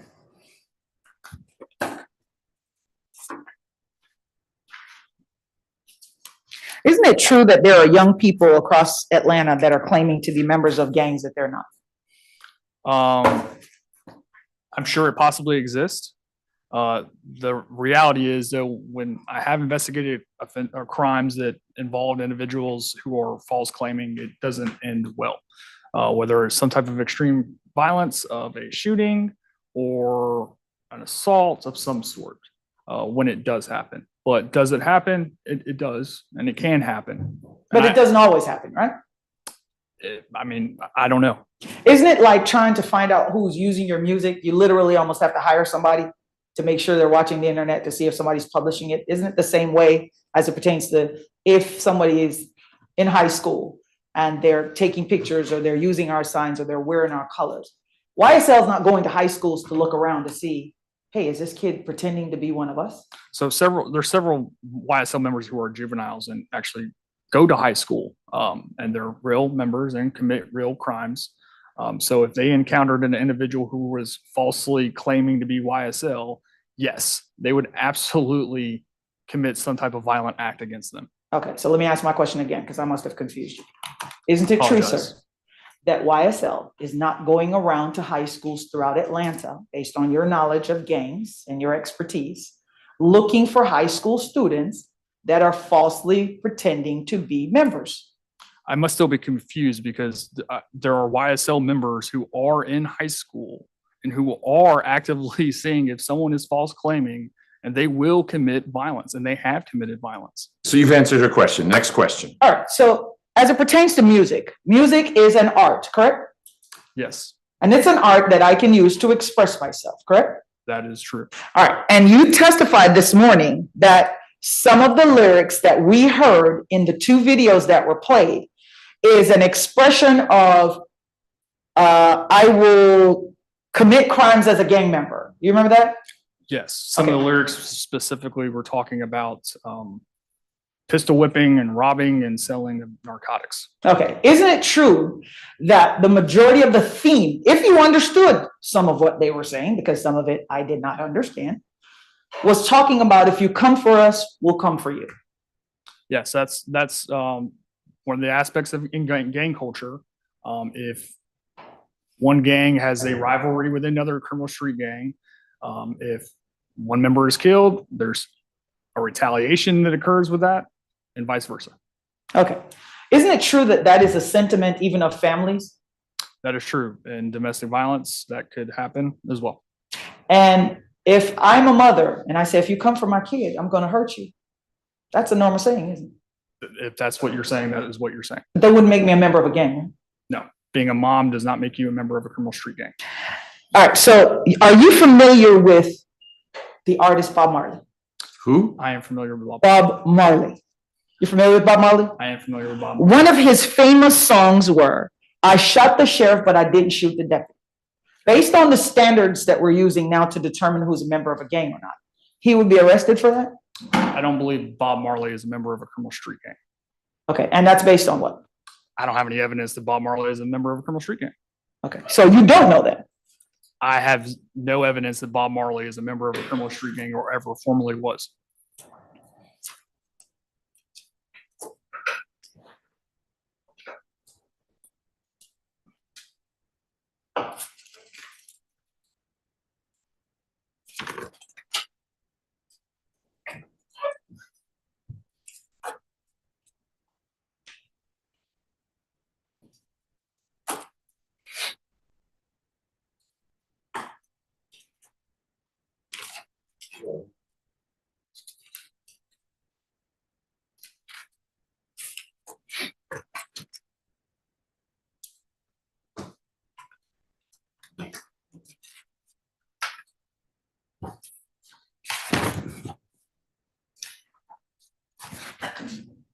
Gentlemen, I just have 1 second. Yes, ma'am.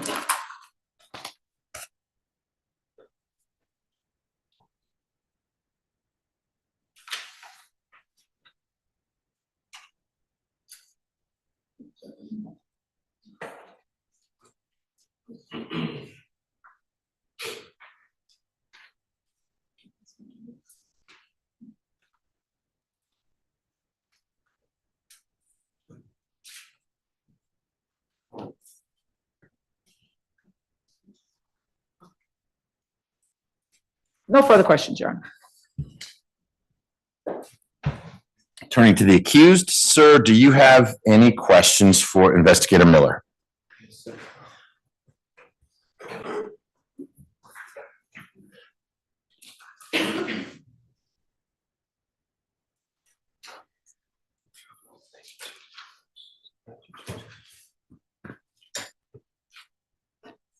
How you doing, Mr. Miller, correct? Good afternoon. How are you doing? I'm good.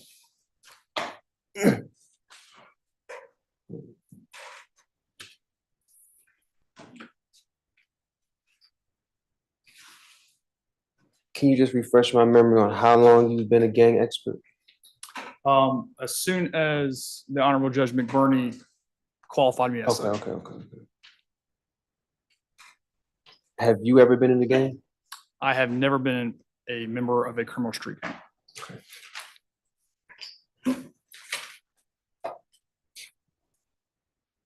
Have you ever been harmed directly or indirectly by or threatened by any street gang? Yes, so I have been shot and stabbed twice by a white criminal street gang member, a member of the Ghostface Gangsters. I have also been in physical altercations with several different criminal street gangs, such as Sex, Money, Murder, Neighborhood Rolling 60 Crips, Gangster Disciples, and several other criminal street gangs that while working in my law enforcement career.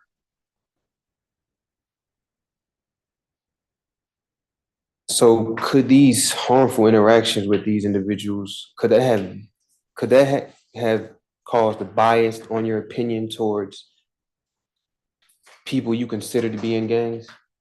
I don't believe so. I'm looking at the totality of everything. that's just kind of part of the job. What happens at me as far as injury, I didn't take it personal. It happened. I have moved on. It's not my first time being shot or stabbed.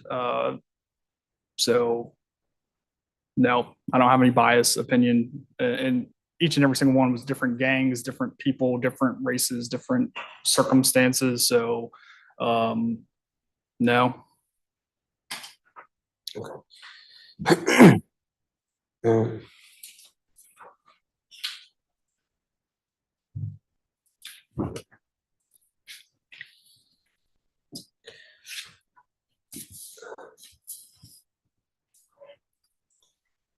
Now, according to your ways to join a gang, do you have any evidence that I was ever jumped in YSL?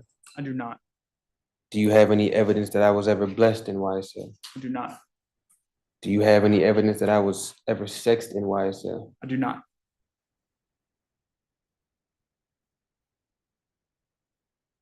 So you know that I've joined YSL off of your assessment of the totality of what you have seen? That is correct.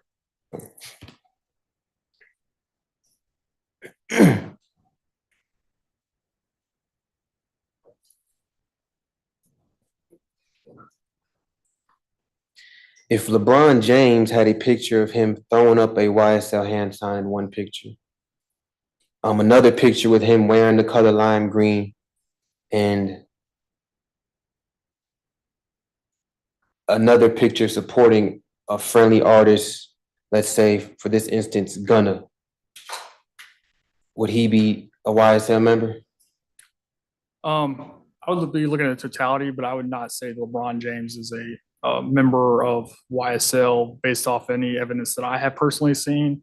But if he was supporting Sergio Kitchens, aka Gunna, who is a known individual of YSL, while also throwing the hand sign and wearing the same colors and was pictured with Sergio Kitchens, then yes, he could be associated with YSL based off of that information.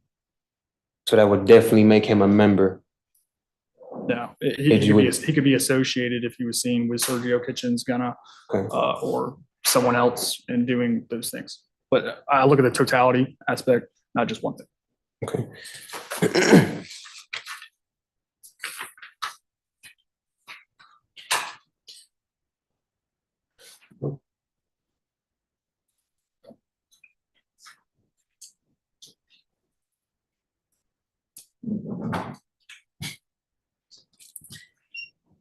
Now, you said that you are aware that there are individuals signed to YSL as artists and rappers and creatives? That is true. Can they be incorrectly identified as gang members?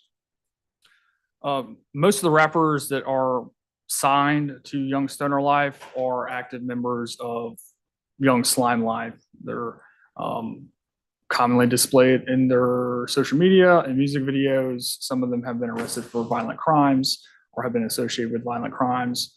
But could they?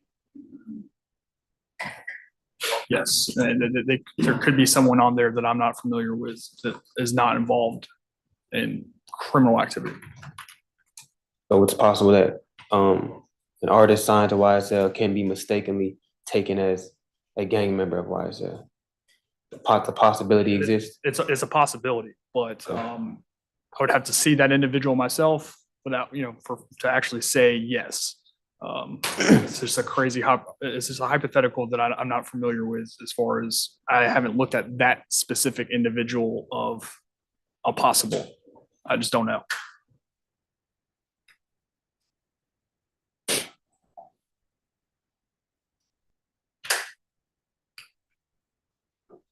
So you can be an associate of a gang and not a member, correct? That's correct. So under the Gang Act 1615-4, you can be charged under the criminal street gang activity for being associated and not a member. Okay.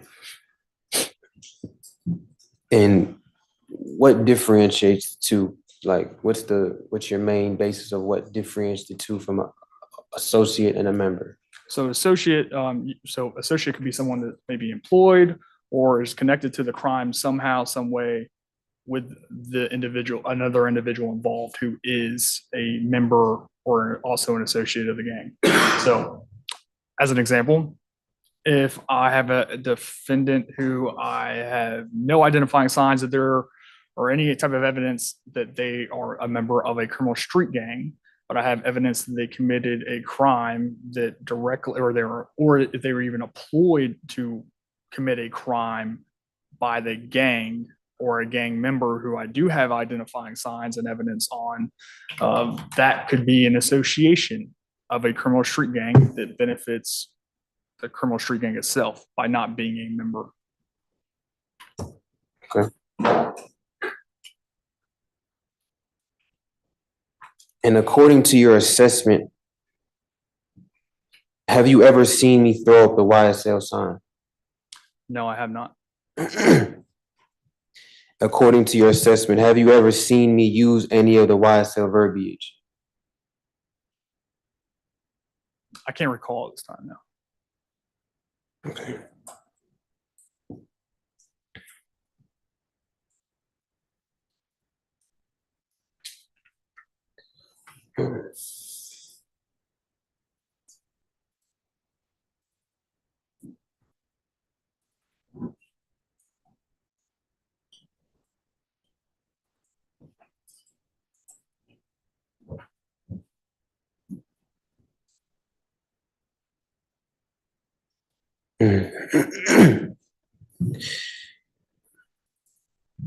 Okay.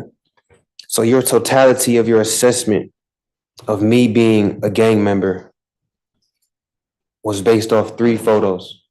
So I'm looking at the photos, specifically green bandanas, posing in photos with other individuals who are claiming to be YSL with hand signs such as this, and wiping the nose, other individual signs such as media captions on social media, you posing with individuals who are part of, in those photos specifically, as well as sharing information and communication with other individuals documented as membership with Young Slime Life.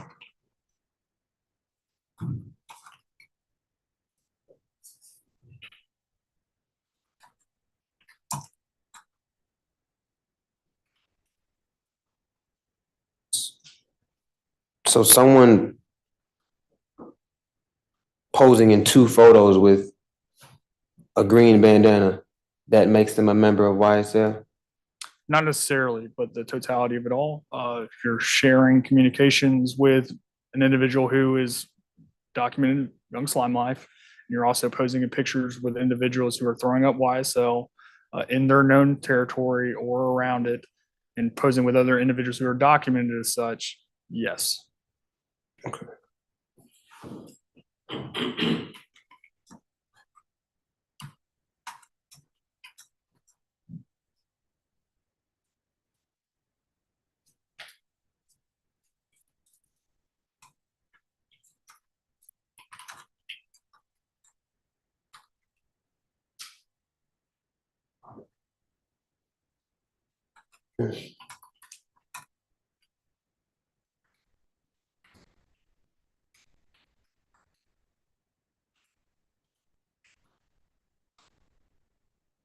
According to your assessment, was there any physical evidence that I was at 1040 Wiley Street the night of that incident?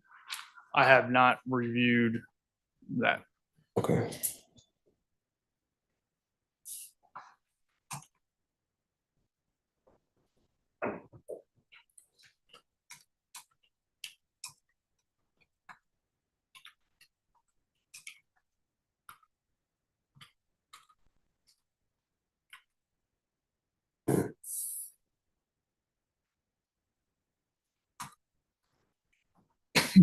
Excuse me.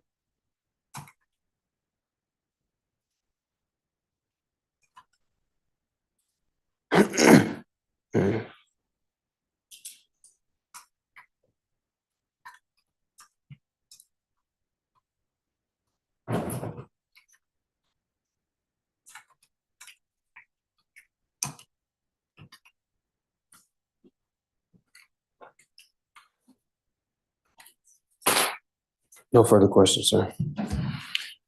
Mr. Hiles, do you have any redirect, excuse me, for Investigator Miller?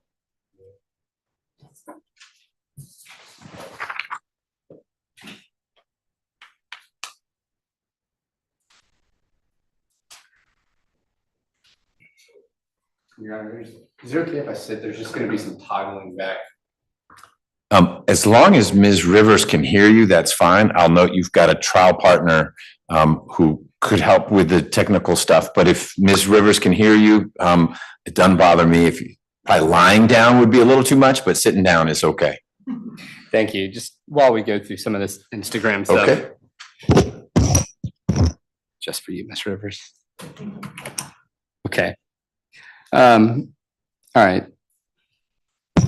Through the course of this investigation, did you go through Mr. Robinson's phone? I have. Okay. And did you and I sit down and pull pictures that were on his phone and put them in a specific file? We did. Okay. And did we? I would object to this line of questioning. I don't think council gets to open a whole new line of subject matters, and we didn't cover anything about council sitting down with this witness. Okay, but we did cover a whole lot about how are you associating my client with the gang and who controlled the Instagram. It's a different registered user, et cetera. I see Mr. Howes right now traveling in that lane in a responsive way, but let's have a few more questions. And if you feel either it's novel territory, renew your objection. And if I agree, I'll sustain it. Or if it's repetitive of what's already happened, you can certainly make that objection. Thank you. You bet, Mr. Howes, you may proceed. Yeah, thank you. Okay. And were there other photographs outside of what was put in your PowerPoint presentation that demonstrated on different days Mr. Robinson posing with or other gang members or displaying the YSL signs himself? Yes, there were several. Okay. And would you say that there was, in the photographs we went through, several hundred photos, correct? That is correct. Okay. So I'm going to turn and the screenshots that were up there that said posts of Slim Santana, were those screenshots that were taken directly out of the phone that has been admitted as being recovered from Mr. Robinson? That is also correct. Okay. I'd like to go through some of those.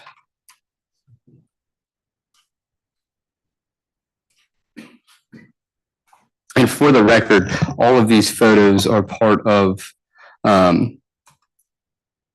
what's previously been admitted as no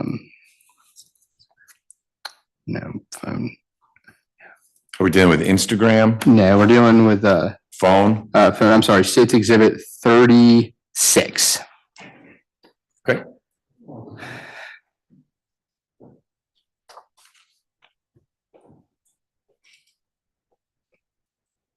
Oh my goodness.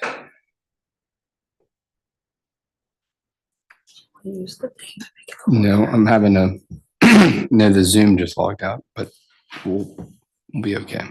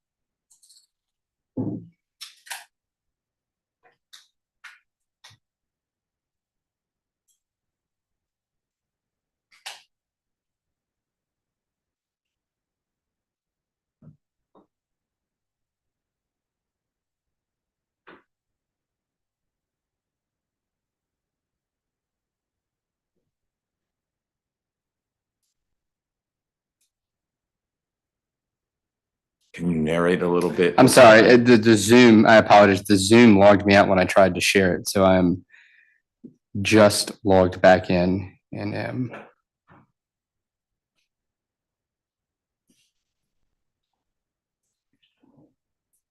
yeah, we're going to do that. Huh? So you listen to what he said.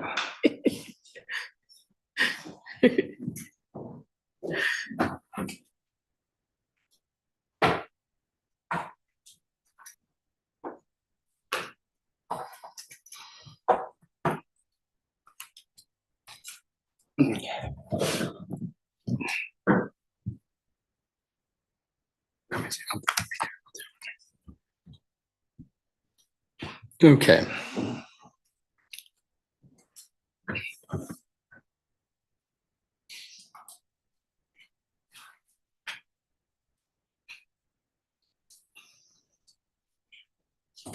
All right.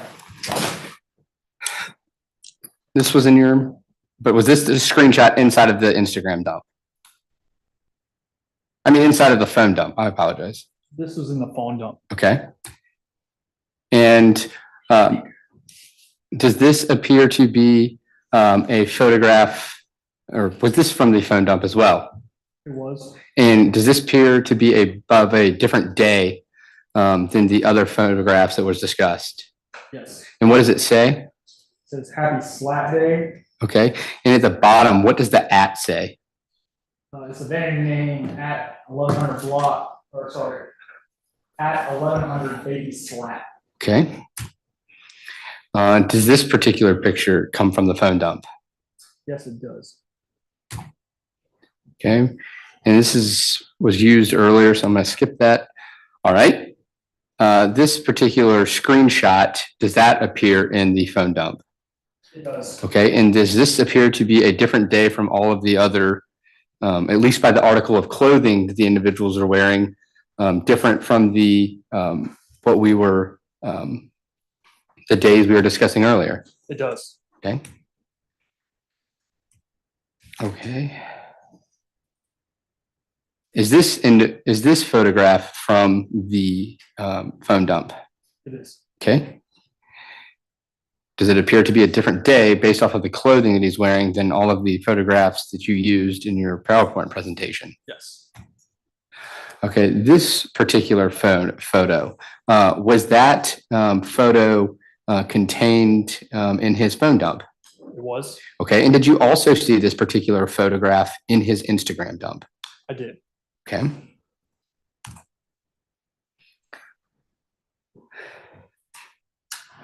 Now, was this screenshot taken from Mr. Robinson's phone dump?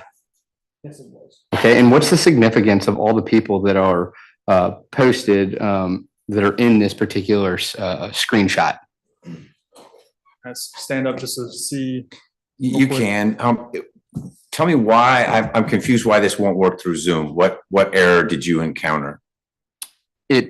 I'm gonna, as soon as we're done with these photographs, I'm gonna go back to Zoom, but I think it will.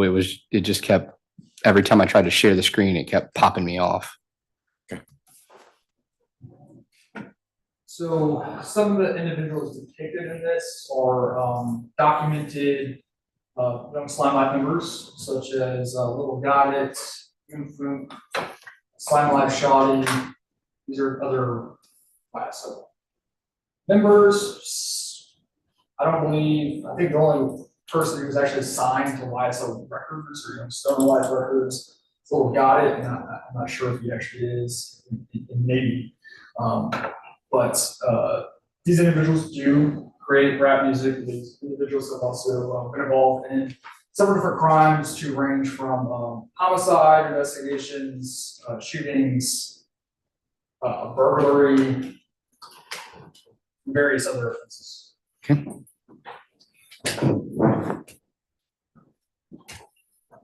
All right. This particular photo, was that photo contained inside of the phone dump? It was. Okay. And does that appear to be on a different day from all of the photos we've discussed earlier today? It does. Okay. And what is significant about this particular photograph? The photo of the defendant is seen observed throwing YSL hand sign. Okay. This particular photograph, does that appear to be from a different day? Yes, it does. Okay. And what is the significance of this particular photograph? The defendant is throwing up young slime life. All right. I think I've made my point with these photographs. I do want to go, I want to show you, do one exercise here. We discussed the photograph, the one particular photograph of that was present in Mr. Robinson's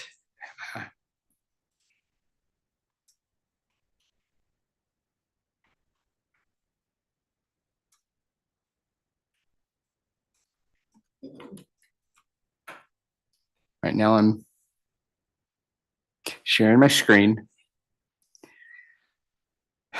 Just the photograph that you identified as being present in both Mr. Robinson's phone dump, phone extraction, as well as links to his Instagram media.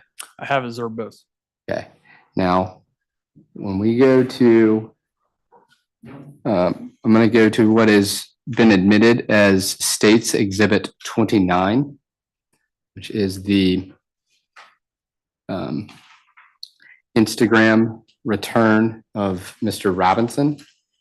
For this portion, I'm going to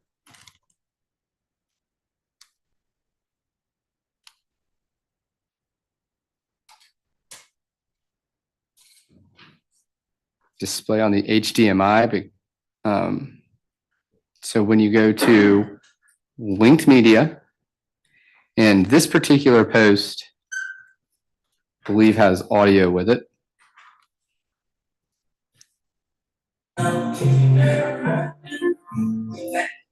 Is that the same photograph that was just displayed as being extracted from Mr. Tyrone Robinson's phone extraction? Yes, that was in the metadata. Okay, so if I were to copy the numbers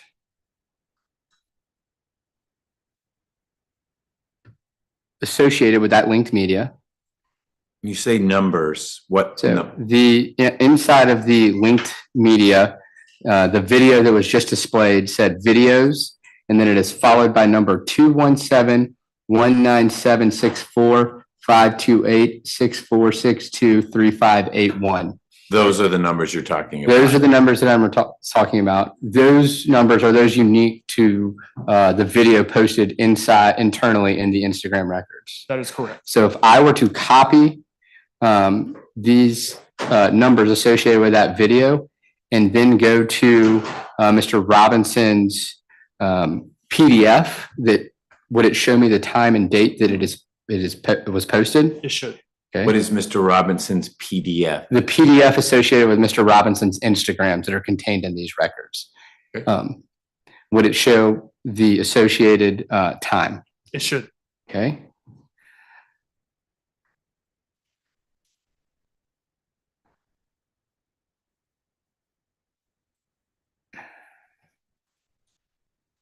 See if I can, I'll try to, now that we're not toggling between them, I'll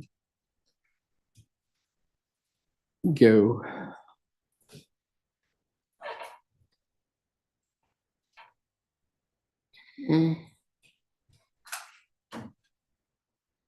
I'm now going to share the PDF associated with Mr. Robinson's Instagram. And I have copied and pasted the number associated with the video in question.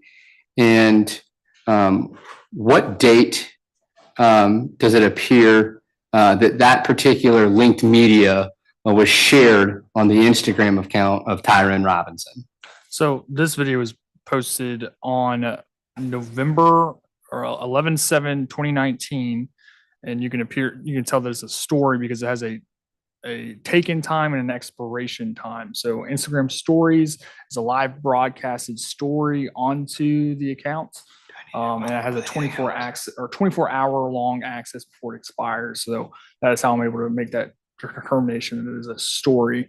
And it was posted at 15:16 UTC time. Okay. And going back to some of the questions Ms. Manu asked you, I'm going to stop sharing my screen. Has the music industry in this particular genre of, I guess, trap music, has that proven to be an effective recruiting tool in your investigation of criminal street gangs? I don't know if I would necessarily generalization it as a trap music. There's a like a drill genre of rap that specifically talks about this lifestyle and targeting different rival gangs that is alluring to a lot of the youth, essentially. Okay. And when you say you look at things in context, not just the signs or the colors, do you also look at who the individuals are that they are posting these pictures with? I do. Okay. And someone like Slim Santana, does he have a large following around the metro Atlanta area? He does. Okay. And if those pictures were to be posted in a sense of false flagging through his account, what would be the effects of that? There would be severe repercussions.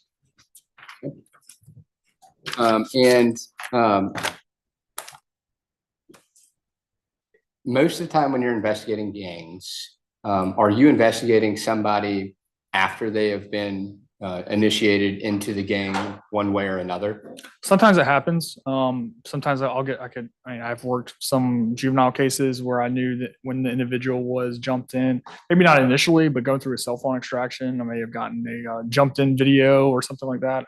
Worked human trafficking cases where I have seen girls being sexed in, and then that proof or evidence of that initial act of obtaining membership into the gang was then sent to leadership. But there's not like necessarily a database of files that these gangs are typically keeping on record of when this person joined or jumped in. Sometimes there's ledgers.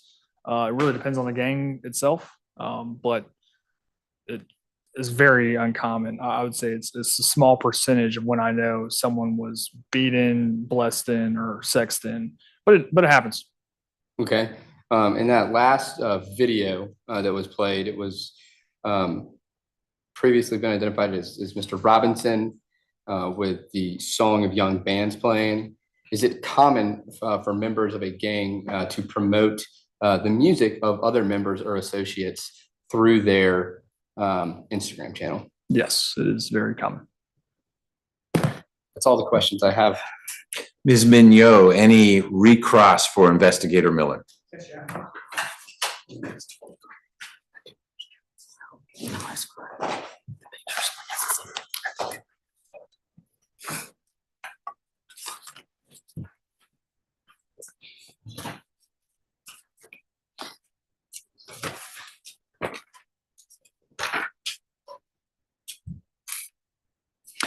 Okay, so counsel just asked you about photographs that he's alleging depicts different days that you saw Mr. Robinson using hand signs that you consider YSL signs, correct? That is correct. I don't know exactly what date each one's posted, but most of the photos do have metadata containing each different photo, but based off the different outfits and the several pictures I've observed, I believe they're different photos or the different days. Now, there's a difference between when I post a photo and when I took a photo, correct? That is true. And you don't know the date the photo was actually taken, right? Of what photo? Any photo that you just looked at and said, yep, that's a different day. Yep, that's a different day.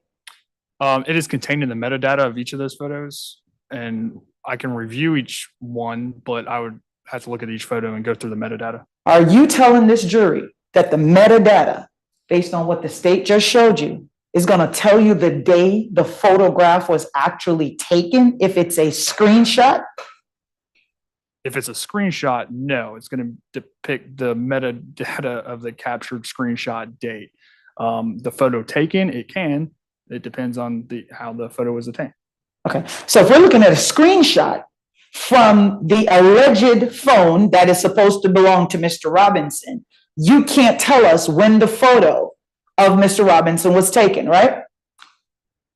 I can tell you based off of a screenshot photo, I can tell you when the screenshot was captured as a screenshot, not when the original of the photo that was screenshotted was taken. We saw a photo with Mr. Robinson standing at a door, a front door, looks like a home. Did you remember seeing that one? I do. You don't know how old Mr. Robinson was in that photo, correct? No, I do not. And that photo could have been taken when he was in elementary school? I don't believe so. Could have been taken when he was in middle school? I would not. He looks of.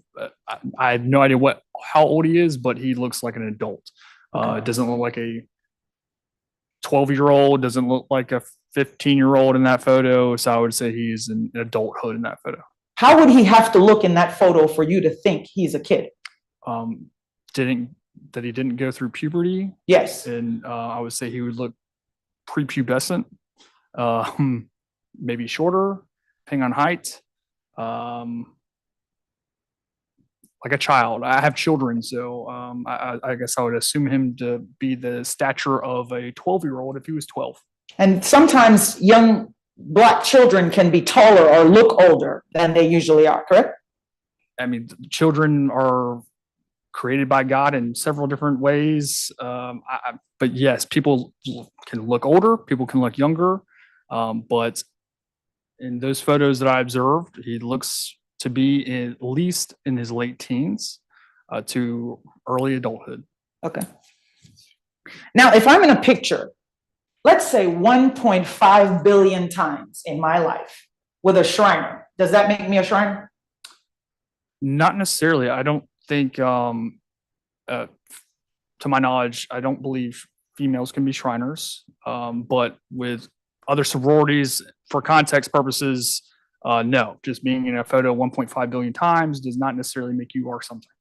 So it doesn't matter how many times you look at a photo where Mr. Robinson is holding up his hand in a particular fashion that you think depicts a gang sign, that does not make him a gang member, correct?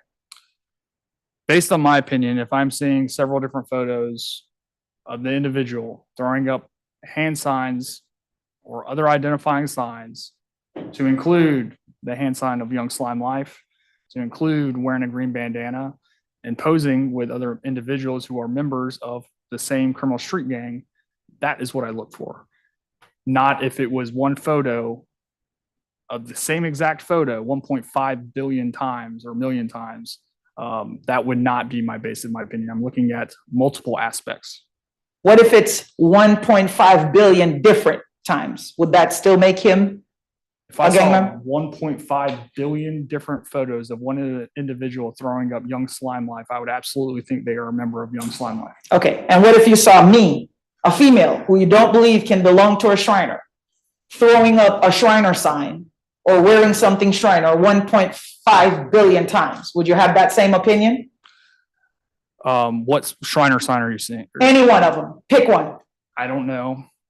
I don't know. But pretend she is throwing up that Shriner sign now, or they wear the fezzes. Mhm. She's got the fez on, but she can't, but she's female. Being a Shriner myself, I cannot say that I would believe that she would be a Shriner just based on the rules that I know. So I don't believe I would.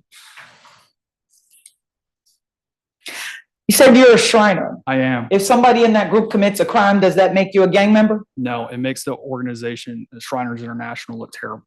Is it because you're a member of it? You think it would make them look terrible instead of making them look like a gang? No, because Shriners International doesn't make criminal street gang activity. We don't. But there are Shriner members that have committed crimes, all I right? finished my answer. Oh, I apologize. I didn't realize you were still in it. Go ahead, sir. I apologize. Yes, I was still talking. If a Shriner commits a crime, that organization, we look bad. And that's something that doesn't make us look good. No one wants to contribute to our organization and do the good things that we're doing. So yes, that would make it look extremely bad. Now, you are currently employed by the Fulton County District Attorney's Office, correct? I am employed by Fulton County. And you're being paid by the Fulton County District Attorney's Office as you sit here, correct? I am. I'm a salary employer. Isn't it true that that's the reason why you are willing to look at a photo of Mr. Robinson, and despite him looking like a kid, you're biased, so you're going to make him look like an adult? I don't believe I am biased. I regularly get contacted from several different agencies across the states including defense attorneys, to look at individuals. I have no problem talking to anyone about anything that they may see as a criminal street gang. I also interact with the community, teach at different community outreach events for pastors, or have troubled youth come and speak with me. I also have the parents of these troubled youths ask me questions. So there's no premeditated bias or any perceived bias that I believe exists. Are you finished? Yes, I am. Okay. The PDF numbers and subscriber numbers and identifiers that opposing counsel just showed you a few seconds ago, if those belong to the subscriber of the phone and the subscriber of the phone is not Mr. Robinson, you have no idea who used those screenshots, correct? Or who made those screenshots, correct? I don't know.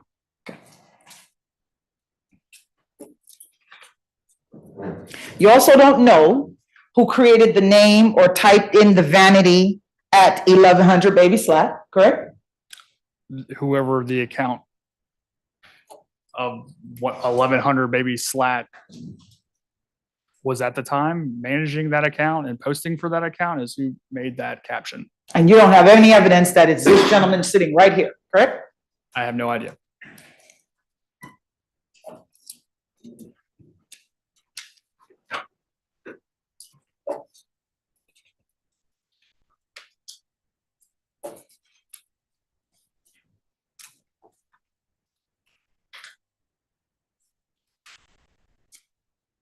Counsel asked you about a Instagram story that you testified was date posted 11/7/19 on Instagram at 15/16/23. Do you remember testifying about that? I do.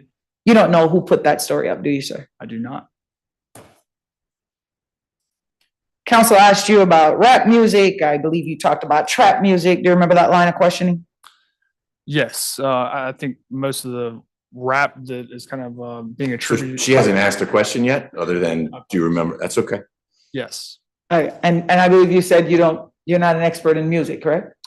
No, I clarified that I think most of the music being portrayed by criminal street gangs today is typically drill music, which is a kind of different variation than trap. But you're no music expert, right? I have not been tendered in as an expert in music.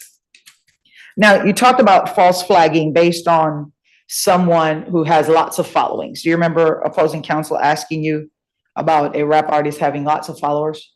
Yes. Isn't it true that most artists have lots of followers? Depends on what you classify as artist and who, what genre, and if they're, I guess, popular.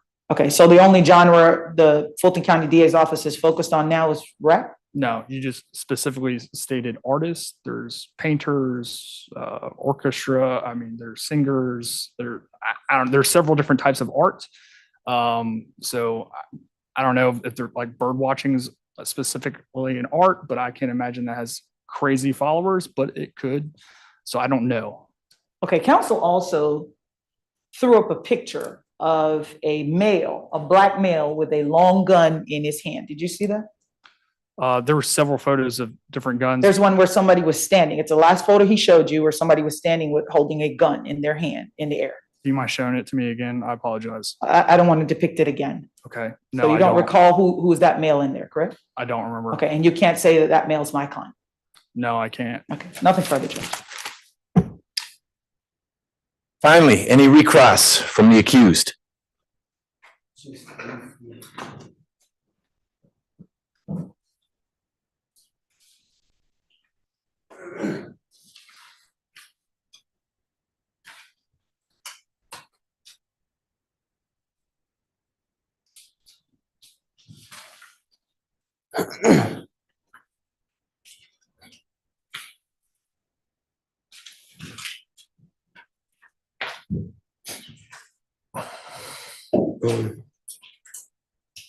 As an artist manager, if I'm doing business with individuals, I would call my clients and artists who you have assessed are gang members.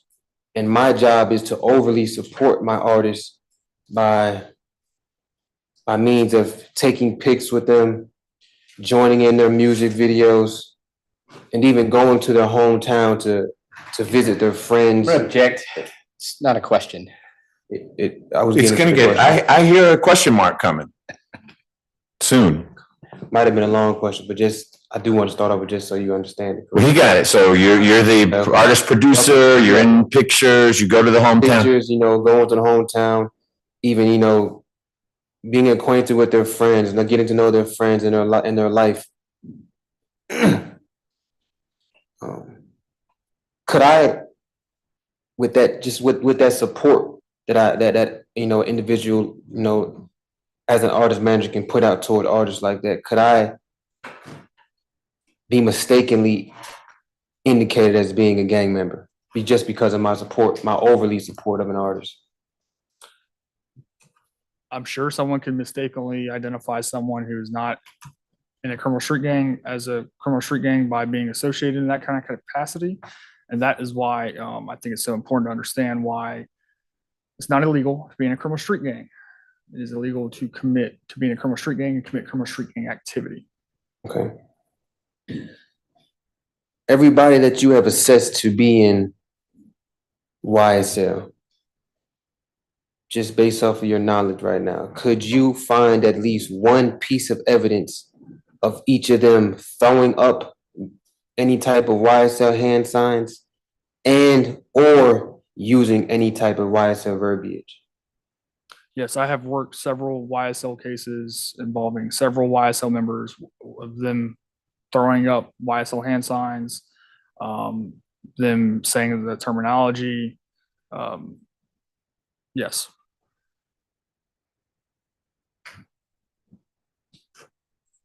And you have no evidence that you've ever seen me throw up a YSL sign, correct? I have seen YSL signs such as a green bandana and posing with individuals who are displaying criminal street gang hand signs of Young Slime Life. Yes. Have you ever seen me throw up the YSL hand sign or any other form of YSL hand sign? I don't believe I have. Have you ever seen me use any of the YSL verbiage or lingo? I don't believe I have. No further questions. Questions from the jurors for Investigator Miller.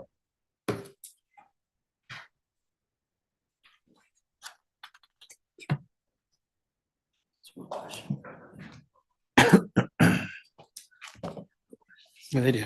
It's probably written them. Some of them had 3.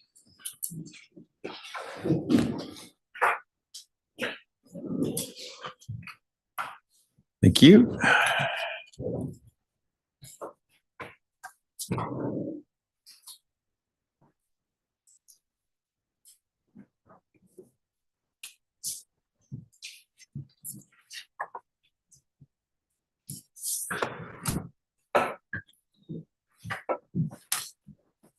All right, ladies and gentlemen, quick break for you. Jury room, hallway.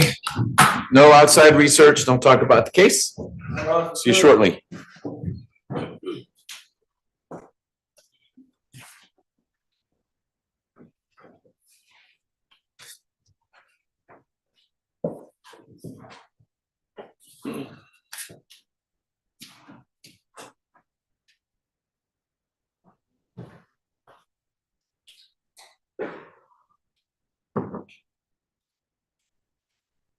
All right, Mr. Hiles, come on up here. Please get these, share them with Ms. Mignot and Mr. Pritchett.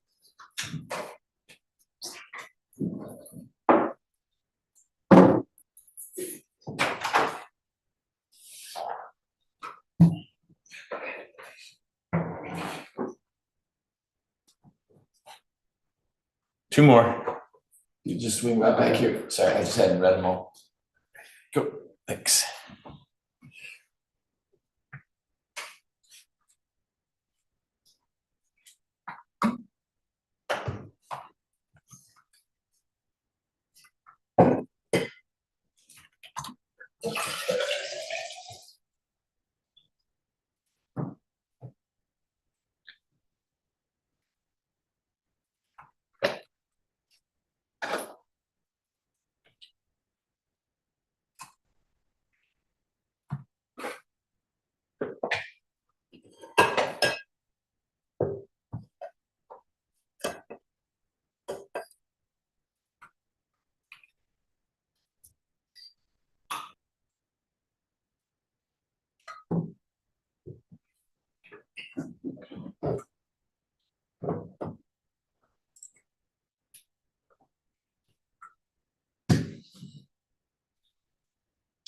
After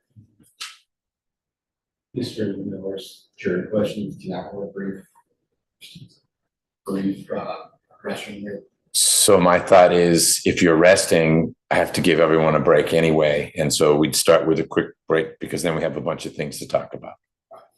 You wait till then? No, that's my plan. Okay. That's my plan. I just. Okay. As long as I'm.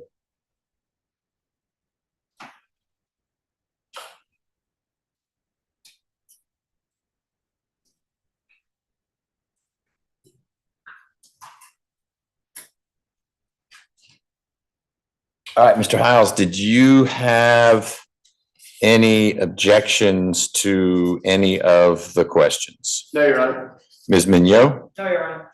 and Mr. Pritchett? Okay, let's bring the jurors back in, work through these and wrap it up.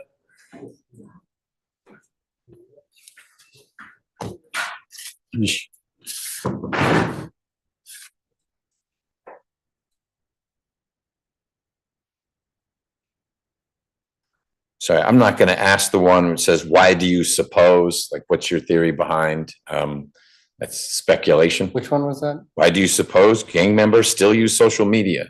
Okay, cool. I think he would have personal knowledge as to why they do use social media. But that's not the question. Oh, he can give. You could, if you think it's proper follow-up, you can go there. All right.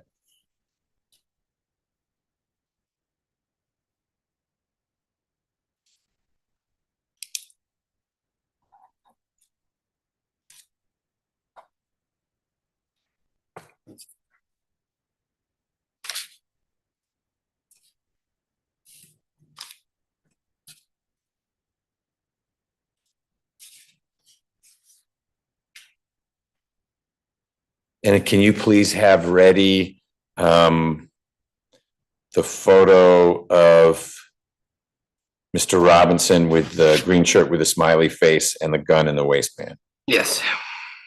I think it's actually the slide that has the 3 photos. I'll have it ready. Thank you.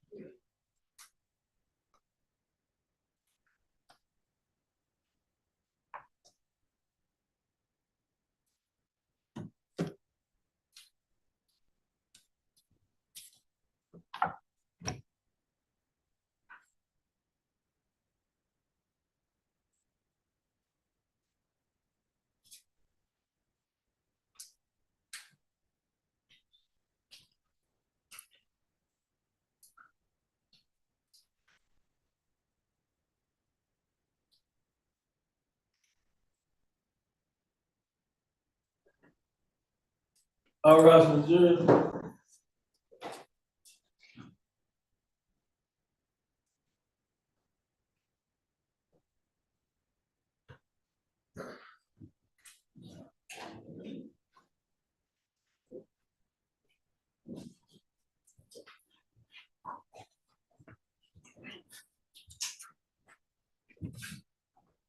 Judge, the president of the county court.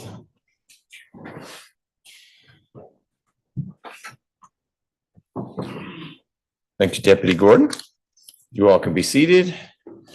Investigator Miller, you were asked or discussed some young stoner life as opposed to young slime life, and referenced it being a music label or some type of business. Explain to the jurors how you could describe that. I don't remember your words. You can use your own. Legitimate business, credible business, if it is closely associated with something that you're describing as an illegal enterprise, as in Young Slime Life? So, Young Stoner Life, they produce, it's a record label. They do produce music. That's legal. Essentially, the music videos that they're making, as long as there's no crime being committed or an album, that's legitimate. So if they take profits of that from Apple iTunes, from concert venues, that is essentially clean money. The criminal street gang will often may be involved in both, such as also making music, also profiting from music, but also selling narcotics or committing violent crimes. Do you have a sense, or can you estimate how many of the photographs, images that were recovered from the cell phone extraction of the phone that the state is contending is associated with Mr. Robinson, how many of those were photos taken on that phone, as in I hold up the phone and press the button and it's a selfie, or it's us, the jury, versus screenshots of, oh, I'm surfing the internet and that's a cool picture, I'm gonna grab that picture. I didn't take it, but it's found on my phone. I can't give like an accurate percentage, but most of Then we would object to speculation. Okay, so if you, how about this? Sustained, objecting to my question. Were there both on the device? There are both. Okay.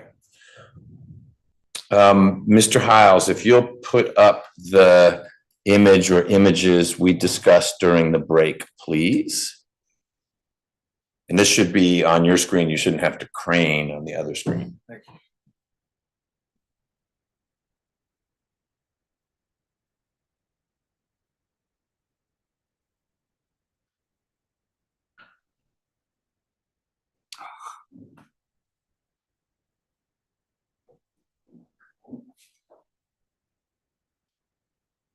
So the question is about the firearm that is in the waistband of the person you identified as Mr. Robinson.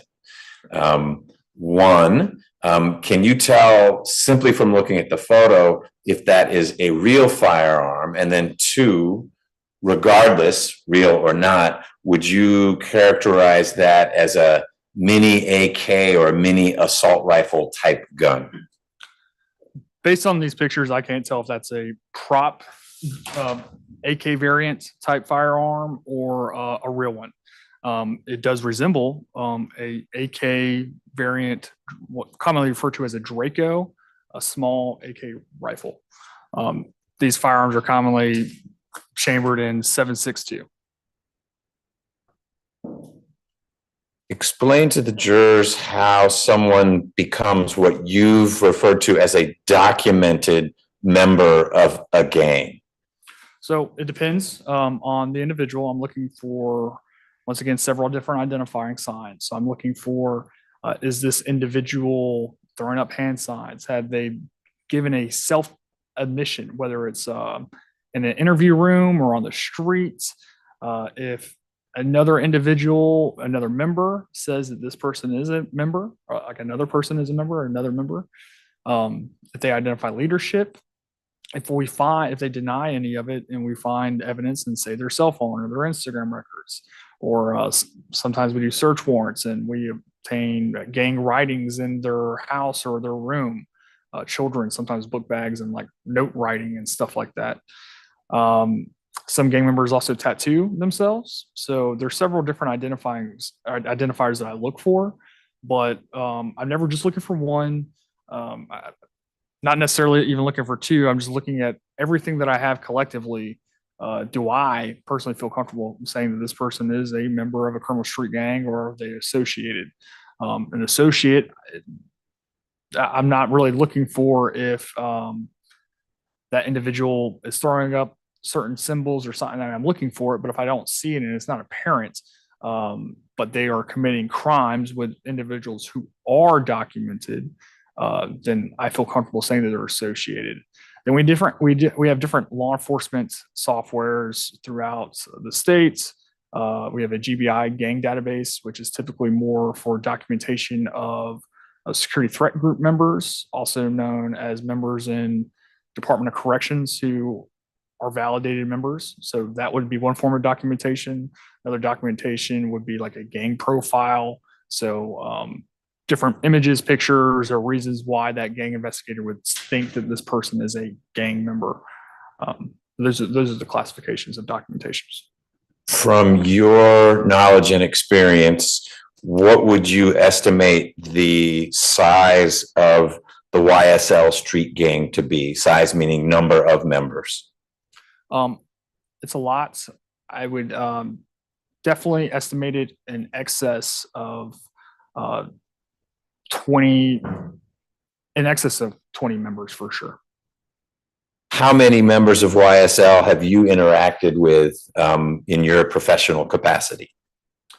Well over 20. That's why I can say over 20.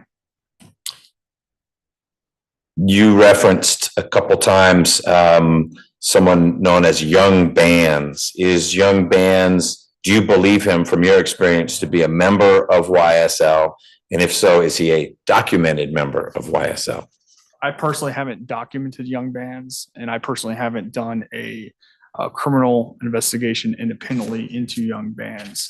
But I have seen documentation of Young Bands being associated at a minimum with Young Slime Life. Mr. Hiles, do you have any questions for Investigator Miller based on that exchange? Yes. We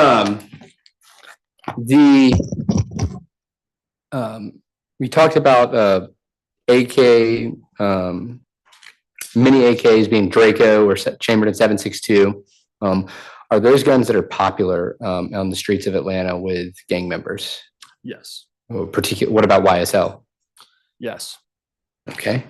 And as it pertains to the Street Gang Terrorism and Prevention Act, does it matter if somebody is documented as an associate or a member if they are committing crimes in furtherance of that gang? No, it can be either or. It can also be employed by.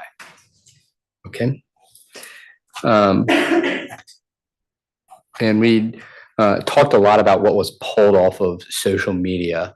Why is it that gang members are still using social media when it's being pulled as evidence against them? Well, what we often see is sometimes they will remove social media from an account. Sometimes they will go, if they think they're being watched or investigated, their account can be changed to private, or we'll see that they erase things. In my experience with investigating criminal street gangs and social media, we have to typically get a preservation request submitted into Instagram or Facebook or any of the social media accounts fairly quickly, because once an individual thinks that we are investigating for their crime, that's when they start wiping everything and things are getting deleted. The preface of that, if they are before they commit crimes or even after, some members don't. Sometimes they brag about it on social media. Sometimes they're trying to gain even more notoriety in their criminal street gang. And I've worked investigations where individuals are calling out specific individuals of rival gangs of who they're going to target, and then broadcasting it for everybody to see, not privately. I would object, the witness is not responsible. Do you want to focus the answer, or do you think your question has been answered and you're ready to move on? I think my question has been answered. Okay, next question, if any. No other questions. Ms. Mignot, do you have any follow-up? Yes, Your Honor. As it pertains to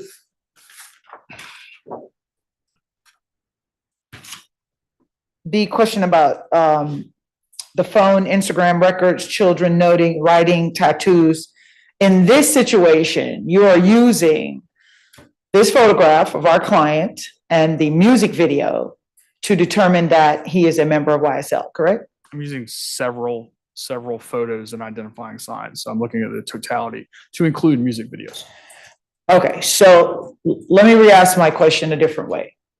Despite the number of photos you're using, the two identifiers you're using are photos and a music video you found on YouTube, correct? No, my identifying signs that I'm looking for to make my assessment have been hand signs, various hand signs, the wearing of bandanas, posting and sharing with individuals that had been documented with YSL, as well as posing and shooting music videos in known YSL territory and promoting the YSL criminal street gang. Okay, so this picture with my client in the hand sign, check one, right? So there is one hand sign right here where he is throwing up for YSL while also wearing a green bandana and standing next to individuals who are armed with suspected firearms, throwing up hand signs of YSL. That's several identifiers. That's not just one, that's multiple. Okay. Counsel, could you cue guns up, please? Yes, I gotta get it from up here. If you'd like me to.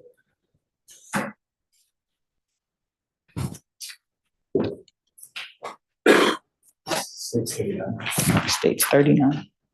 We're gonna show you states 39 just as soon as we get it up and running. Okay. Are we playing the whole thing or there's No. part of it that you, Only a small portion, Your Honor. okay.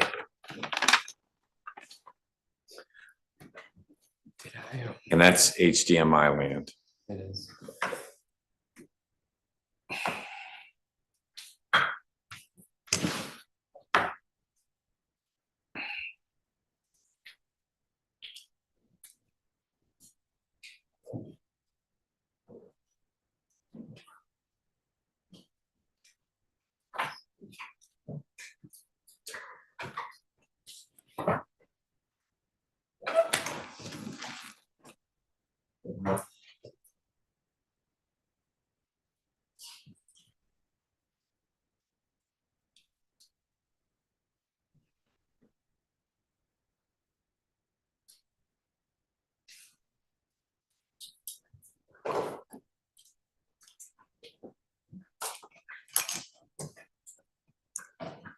Guns up is what you wanted? Okay.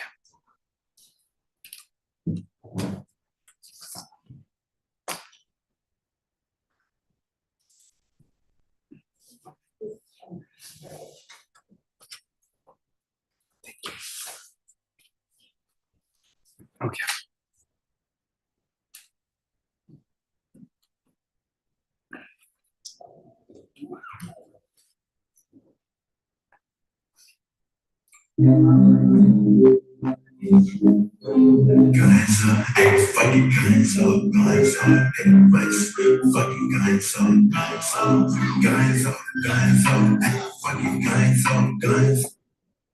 Okay, I've just paused the guns up video. Can you see what Mr. Robinson is wearing in that video?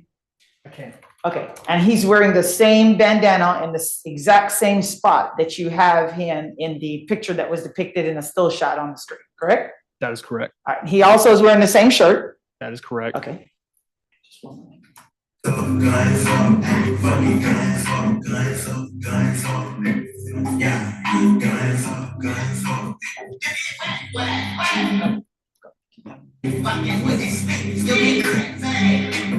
I know you're. I know There. Okay. Do you see my client on the back of a pickup truck up in that video? Okay. Okay. He's wearing the exact same outfit that you have in the still shots that you said you weren't certain if they were from the same day, right? That is correct. Okay.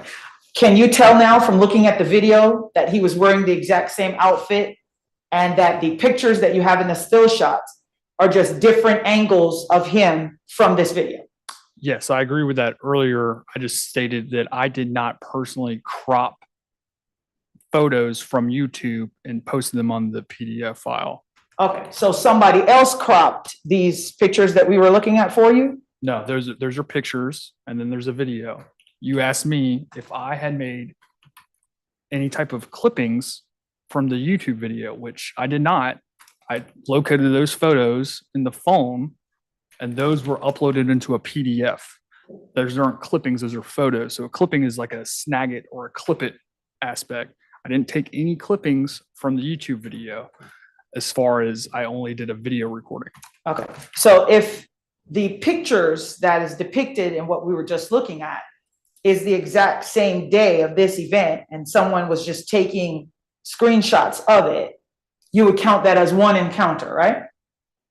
One gang member affiliation encounter? No, I saw several identifying signs in this video. There were several But the individuals. event, if you ended up with 5 still photos on a phone, on Instagram, that were all taken from the event of filming this video, and there may be 97 different identifiers in there, but that is one event. Do you agree? One day, one part of a day. If I saw multiple identifying signs from one day, yes, I would feel comfortable identifying someone as being associated, a member, or depending on the identifying signs that I saw. All right, so let's talk about the evidence in this case. Thank you so much, counsel, I appreciate it. The evidence in this case that you are looking at, based on what this juror has already been presented, is the exact same clothing on the exact same day with numerous identifiers, as you would say, correct? They've also been shown several other photos from different days of different identifying signs of membership of Young Slime Life. Okay, so let me go back to my original question. Photographs you use, correct? Photographs you I use have used photos. in this case as an identifier for my client as a YSL member, correct? I have reviewed photos of him displaying identifying signs of Young Slime Life. Okay. Yes. And you used photos and you used video, the rap music video, correct? Yes, I reviewed music videos of him displaying identifying signs of Young Slime Life. And based on the video and the photos, you have determined that our client is a member of the YSL gang, correct? Yes, along with other evidence. Nothing further, sir.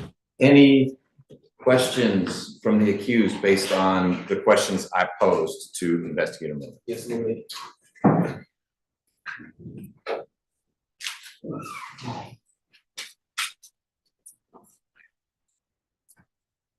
Do you have any evidence of pictures or videos of me ever holding a gun? I don't believe so. What are the colors of YSL? Is it one color or is it many colors? So they'll commonly use other colors as well, but primarily for specifically YSL, it's green. However, if a member is sex, money, murder, and also a member of YSL, they may utilize red and green. Whereas a member who is a neighborhood rolling 60 Crip, for example, their primary national affiliation would be blue, so they can use blue and green. But green is the specific identifying color for Young Slime Life. So it could be green, red, or blue. Yes, depending on the individual.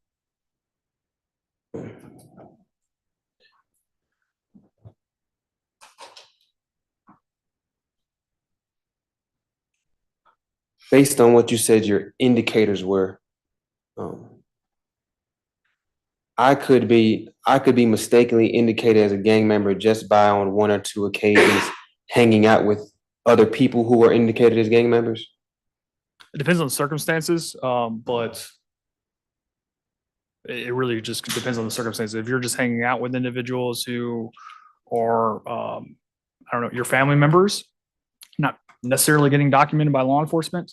However, if you're stopped as a suspicious person and there's drugs or something, maybe you don't get arrested, but someone else was arrested for something, that could be a scenario where someone kind of documents something or starts documenting something. But what that individual investigator does to identify that individual is not me. So I don't know. It would have to be what I saw and what I documented.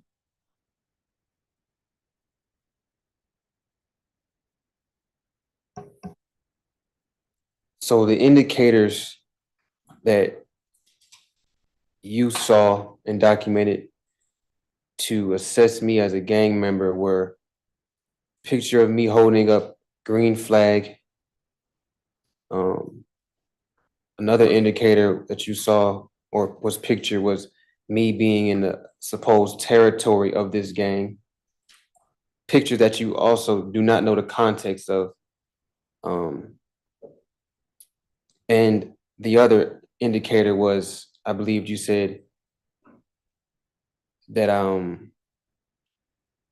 was associated or in communication with other supposed gang members.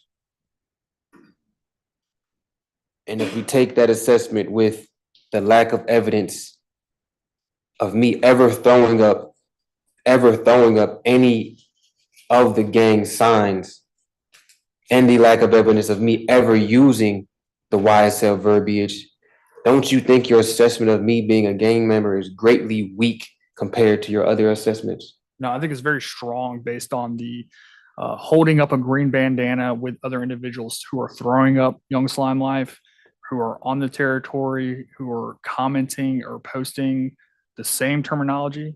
I think that's very strong gang evidence. Even knowing that I never threw up those gang signs or used that gang verbiage. Yes, because I look at it as acceptance. So if I'm with a criminal street gang and I'm a member of a criminal street gang and I'm with criminal street gang members and they're posting and saying something and I'm doing the same thing with them, but I didn't say anything, that is an acceptance, an accepted admittance, so to speak. So if they're accepting the same what is being broadcasted on social media or video.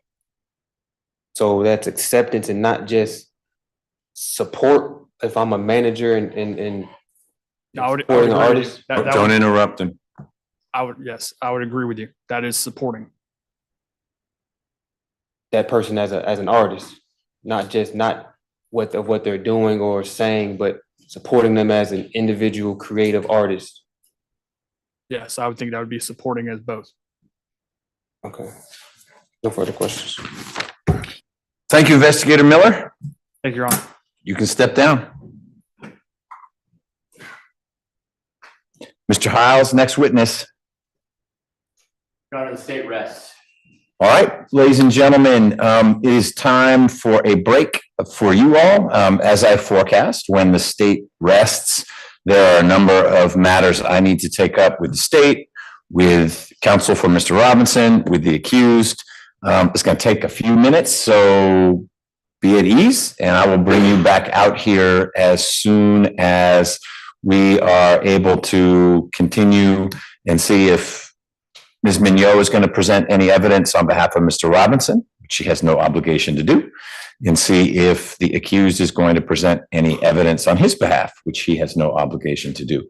The fact that the state rested does not mean that it's time to begin your deliberations. There may be more evidence presented, there may not, but that still doesn't mean it's time to begin your deliberations. We have closing arguments and the charge I need to give you at the end of the closing arguments. So no outside research, don't talk about the case. We'll get you back here as soon as we can. All right, so Juror.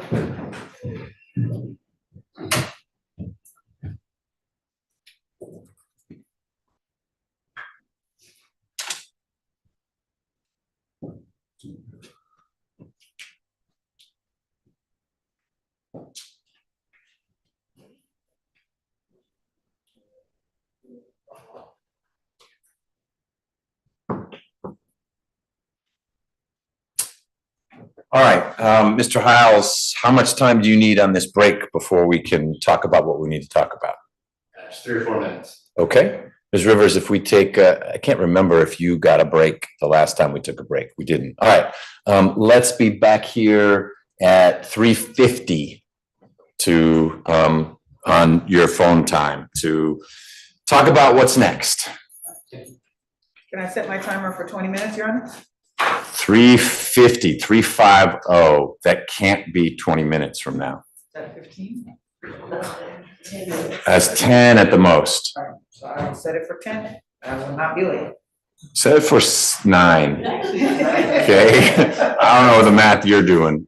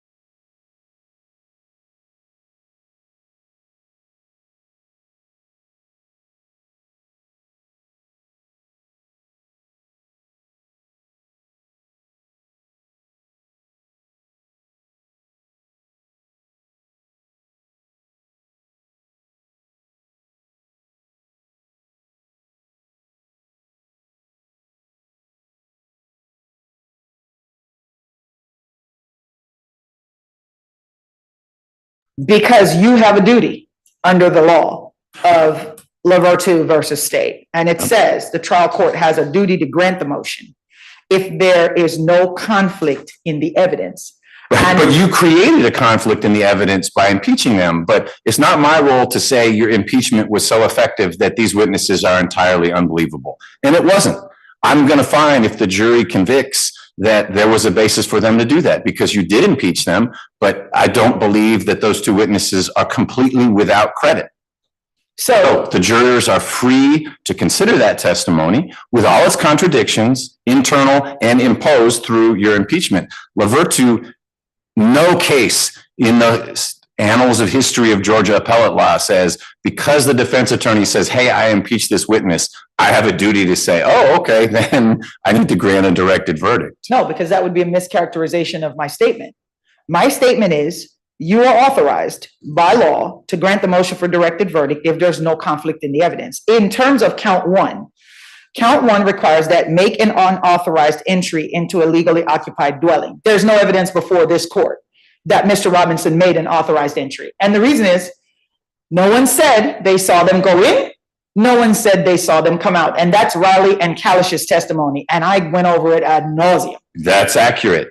So you're ignoring circumstantial evidence. And that's what's going to trip you up, at least on your motion for directed verdict. You may be able to convince the jurors that the fact that no one saw it happen means he didn't do it.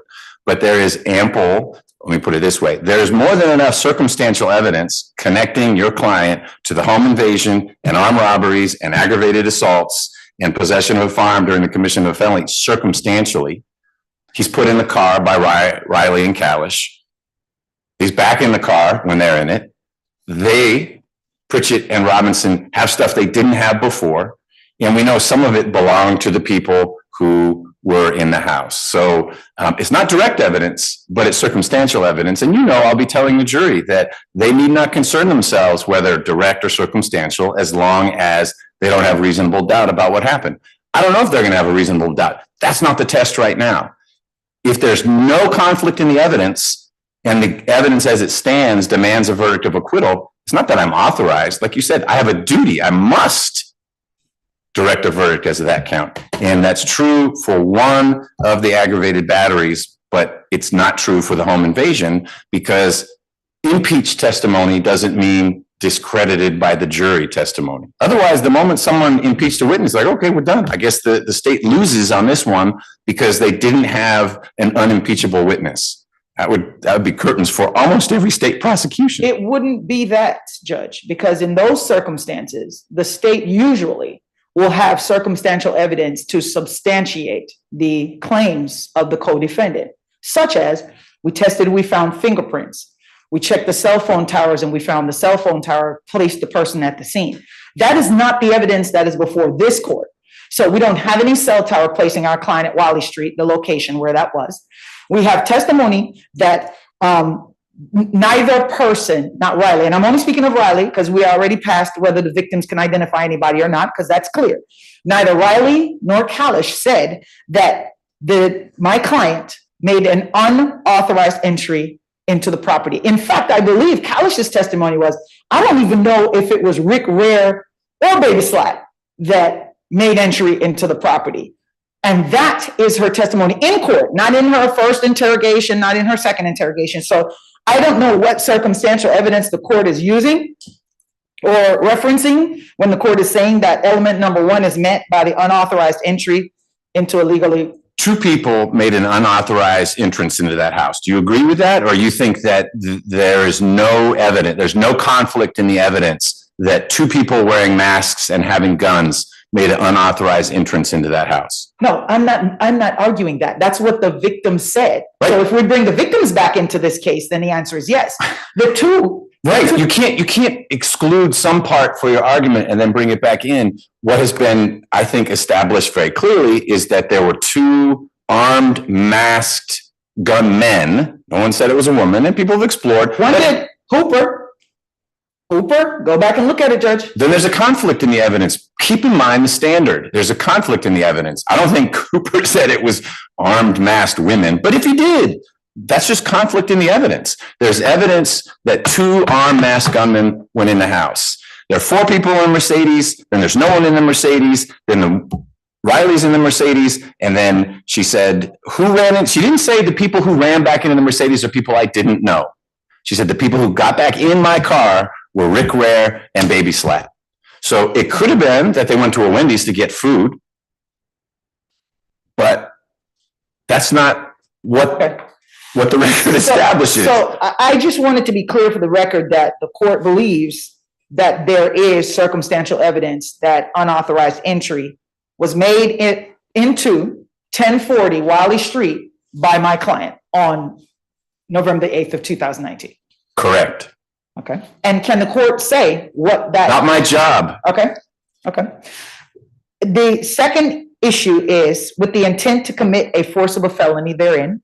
I do not believe that there's any evidence before this court that my client, 1, entered, or 2, intended to commit any forcible felony therein. In fact, we don't even know if there were more than just the 2 females in the car as we stand here today. The only way you wouldn't know that is if you're choosing not to credit their testimony, and you're free to not credit their testimony, but their testimony was 4 people in the car, your client, Mr. Pritchett, and the 2 females. Right, but we cannot discount their interrogation where they said they were the only 2 people in the car. But if the court is saying that's a conflict, we'll make the argument. We can understand the court is. How is it not a conflict? All right, so may I proceed, Judge? Yes, please. I don't want to waste the court's time, and it's clear we're not going anywhere with count 1. As it pertains to count 2 of the indictment, the record is void of any evidence of Mr. Robinson, once again, entering the Wiley Street property. Count 2 is armed robbery as it pertains to Holden Carmody and a wallet. Mr. Carmody testified that he doesn't know who took his wallet. There was no testimony from Ms. Riley or Ms. Kalish, if we focus on just those 2 individuals, that Mr. Robinson was in possession of Mr. Holden Carmody's wallet.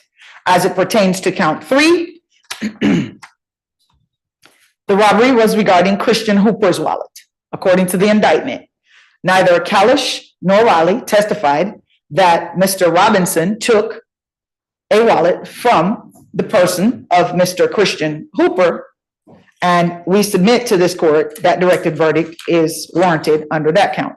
As to count 4, this is armed robbery for Noah Walker cell phone. Mr. Robinson was not found with a cell phone. There was no testimony that he took a cell phone from either Ms. Riley or Ms. Kalish.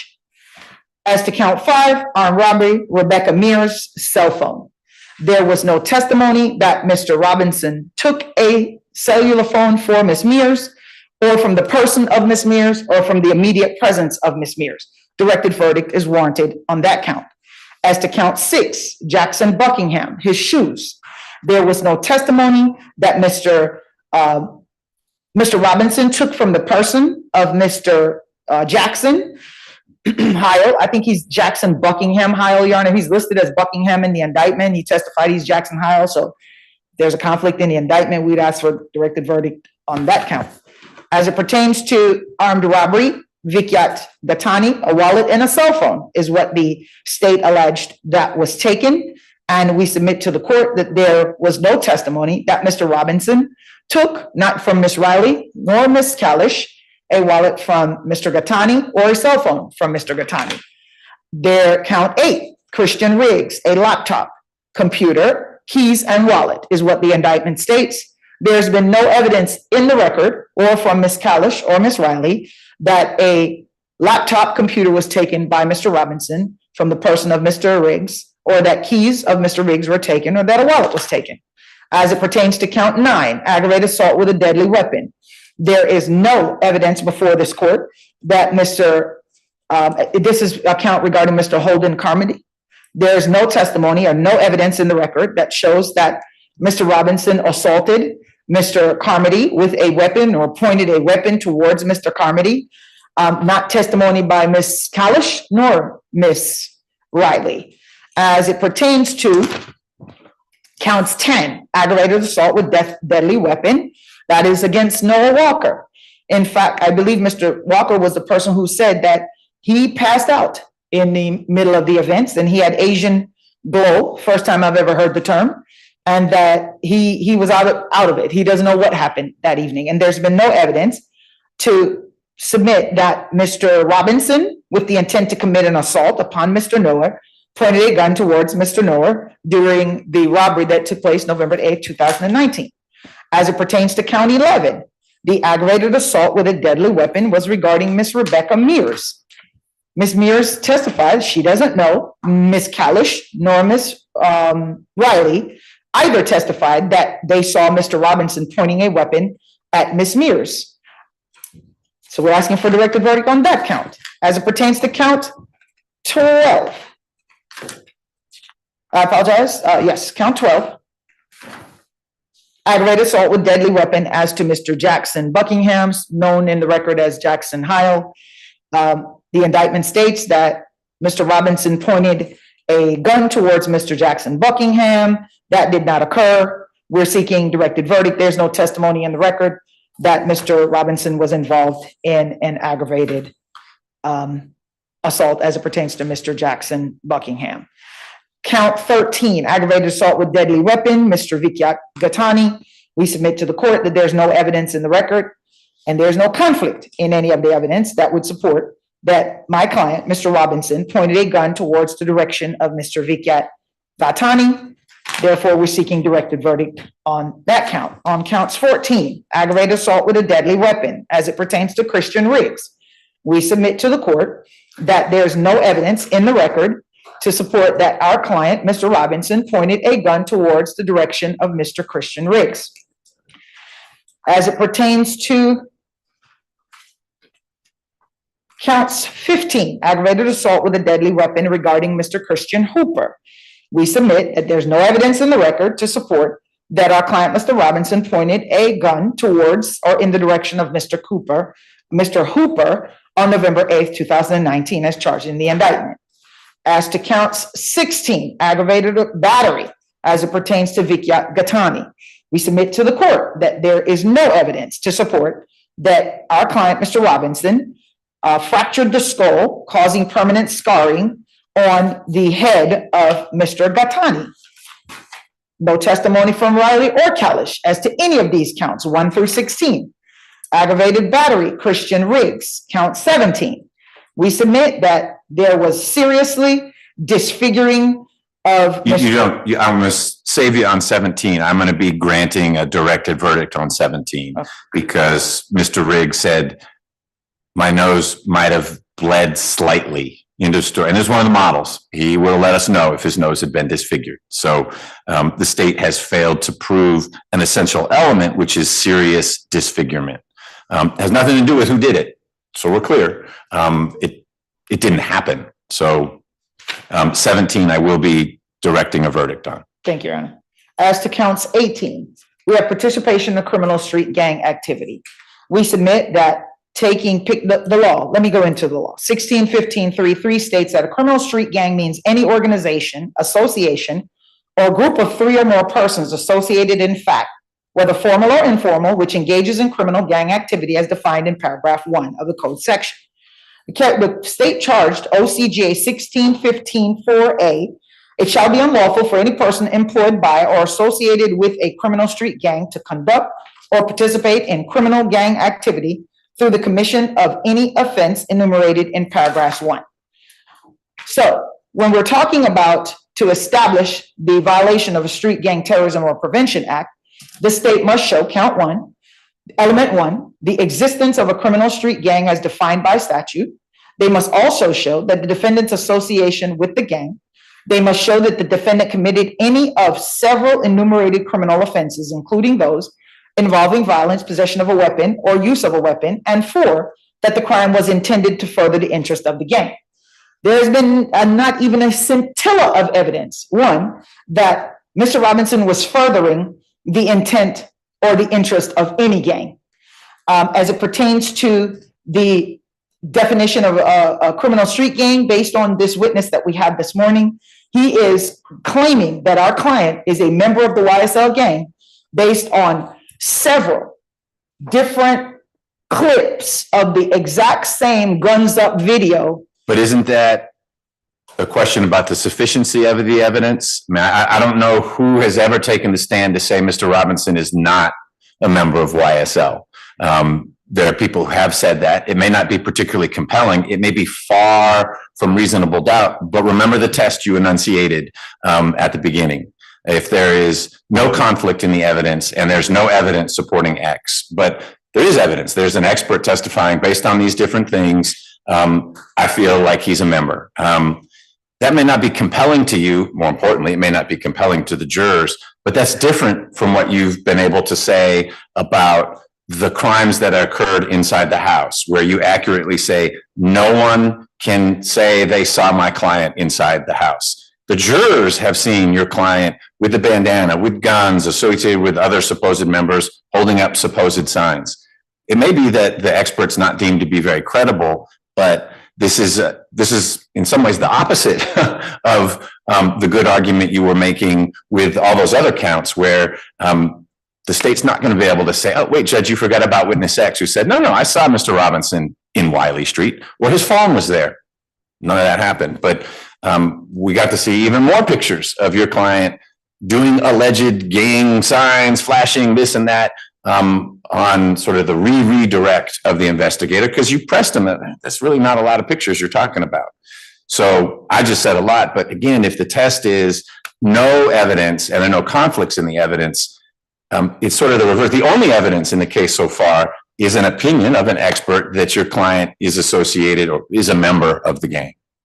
And as it pertains to the fourth element of that, Your Honor, the state has to prove all the elements. They're not allowed to prove the first three. Right. So now we're at the nexus, the intent to further the interest of the gang.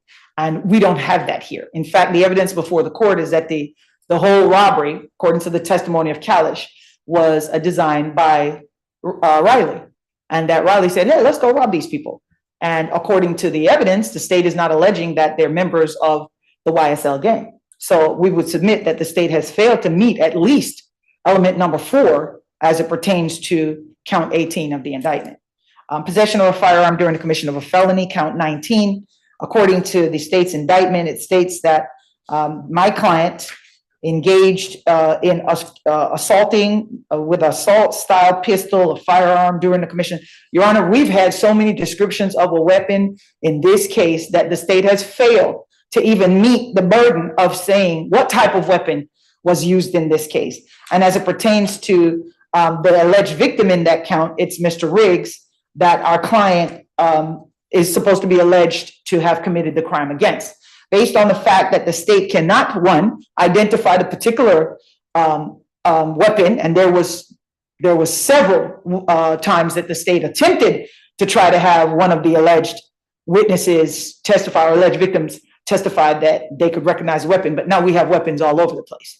So we submit to the court that the state has failed to meet its burden as it pertains to our client on count 19, and directed verdict is warranted pursuant to the law.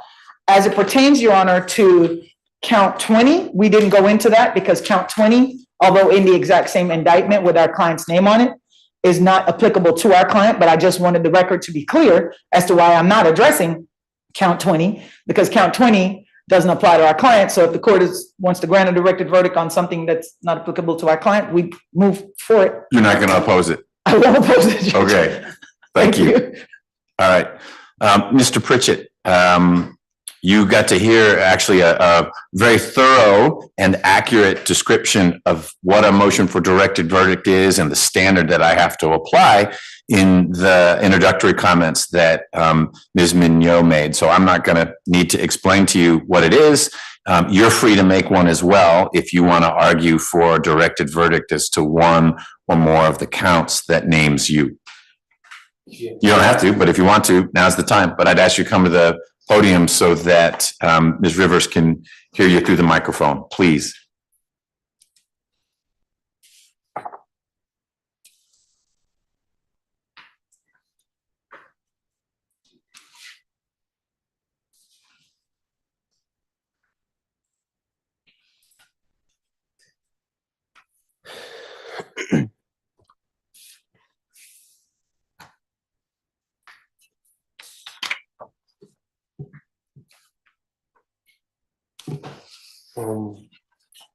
Yes, I would like to move this court for a directed verdict of acquittal on counts 1 through 20, excluding 17, which you already said would be ruled upon. I guess to go into detail, count 1, home invasion in the first degree. The state has not proven beyond a reasonable doubt. So All the I'm gonna try not to interrupt you. I did a bad job of staying out of Ms. Mignot's way while she was arguing. I apologize to her. But the standard right now is not proved beyond a reasonable doubt. It's actually an exceedingly low standard for the case. My finding isn't you've proven your case.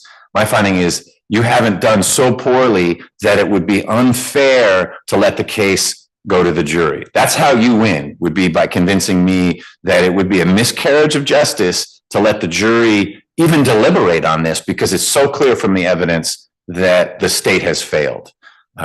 So it's a low burden for the state, a high burden from you, because it's an unorthodox request. It's to say, don't let the jury decide this. The whole point of giving you and Mr. Robinson a jury trial is to let the jury decide and not me. But sometimes I got to step in. So back to count 1. Yes, and it is believed by me that it would be a failure of this court to allow the jury to deliberate on this count,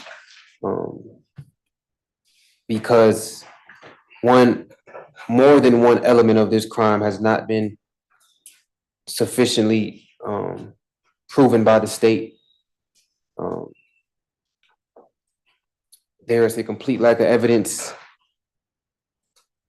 that I'm gonna interrupt you again, just because I'm gonna let you flesh out all these counts. But let me tell you what I find. I find that the state has proven every single element of the home invasion, where the challenge is who did it. I think that there is uncontroverted evidence that 2 people entered the residence of another person without authority, clearly with the intent to commit a felony because they beat some people up and took stuff. And that residence was occupied by people who were authorized to be there. They weren't squatters. The state's proven all that. Every victim in this case has said that's what went down. The big question is, well, who did it? And so we talk about alleged victims. These are all victims. They may not be your victims. They may not be Mr. Robinson's. But I'm going to let you know right now, you're not going to convince me that the question of was there a home invasion shouldn't go to the jury, unless you can convince me right now that there is no evidence that connects you to that home invasion. Because that's really what you're going to be arguing as to all the armed robberies and the aggravated assaults, because every victim said these guys had guns and they pointed it at us. There's your ag assaults. Every victim said I had stuff taken from me at gunpoint, and that's all listed there. So all those things happened. I believe they've been proven. Where there's going to be some fighting in front of the jury during closing arguments is, did the state come close to proving, did they meet their burden, that it was Robinson and Pritchett? So focus on the lack of evidence that you were one of those 2 people. Does that make sense? Yes. Because if you focus on, well, I don't know that they didn't have authority, that we're not getting anywhere. Okay. Well, to continue, yes, it is believed that the count of home invasion has not been sufficiently supplied or backed by any evidence to which I committed such act. The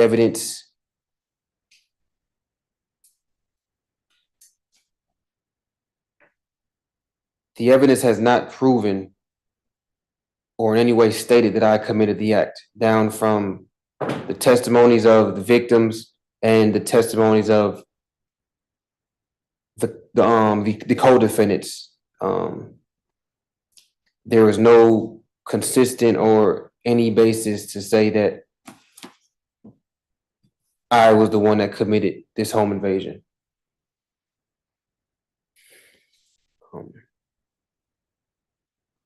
We can even, assess the narrative from Officer Wright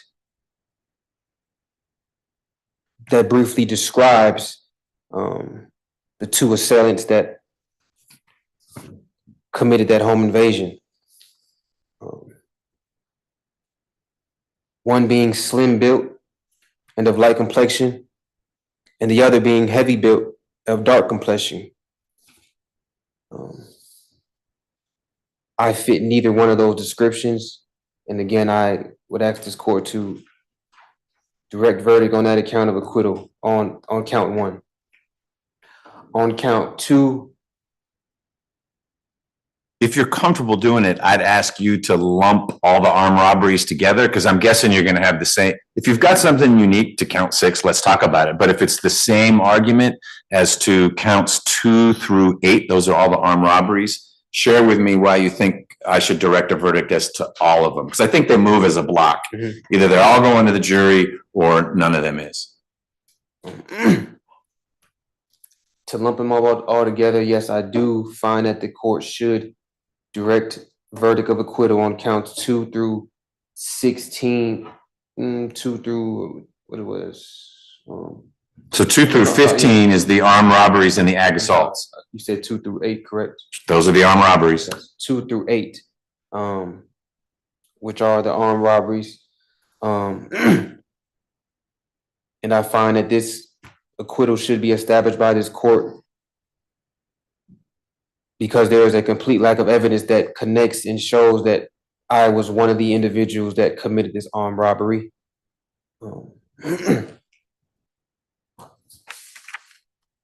There has been no evidence to prove that, according to count 2, that I was the one that had an intent to commit theft or take the wallet and property of Holden Carmody. According to count 3, there is no evidence to prove that for each of the counts, you're saying there's a lack of evidence showing you had the intent to take that which was allegedly taken. Okay. That proves lack of intent and or that I was the one that actually robbed the stolen items. Okay.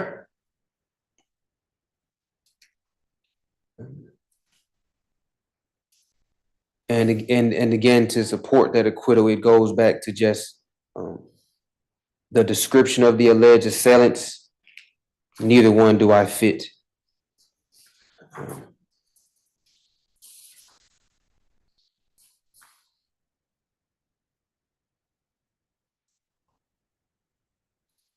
On count 9, which is aggravated assault with a deadly weapon.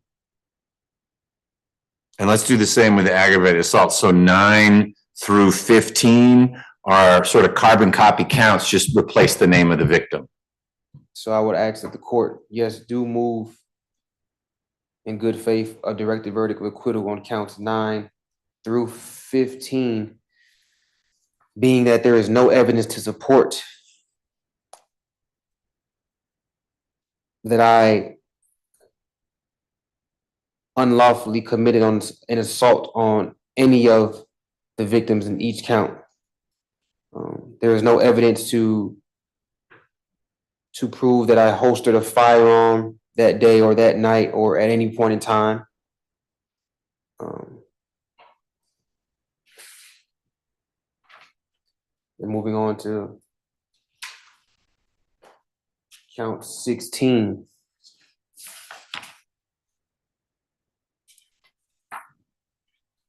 Which is aggravated battery. I would, in good faith, ask the court to move on a directed verdict of acquittal on count 16 because there is a complete lack of evidence proving that on the 8th day of November that I was at 1040 Wiley Street where this incident occurred and that I did maliciously cause bodily harm to Gatani by fracturing his skull. There is no evidence that I committed such act.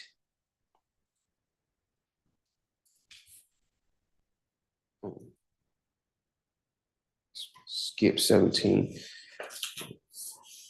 On count 18, I would move the court again in good faith for a directed verdict of acquittal on the count 18, which is participation in criminal street gang activity. being that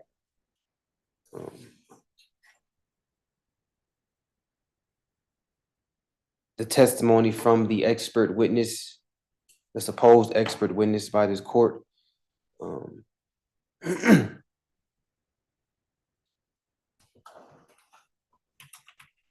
did not sufficiently indicate that I was part of a gang. He showed 3 pictures of me while at the same time admitting that he has never seen me throw up this alleged gang sign.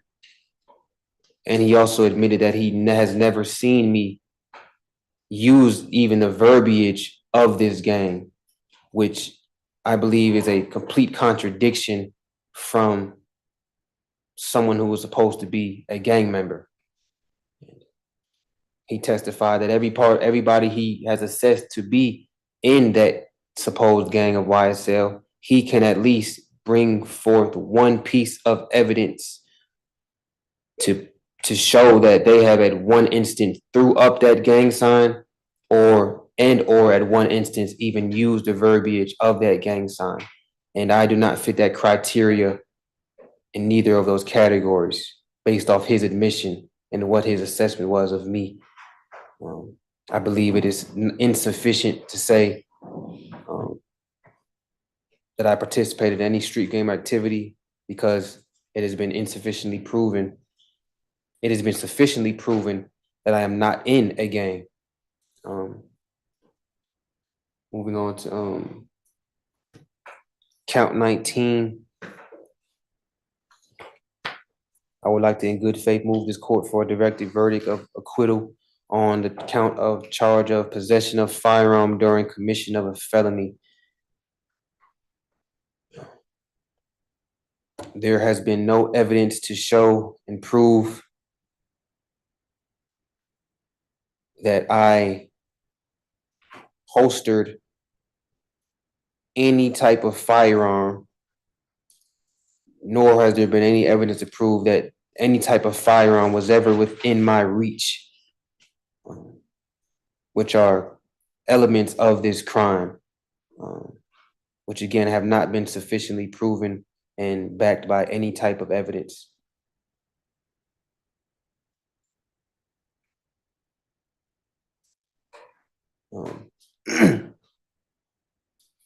Again, I will move to count 20 and move this court to a directed verdict of acquittal on this count, which is possession of firearm by first offender probationer, which again, there has been no evidence to prove that I holstered on the 8th day of November or any time a firearm, assault style pistol, or any type of firearm during that day or any day, nor was there any type of firearm within my reach or around me. There has been no evidence to prove such. And so again, I would in good faith move this court for a directed verdict of acquittal on counts 1 through 20. Thank you, sir. Mr. Hiles, I've got a few questions for you, and then if there's anything you want to add, you can do that. What is your response to Ms. Mignot's observation that in counts 6 and 12, the name of the alleged victim is incomplete and thus incorrect? So I don't think there's any requirement that I put the individual's full name first, last, and middle. When I had the well, you couldn't just put Fred, because correct. Then someone could be prosecuted 10 times for different Freds, the same Fred. I agree with that. But when Jackson took the stand, I asked him all 4 of his names. Then he explained that because there is the 4th name, Heil, which is his technical last name, it is on a different line. And so when you had the 3 names on the first line, it appeared on his ID. It appears on his ID that his last name is Buckingham. And I think the fact that there's no confusion that he is Jackson Buckingham, and he acknowledged that. Okay. Count 16 is the first of the aggravated battery counts. aggravated battery can be committed when first, there's always the element of maliciously causing bodily harm to another person. That's alleged in the count. But then there is serious disfigurement or loss of a limb or at least temporary loss of use of things. What is 16 alleging?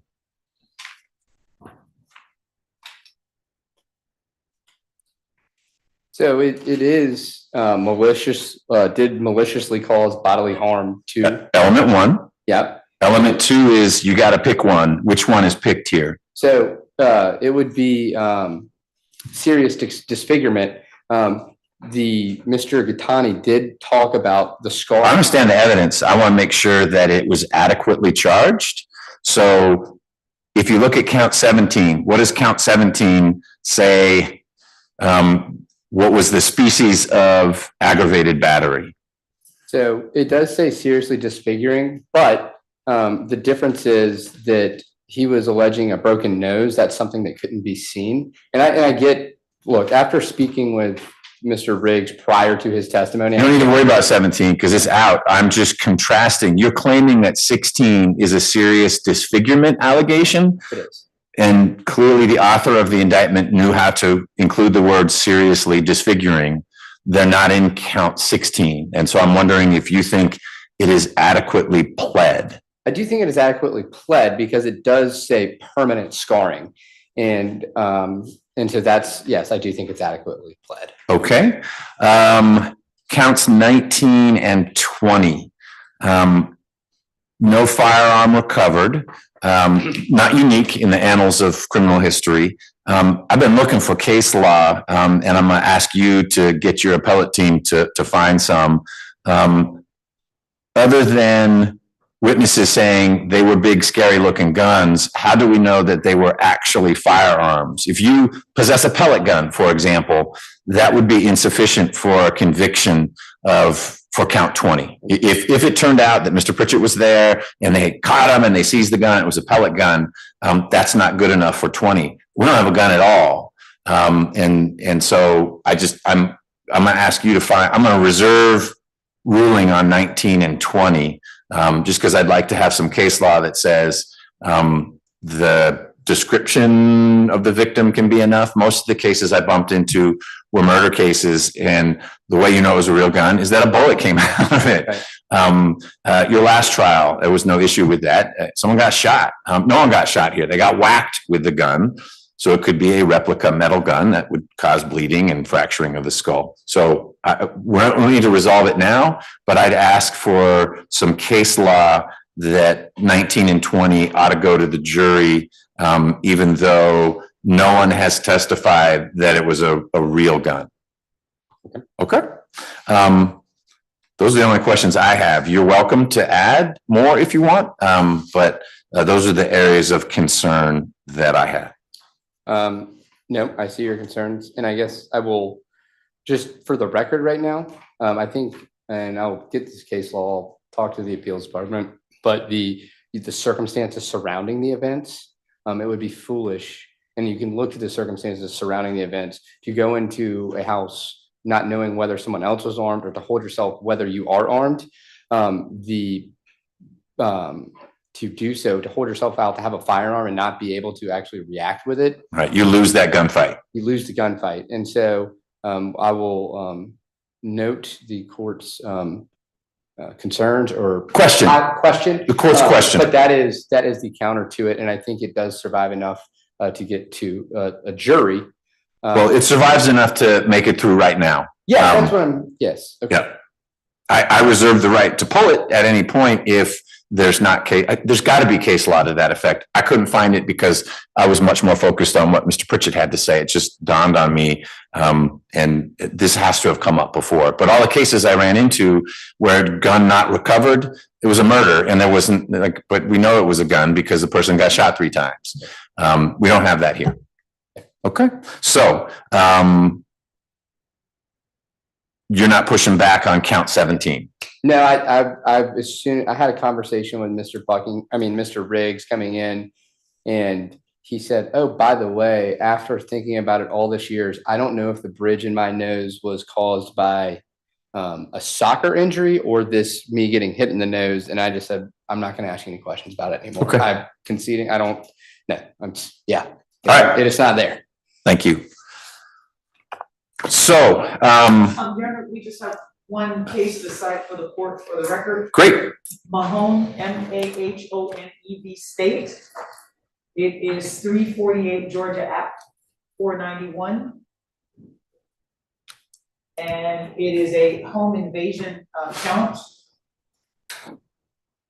States that in the case, however, the uncontroverted evidence showed that Mahone did not possess the iron he used in his assault of Willis at the time he entered the apartment. Instead, he found the iron after he made his unlawful entry, and accordingly, the state failed to prove an essential element of the crime of home invasion in the first degree. Got it. Thank you. Could you, I hadn't sat down, could you just give me that site one more time, please? 348 Georgia Act 491. It's a 2019 case. Mahone v. State, M-A-H-O-N-E v. State. So here's where we are. I need to rule. And yes, sir. Before you move, can I please add something quick for the record? Sure. Regarding the direct verdict issue. It's just in my occurrence, it has been brought up in previous hearings. I would just like to state that this indictment purports to be invalid, being that it was not returned in open court. That, the clerk has attested to it, or have evidence that the clerk said that, there are no minutes that it was purported to be returned in open court. And I believe it was on the hearing of June 27, 2023. The state also attested that no minutes exist of the indictment being returned in open court. And according to case law, for an indictment to be valid presentment, it must be returned in open court. And it must be affirmatively shown by a record entry in the minutes. Okay. And there needs to be a file endorsement on the indictment itself to show that it was presented by the grand jury and filed in open court. This says filed in office. Got it. Thank you. You've preserved that argument. In James versus State at 316 Georgia Appeals 406, the Court of Appeals framed the standard for motion for directed verdict of acquittal as follows: that it should be granted only when there is no conflict in the evidence, with all reasonable deductions and inferences therefrom demands a verdict of acquittal as a matter of law. I don't find that that is the case for counts 1 through 16, or at this point, 18 through 20 either. I appreciate the record that's been made so far by defense counsel and by Mr. Pritchett, which is that there is no direct evidence that places Robinson or Pritchett inside the Wiley Street address. This is a classic circumstantial case for that one piece. I think there is more than enough evidence for the question to get to the jury, that there is direct evidence that Pritchett and Robinson were in Riley's Mercedes and got to within a stone's throw of Wiley. Riley and Kalish get out. When Riley gets back in, Pritchett and Robinson aren't in the car anymore. We learned from both the ladies later on, they had masks, meaning the guys did. They were dressed in dark clothing. Lo and behold, the people who make entry into the house are described for the most part as wearing dark clothing, definitely wearing masks. And then as Riley's trying to figure out what to do next, who hops back in the car but Robinson and Pritchett, and then Kalish gets in the car. They all go back to the Voss Coleman address, and we know what the testimony is. The state's case rises and falls on the credibility of Kalish and Riley, with some circumstantial corroboration, like who was wearing the jacket going in, who was wearing it going out, things being thrown out of the car, etc. But that's just a circumstantial case. The fact that a piece of it is circumstantial doesn't mean that a directed verdict is appropriate. Ms. Mignot is right every time she said it many times, that there is no evidence that there's no direct evidence, an eyewitness who said, no, the guy with the monkey mask or the guy with the purge mask was Mr. Robinson. And there's conflicting evidence. These people who were drunk or high or both and under stress because they had guns pointed at them and there were people bleeding out of their heads in front of them have different recollections of what people looked like. And that is, to me, utterly unremarkable in situations like these. And it is certainly fodder for closing argument. It is fodder for reasonable doubt, but that's not the test I apply. If I construe the evidence in the light most favorable for the state, the jurors could reasonably credit, despite their warts and bumps and whatnot, Kalish and Riley's testimony that this was a 4-person operation. And the other two aren't mystery people. They are Robinson and they are Pritchett. And there are some social media communications afterward that are problematic for Mr. Robinson, not so much for Mr. Pritchett.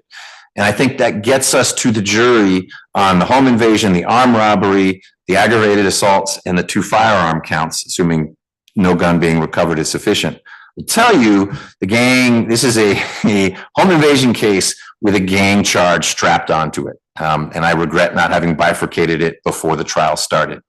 But there is some evidence that this is gang related. It was not concocted by a gang member. At best, it was a gang hanger-oner, meaning Ms. Riley.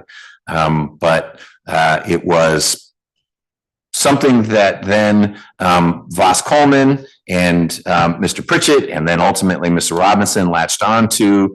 And there is some evidence that doing something like this furthers the interests of the organization, that being YSL. And again, my assessment that it's not a bright and shiny gang charge doesn't mean it doesn't go to the jury, given the standard that I must apply for motions for directed verdict. The count that fails is count 17.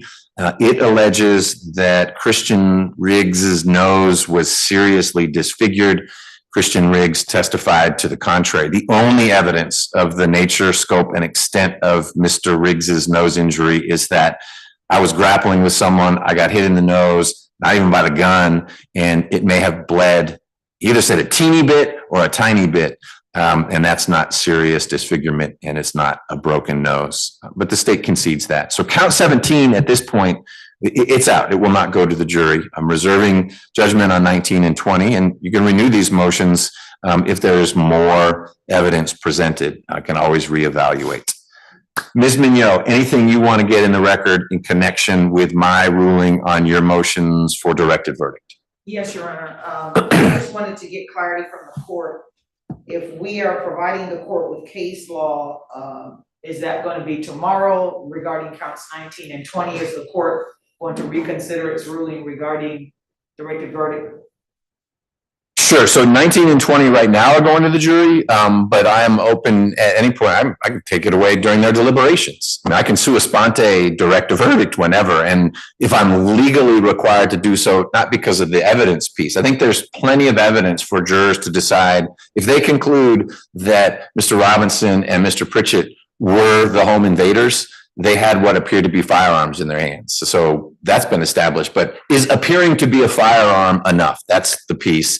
And so I want to make sure we're operating in a safe space. I mean, worst case scenario, it would be cleared up at a motion for a new trial if your clients are convicted, because then everyone would have plenty of time and people with super sharp appellate brains would have time to say, you know what, Judge, you let that go to the jury. But you said during the course of the directed verdict discussion that there's no evidence in the record where someone said, oh yeah, that was a Draco. I touched it. I pulled the magazine out. There were bullets in it. It appeared to be a big, scary weapon, or to your point, sometimes it was a small, scary weapon because different witnesses saw the guns differently. I just want to make sure we aren't sending something to the jury that they shouldn't be deciding because if there isn't sufficient evidence that it's a real gun, I don't know what that would be, that sufficient evidence. And so it's a request to everyone, send me cases, and there's no deadline. If you send your case day after tomorrow and the jury's still deliberating, I can always say, stop worrying about counts 19 and 20. Okay. All right. Mr. Hiles, you had jumped up at some point. Was there something you wanted to add? Because if it's case law, don't just send it via email to everyone later. Okay. All right. We are going to bring the jurors back out before I release them for the day. Ms. Mignot, Well, let me do this. Mr. Robinson, it is time for us to have that discussion that I have forecast. Do you understand, Mr. Robinson, that you have a right to testify? And that if you wish to testify, no one can prevent you from doing so. Ms. Mignot can't tackle you and say, don't take the stand. It's going to be a decision for you to make. Do you understand that? Do you understand that in the same way, no one can force you to testify? If you don't want to testify, even though Ms. Mignot or Ms. Blake may be saying, this is your key to freedom, no one can make you testify. And certainly the state can never call you as a witness in this case. Do you understand that? Do you understand that in a moment, I'm going to ask you and not Ms. Mignot whether you want to testify? Do you understand that if you choose not to testify, I will tell the jury that they should draw no conclusions or inferences or anything at all hurtful to you in any way about your decision to exercise your constitutional right to remain silent? Do you understand that if you choose to testify, not only do you answer the questions from Ms. Mignot, which may be difficult because it's a difficult case, but they're friendly questions, but you'll also have to answer any legally proper question from Mr. Hiles or Mr. Pritchett. And those may be ones that are awkward for you and you don't want to have to answer, but you will have to answer them. Do you understand that? In other words, you'll be subject to cross-examination. All right, Mr. Robinson, do you wish to testify in your trial? Not wish to testify, no. I find that Mr. Robinson has made his decision not to testify with a complete understanding of his rights. And I will instruct the jury that they should draw no conclusion, inference, or any other finding from the fact that because you have no burden of proof at all, you chose not to testify. Okay. Ms. Mignot, will you be presenting any other evidence at this juncture on behalf of Mr. Robinson? No, Your Honor. All right. Mr. Pritchett, do you understand that you have a right to testify and that if you wish to testify, no one can prevent you from doing so? Do you understand that if you don't want to testify, no one can compel or force you to testify? Do you understand that if you do not testify, I will instruct the jury that they should draw no conclusion or finding hurtful or harmful against you? Do you understand that if you choose to testify, you don't get to just tell your story your way, but you will be subject to cross-examination by both Ms. Mignot and Mr. Hiles? You don't get to take the fifth on cross-examination. You understand that? Okay. Do you wish to testify, Mr. Pritchett?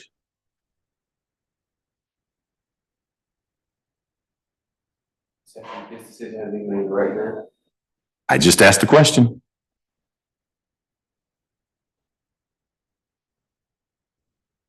At this moment, I don't. Okay. So what's going to happen next is I'm going to bring the jury in. I'm going to ask, are you going to be calling other witnesses? Yes, I'm in the car with. So that maybe doesn't work. Run into any problems, I know I don't have any more like time than tomorrow. Right. Well, you lucked out. It would be tomorrow. We wouldn't call those witnesses. But here's what we're going to do. The jury's going to come back in. I'm going to ask Ms. Mignot if she is going to be presenting any evidence. She's going to say, nope, Mr. Robinson rests. I'll repeat to the jury, okay, he has no burden of proof, no obligation to present anything. Then I'm going to turn to you to ask you if you're going to present any evidence. And your answer is going to be? Yes. Okay. Tell me not the content of that evidence, but the vehicles through which you will present it. Who do you intend to call as a witness? I believe the name was Marquise Abdullah. Okay, that was one of the names that you provided. And Marquise Abdullah is who to you? Someone you know. Okay, well, you know me too. Okay. Did you end up getting any contact information for Marquise Abdullah so that Ms. Mignot and Mr. Hiles can talk with him? Yes, I did. Date of birth, address. Number, contact information, and address. Okay. Anyone else besides Marquise Abdullah?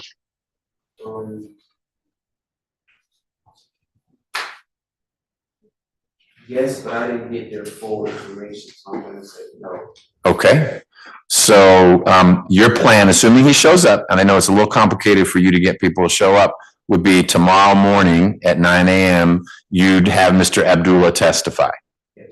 Okay, and because no one really got notice of this person other than on Friday you mentioned his name, can you give us a thumbnail sketch of what he would be talking about?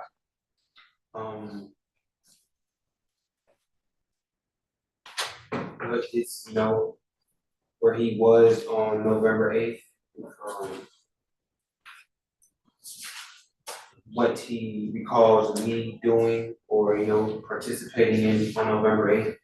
So remember, I've already told you that you're not going to be able to use any alibi witnesses. So you're not saying that word, but if you expect Mr. Abdullah to say anything along the lines of, oh, Mr. Pritchett, whatever he's going to call you, was with me all day and all night on November 7th and November 8th, he may not testify to that. Okay, it'll be, it's not gonna be on those lines, but it'll be referring to mainly who was at young man's apartment. Okay. Okay, but you do not intend to rely on Mr. Abdullah's testimony to give you an alibi, that you could not have been involved in this home invasion because you were with Mr. Abdullah.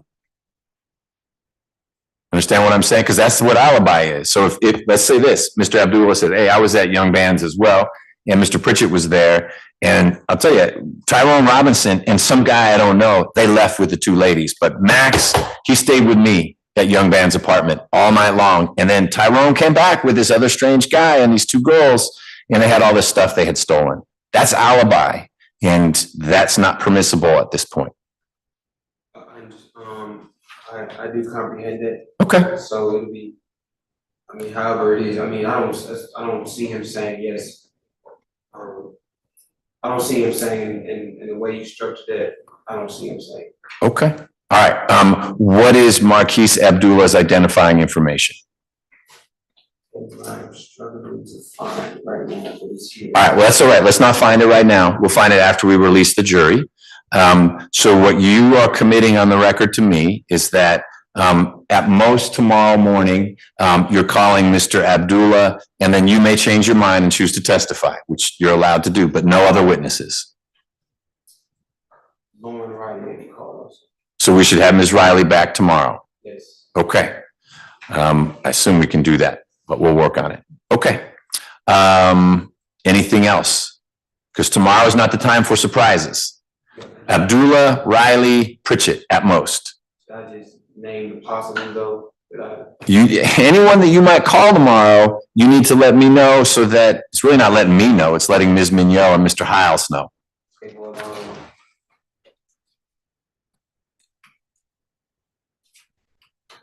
to Officer Wright, please.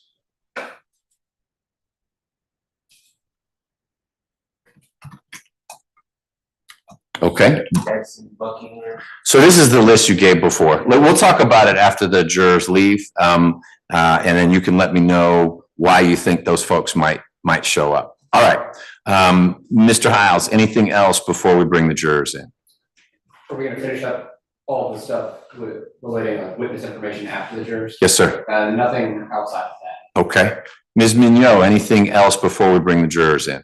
Nothing further. Judge. Okay. All right. Let's bring the jurors in, please.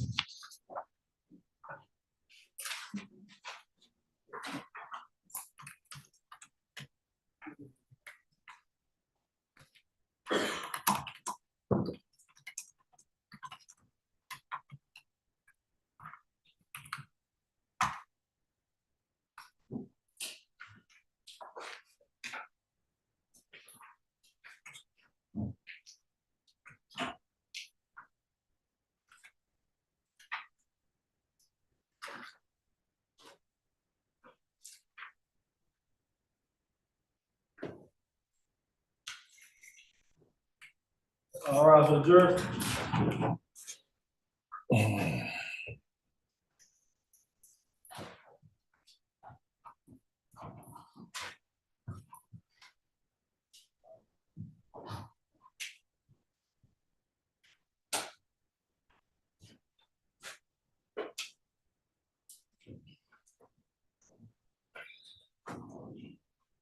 Mr. President, County Court.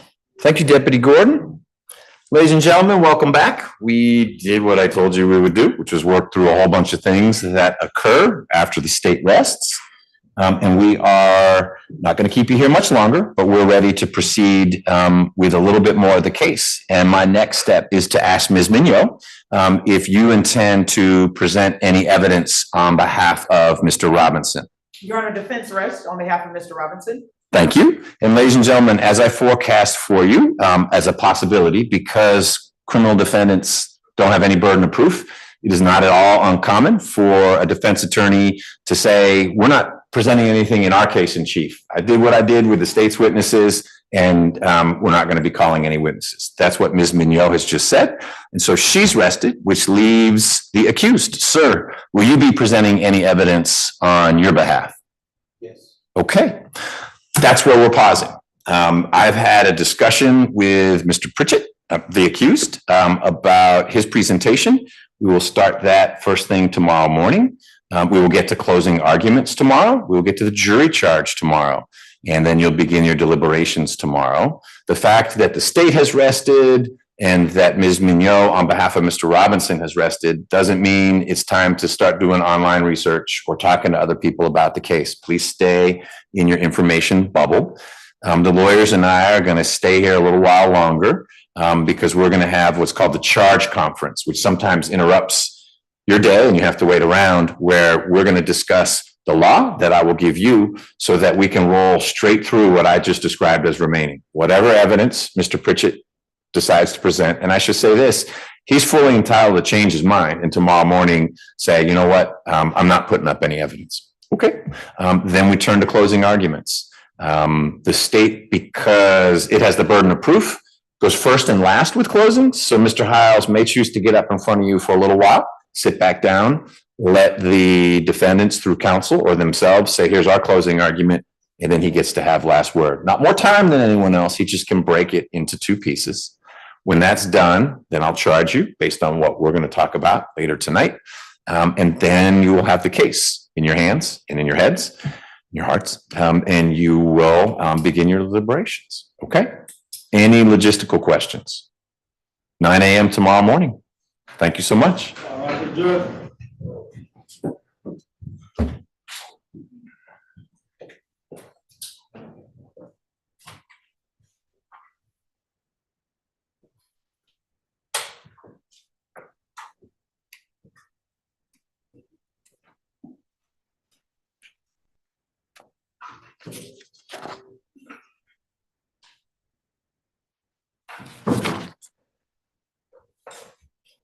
All right.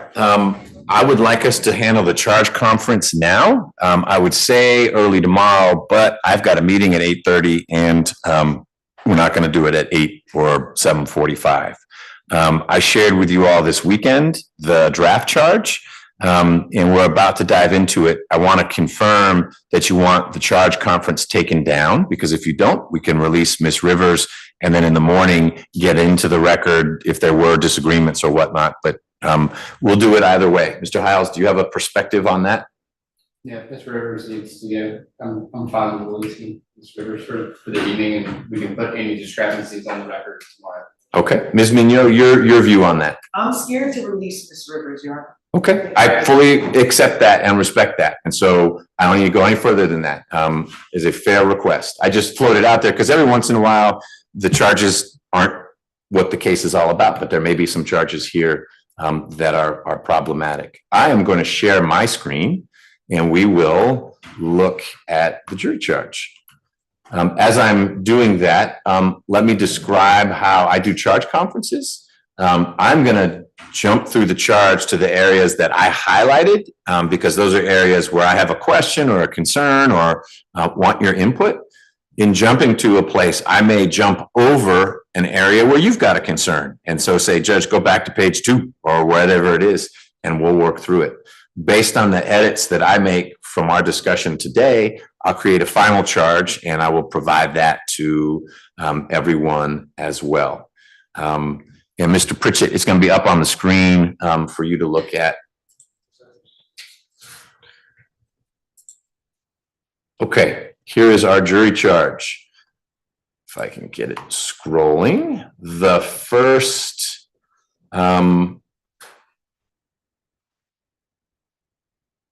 question I had is on page 3, the charge about evidence.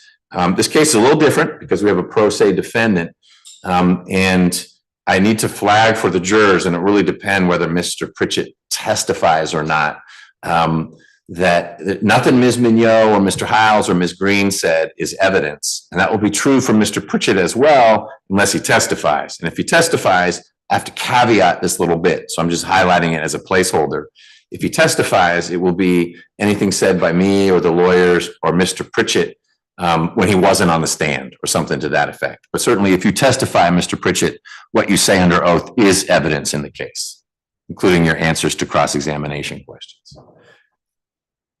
So I just flagged that for you all. That'll change. On page 6, I will be giving defendant's choice not to testify because we have a defendant, Mr. Robinson, who is choosing not to testify. We may have 2, but I will remove the highlight on that one, and that will be given. On page 9, principal need not be prosecuted. It doesn't quite fit. I know the purpose. It's why wasn't Voss charged? But that's not what this language says, because no one is saying that Mr. Coleman was one of the home invaders. He was at most a planner, and he may have been the one who reached Mr. Robinson, according to the state's theory. Not saying this is what the jury will find, but either Pritchett or Coleman managed to contact Robinson, who came over and said, I'm in. So I think the concept is a legally appropriate concept, but the standard language doesn't quite fit. I want to start with you, Mr. Hiles. So I think the only, the principal need not be prosecuted.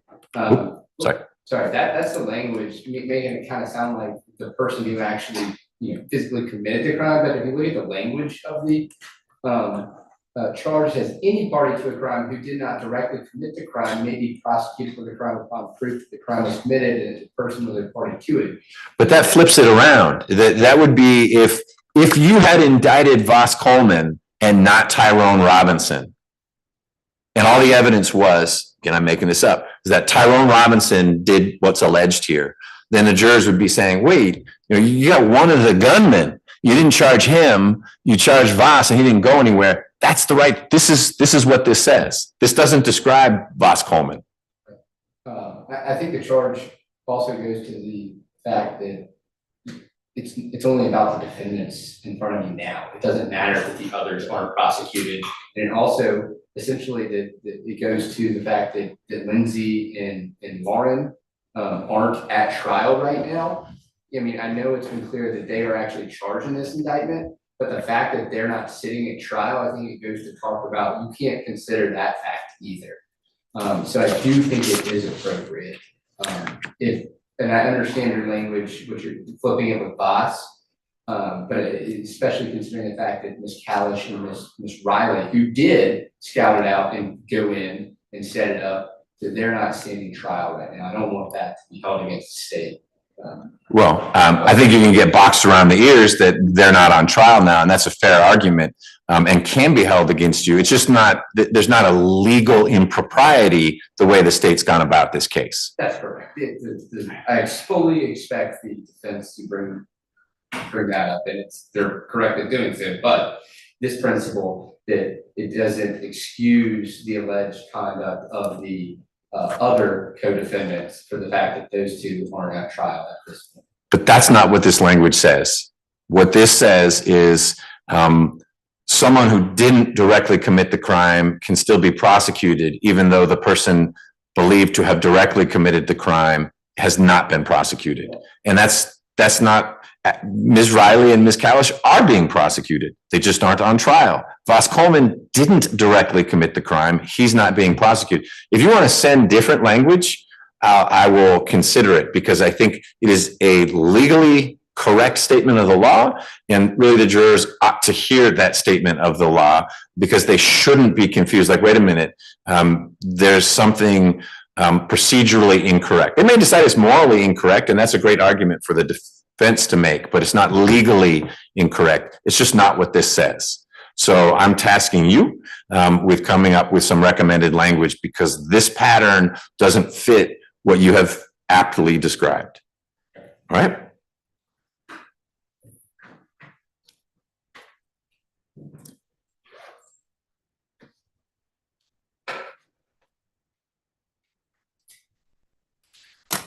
All right, moving down. We get to the aggravated battery charge. So the actual aggravated battery charge that starts on 10 and goes over to 11, I don't have an issue with that. That is pattern-ish enough, and I think it fits.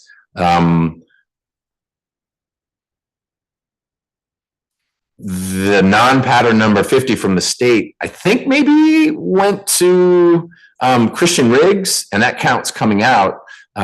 Here we have what is alleged to be permanent scarring. That's what it says in the indictment, so we can't change that. And the only testimony about it is, yes, I still have this scar, and you can see it, and I feel it. It's right there. I don't think that fits the remaining aggravated battery count, and I'm proposing not giving it, but I wanted to give you a chance to make an argument for keeping it. Mr. Hiles.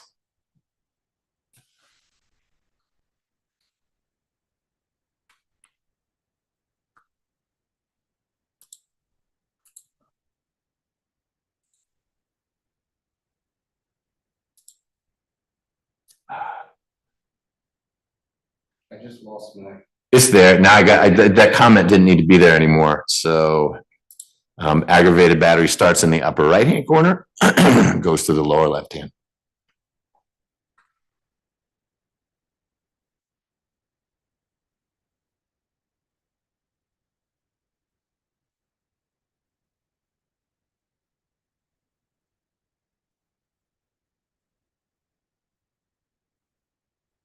Yeah, I still think the non-pattern charge is the fact that, though you might not be able to see it, it's not always there. It's covered by his head, that his hair is covering the scarring. Okay. Ms. Mignot, your thoughts about state's non-pattern number 50? We would take exception to it, Judge. We would ask it not be included. We don't have a serious disfigurement. In fact, there was not even a photograph by the state that was presented of the alleged victims or the victim's head from treatment or. Right, we have a pre-treatment. I mean, there was a picture of blood coming out of his head and the gash in his head, but not here's how it looks today. Correct, and that's what serious disfigurement would go to, not the causing of the injury. Okay. Mr. Pritchett, any thoughts about state's non-pattern number 50? I adopted Mr. Young. Okay. I'm not going to include it, Mr. Hiles. I think that it might have kind of fit for Riggs, but Riggs's aggravated battery is out. As we continue to go through, that's it. Those were the questions I had. So let me turn to you, Mr. Hiles, and ask if there was anything not included that you felt should be included or in there that you think should be out. I didn't. I Okay. don't have any. All right. You don't have to sound pained saying that. It's okay if I got it right. I'm tired. Okay. Join the club. Ms. Mignot, your turn. Just the.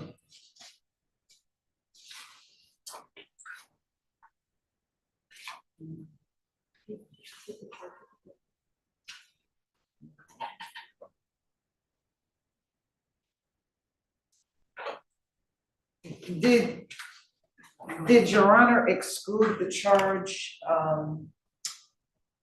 about any weapons since there has been no weapon introduced in this case?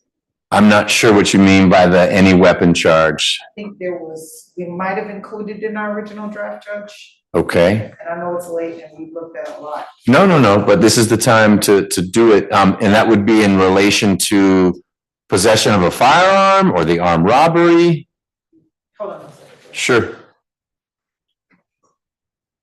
Because on the screen now, I just.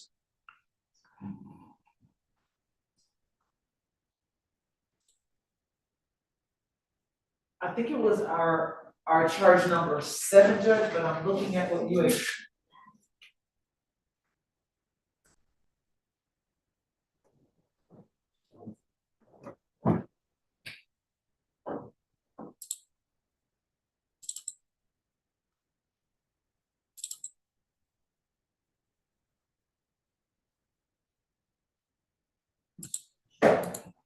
No, Judge, we can move on from it. Okay, anything else?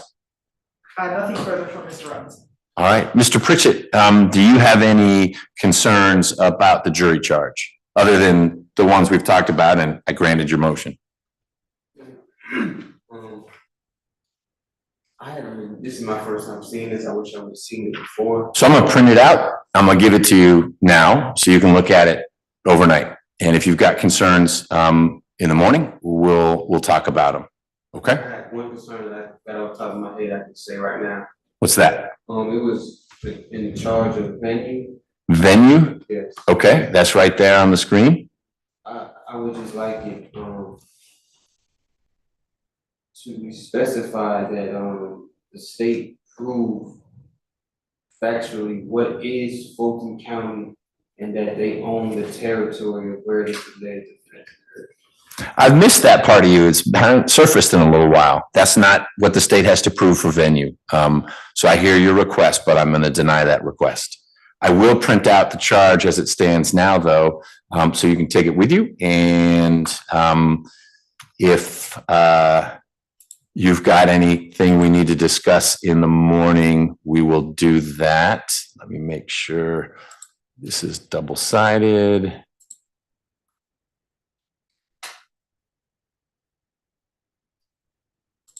All right, it's working its way this way. I will get a finalized version to everyone. It really hasn't changed much from what you got this weekend. I won't be given state's request number 50. Mr. Pritchett, we need to close the loop on your witnesses for tomorrow. If you're going to call Mr. Abdullah tomorrow, you can't leave here today without leaving behind basic identifiers for him. I found it. You found it? Okay, I'm not gonna make you put it in the record here, but if you've got it written down, you can share that paperwork with Ms. Mignot and Mr. Heil so they can write it down. Ms. Riley will be here tomorrow. Everyone else, including Abdullah, you've got the responsibility for compelling their attendance. So you mentioned Officer Wright, who I think is now Officer Weems. The only way she's gonna get here is well, you need to figure out how to get her here. Same with Mr. Buckingham, who I think is technically Mr. Heil, things like that. Okay, but you know that, it's what I told you on Friday. I'm helping you with Ms. Riley because she's in custody, but I'm not aware of any of these other people being in custody. And so it's not my role to get those folks here. Okay? How can I get this? How can I go about it? I is not appropriate for me to give you legal advice on how to do something like that.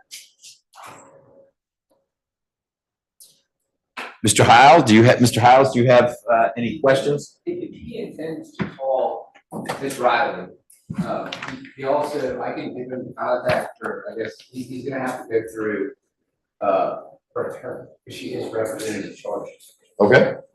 So, I don't know of any conversation that's been had with Mr. Keller here up to this point. So she's been given immunity. What is her ability to say, I'm not going to testify? I'm not saying I don't disagree with that. But to call her without, I just think it's inappropriate to call her without reaching out to Mr. Keller here. He was here present. Will you please do that? Shoot him an email and he's welcome to connect via Zoom. I'll note for the record that Ms. Kalish testified without her attorney present, different person. And Ms. Kalish isn't in jail on other serious charges. But Mr. Pritchett's not in a position to contact Mr. Keller here. That's not your problem, that's his. But because I know you have a good working relationship with Mr. Keller here, I'd ask that you shoot him an email that it may be that his client is testifying tomorrow morning. I don't know his schedule, but he or someone else from that firm could patch in via Zoom. We can give them the Zoom link. They're also welcome to be here. I likely will ask Mr. Pritchett to make a proffer as to why he would be calling Ms. Riley, independent of her representation. Anyone who's already testified to be recalled, I need to know what the recall is for. Because if it's, you know what, I forgot to ask some questions before, that's not a basis to recall someone. That's was my next issue, and we answered it for me. And I just, if this identifying information is not sufficient, I guess, to run a GCIC or criminal background before the testimony of the witness, I would at least ask for a little bit of time to get that.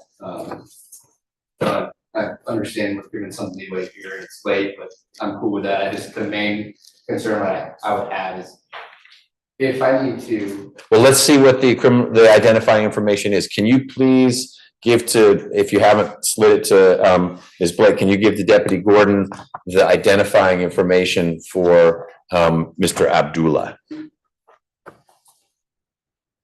course, it says the toner just ran out.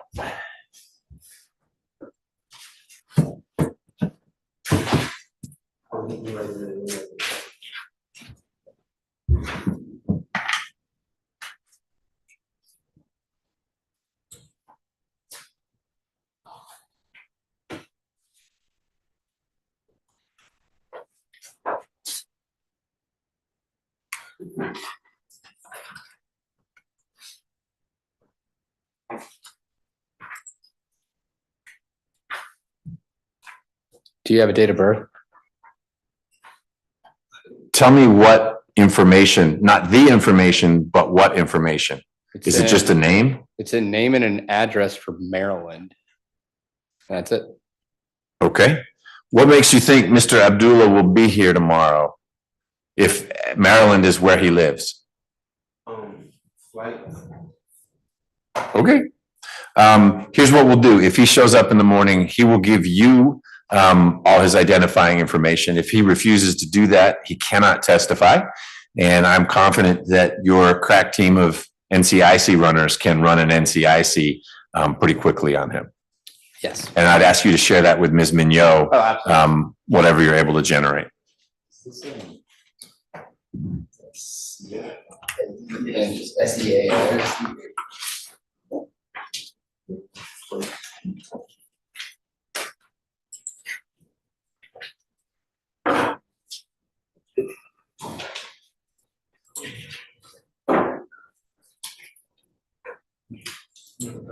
You can give me this.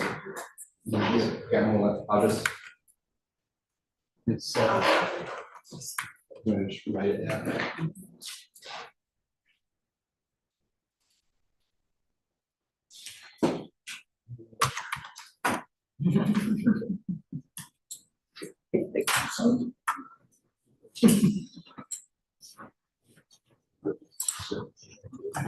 All right, Mr. Hiles, is there anything else we need to cover while we are on the record today? Nothing from the state.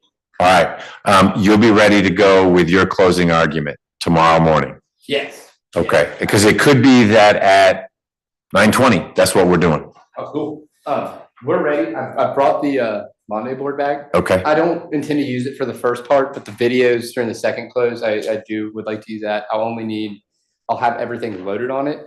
It's just a matter of plugging it in up here. It takes about 6 minutes for it to boot up. Okay. And in planning for your closing, you're mindful this is not a murder trial.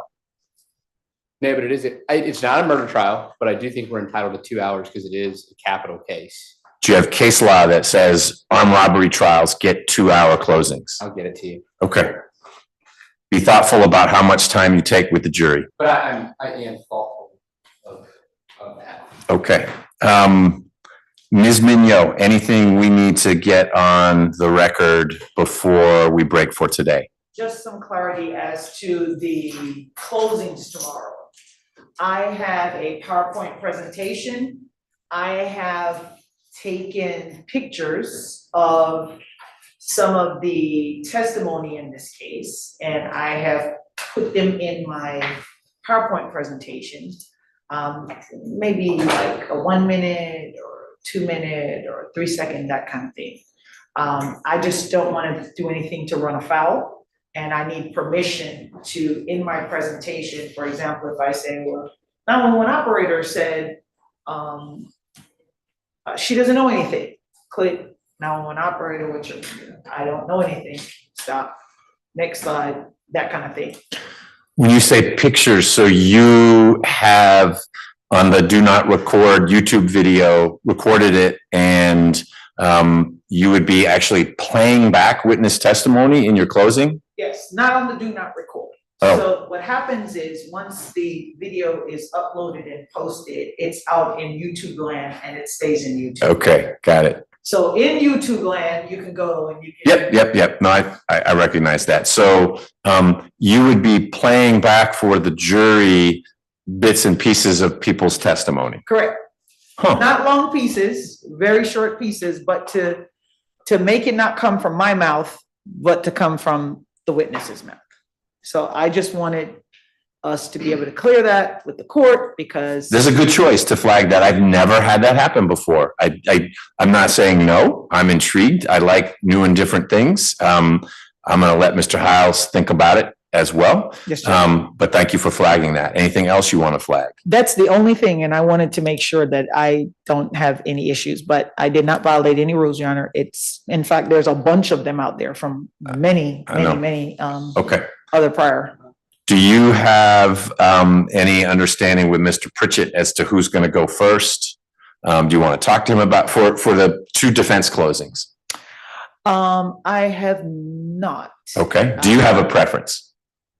No, but I will find out from him if Okay. he wants me to go first. Okay, if you two would just talk about it, and you don't need to do it right now, but before we start with closings, and we may not do closings for a while if there is evidence that Mr. Pritchett presents in the morning. I don't want to say, hey, you're up next, and then you're like, oh, well, it's supposed to be the other guy. It's just a lot easier if I say, and by agreement, Mr. Pritchett is going first for the defense. So the two of you sort that out, and if you can't sort it out, then the default is going to be that you go first, Ms. Mignot, because that's just been the flow. Correct. But it doesn't have to be the flow. There may be reasons the two of you agree that Mr. Pritchett would give the first of the two defense closings. I'm very open to doing it in whatever way you all agree, if you can't agree. Got it. Okay. I like flow for jurors because sometimes changing flows mess things up. But I leave that to the two of you. So you guys talk about it in the morning or today before folks go. Mr. Pritchett, I'm going to get you, my printer just ran out of toner. So I got to page 8. I'm going to go print out the rest of the jury charge. So you have that tonight. Anything else from your defense? No, I mean, but in closing arguments, what am I limited to? So you're not testifying. You are sharing with the jury why they should decide the case in your favor.